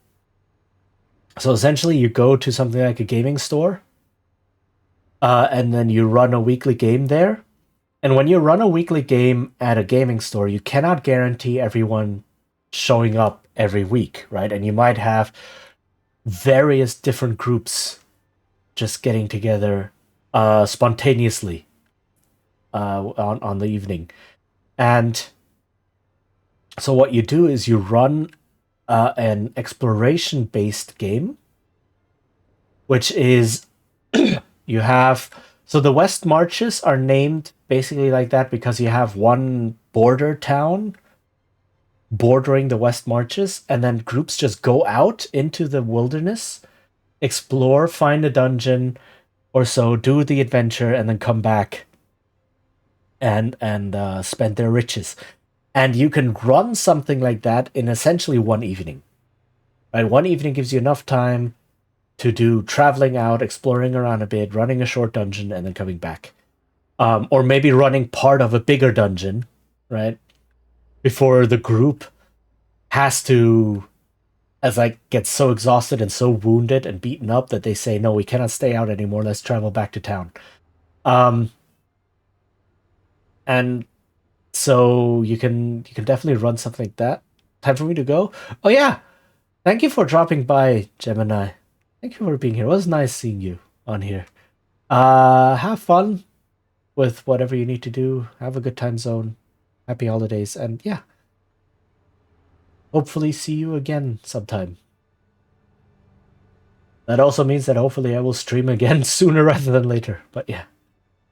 Right, and so you, because every evening you might have a different party composition. You can just say, all right, whoever is here today, you go out and explore and do the dungeon, and then you come back, and then every character has their gold that they get, experience and equipment that they get. And if they don't show up the next week, it just means they're resting in town. And if they do show up, then they can go out on another adventure, and it's all good. So that is the core idea of the West Marches game, and it uses a lot of systems to aid in that. Like it uses a hex crawling system, which is essential to the West Marches game. It uses a dungeon crawling system. It uses more old school focus, like, oh, you get stronger not by killing 10,000 monsters, but by getting gold and magic items and getting training and such that way. Right? So it's a very interesting format.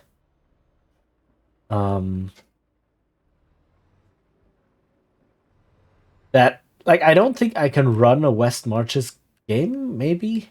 Like, it'll probably take a lot of preparation. A lot of upfront preparation. Simply because you need to prepare a huge chunk of wilderness that the party can explore. You need to prepare a whole bunch of dungeons and such. You need to have a game system that can run all of that. But once you have all of that, you can just run it. And it's like, you can use the same wilderness map and the same dungeon maps and such. And the cool thing is, when you run this, other parties can see the effect that previous parties have had. I had a boring office job, so I had so much time to prep the hexes. Yeah, that's something you need. But it's kind of like, oh yeah, you discover this dungeon, you go in, it's completely cleared and looted. I was like, oh, some other group on an earlier night went here, did this, right? So you can kind of see the effects of that as well, which is a nice touch. Like, I kind of want to run a hex crawling game at some point. But that will have to take a bit because I have realized in designing my current game, like my current game that I'm designing was supposed to be the game I use to run a hex crawl adventure with. Dude! That car drove into me. That wasn't my fault. But I have since come to realize that the system I created is not necessarily suited for hex crawling and for like the old school style dungeon crawling. I don't know if it can still work, but I doubt it. The more I design the system, the more it feels like it's a wrong fit. Which doesn't mean I'm gonna stop designing it, because I feel like it's going places I like. But I would have to design or use a different system. Maybe something like Cairn 2nd edition or so, which is looking like a cool system. I'll have to see. It does some things I don't like. I'm still deciding.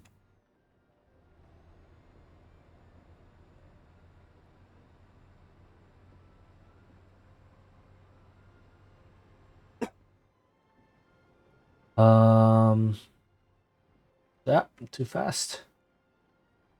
Okay. But yeah, that's the whole creating a lot of hexes up front. Like how did you design them? It's so okay, now I'm interested. When you ran your did you actually run the game then? Or at least when you were designing the game or designing the map and the setting.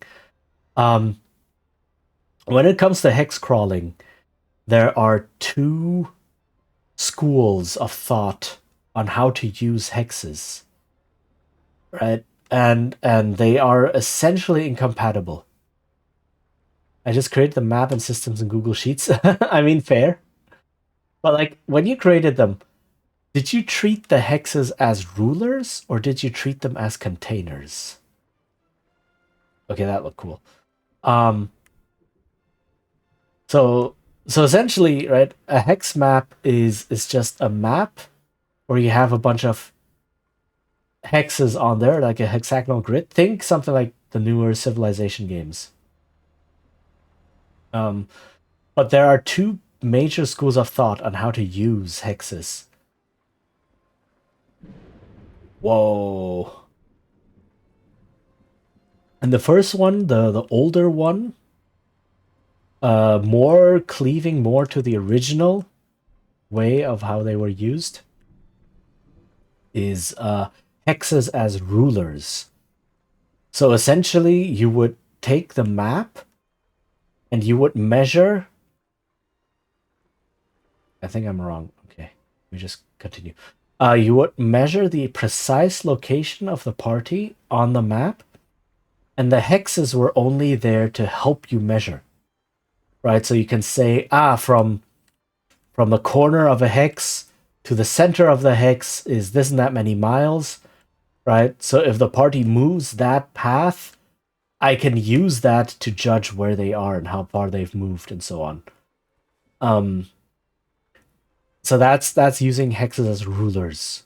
It's basically just a fancy ruler overlaid upon a normal map. And then the hexes as containers is where the hexes are actual gameplay elements. And when you are inside a hex, you are inside that hex. And you interact with... Hold on, I need to see where I need to go. You interact with things in there in a more abstract manner. Right? So if there's a certain landmark in the hex that you can visit, it doesn't quite matter where exactly in the hex it is. It only matters that it's inside. And then if you're in the hex, you can interact with it in some way.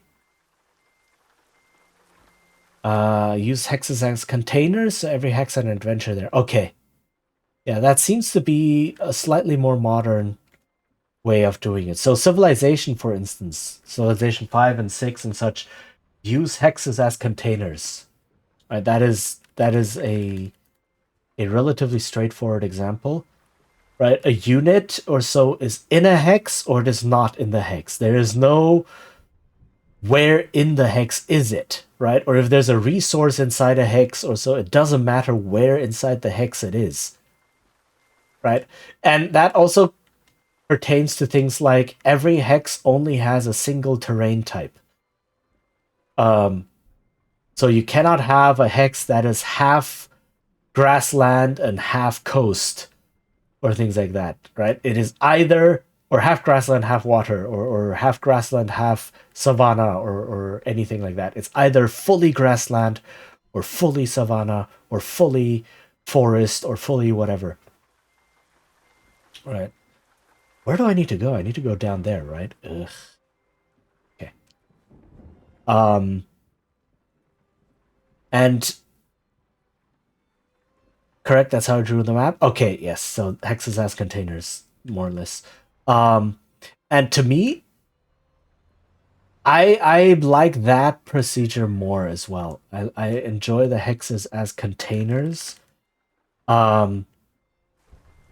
Because I am a game designer. I design systems. Right? And when you have hexes as containers, you can do a lot of very interesting systems. Heck, you can even have systems for movement inside of the hex, right? But you abstract them through various mechanics. There are some hex crawls out there that do this, that say, okay, there are this and that many features inside the hex, and you need to actually spend time and skill checks and such traveling to them.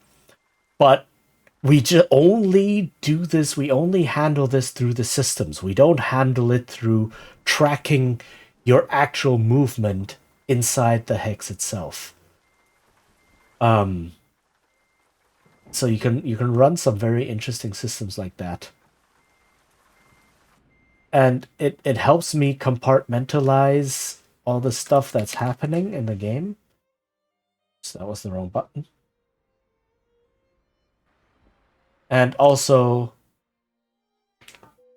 like, I feel like it gives more interesting choices. Like, at some point, it's like, yeah, okay, tracking movement, exact, precise movement and precise location might be more realistic, but that adds a whole lot of complexity without a lot of payoff. At least that's how it feels like to me. What is this?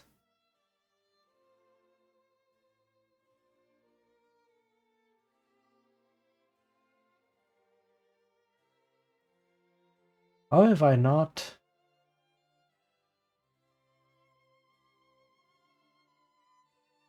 Oh, how have I not gotten any of this yet?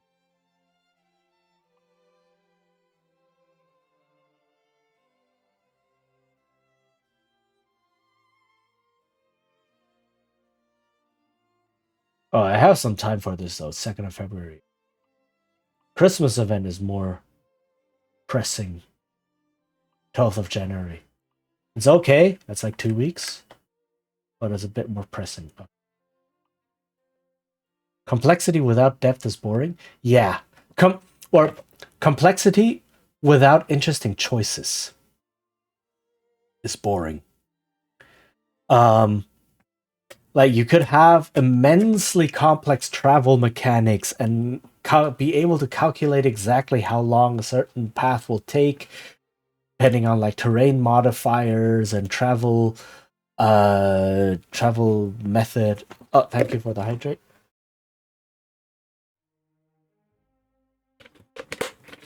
Right, and things like that. But at some point, you just go, okay, do we take this path or do we take that path? And if the only thing differentiating those paths is distance, as in how long will it take, that's not a choice. That's an equation. Right? So you can have a huge amount of complexity, but at the end of the day, you're not making a choice. You're just solving for X. Right? And sometimes having less complexity, but more different kinds of factors can lead to more interesting choices. Right? Things like, oh, if we take a ship, we'll get there faster, but it'll cost us a lot of money. Or this path through the mountains is going to take a lot of time, but there will be no bandits in the mountains. Whereas if we go through the forest, there will very likely be bandits. Or, oh, we cannot go through this territory because it belongs to a rival faction. Or anything like that, right? And none of these have to be super deep. You just have to say, does it belong to a rival faction? Yes or no. Right? That's one point of complexity. But it can create a lot more interesting choices.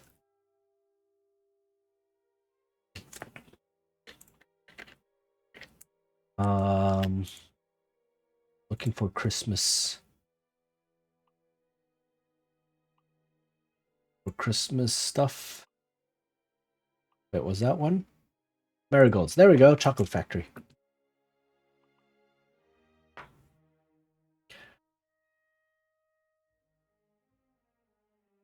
And that's why. Oops. It's like if you want to add something, some degree of complexity to your game, you have to say, does this complexity actually add to the gameplay of what I want this game to achieve?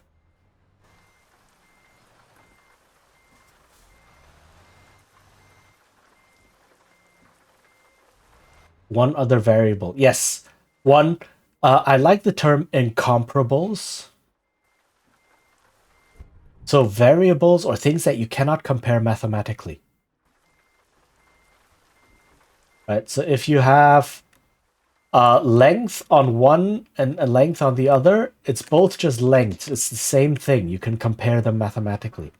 Right? There might be some other things that you can compare mathematically. There could be, heck, you could even go down to like, oh, if we go this route, it'll cost us this and that much in hiring a cart and spending time on rations or spending money on rations and such. And if we take this route, it'll cost us this much in transport, but the food will be cheaper, etc., etc. Right? So now you're solving for gold, which is a different variable, but you can still express everything in gold. And at that point, you're solving for X again. Right? Whereas if you have incomparables, things that you cannot compare easily to each other, then that can aid in making choices interesting. Length for something of danger, terrain, stress. Now you have compelling decision with a minimum complexity. Exactly.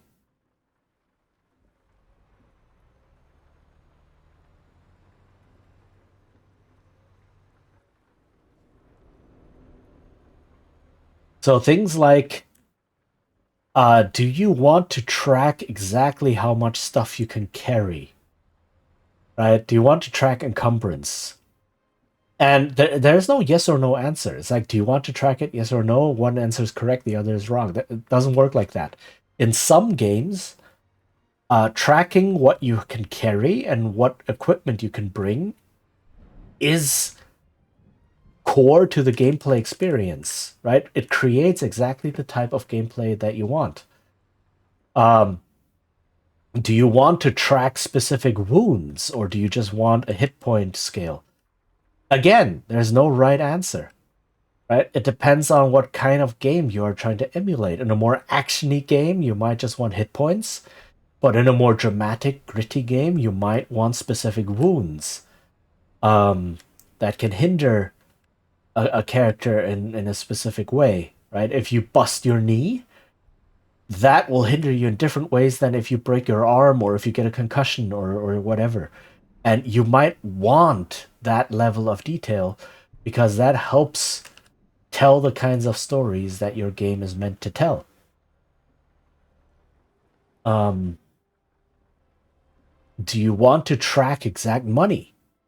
Again, right? It depends on what kind of a game you're creating. So there's a lot of Oh, that's the horn. There's the high beam.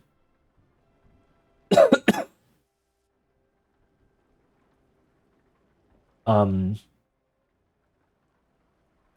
and you can see this in a lot of video games, right? So in Darkest Dungeon, for example, uh, the fact that you have very, very limited inventory space is a core part of the gameplay experience because it determines how much stuff you can bring into the dungeon to help you, but also how much treasure you can take out. And if you're halfway through the dungeon and you find more treasure, you're like, okay, do I drop my shovel in order to pick up this treasure? Or do I feel like I may need my shovel for later on, but then I have to pass on this on this treasure, right? And that is an interesting choice in the context of the game. And so tracking inventory space is critical to the gameplay experience of something like Darkest Dungeon.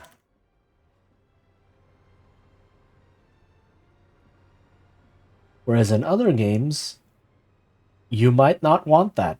You might not need. That's not the kind of decisions you want players to make. Right? If you have a game about high school drama and romance, who cares what kind of equipment people have, right? You have whatever you can find in a high school, whatever you can reasonably bring from home, right? And anything else will just hand wave, right? What is much more important is your relationships to people and such, right? That is what counts in a high school drama. So that's the kind of things you want to track. Oh, come on.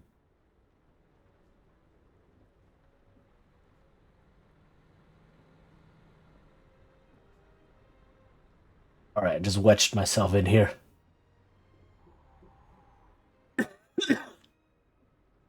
Whoops, I'm stuck.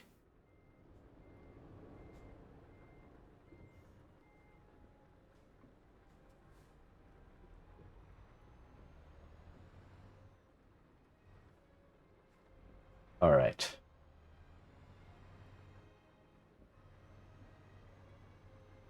So,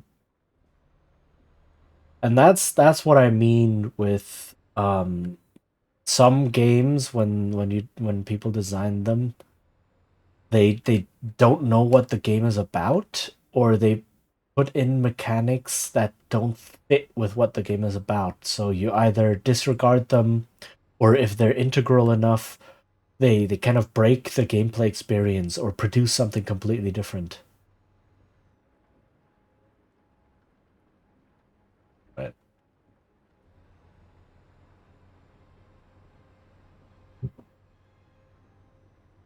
What is this?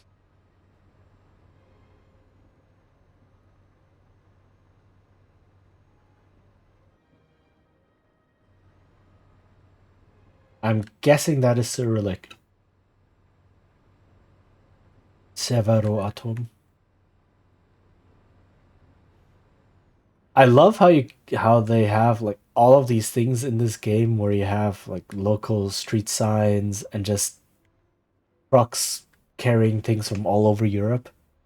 You can really see, this truck is coming from here where they use Cyrillic, or this truck is carrying, I don't know, something from France or from a French company because there's French on there, so on.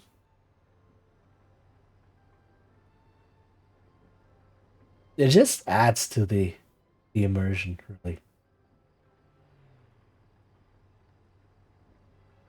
Okay.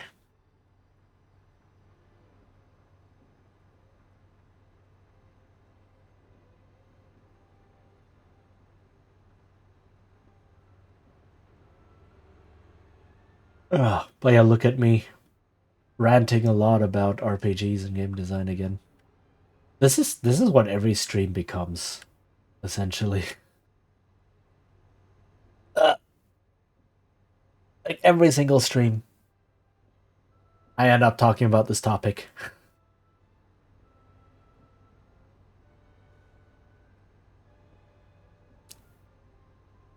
Which is why I designed them on stream. Yay. Oh, is it raining? Not anymore. Okay.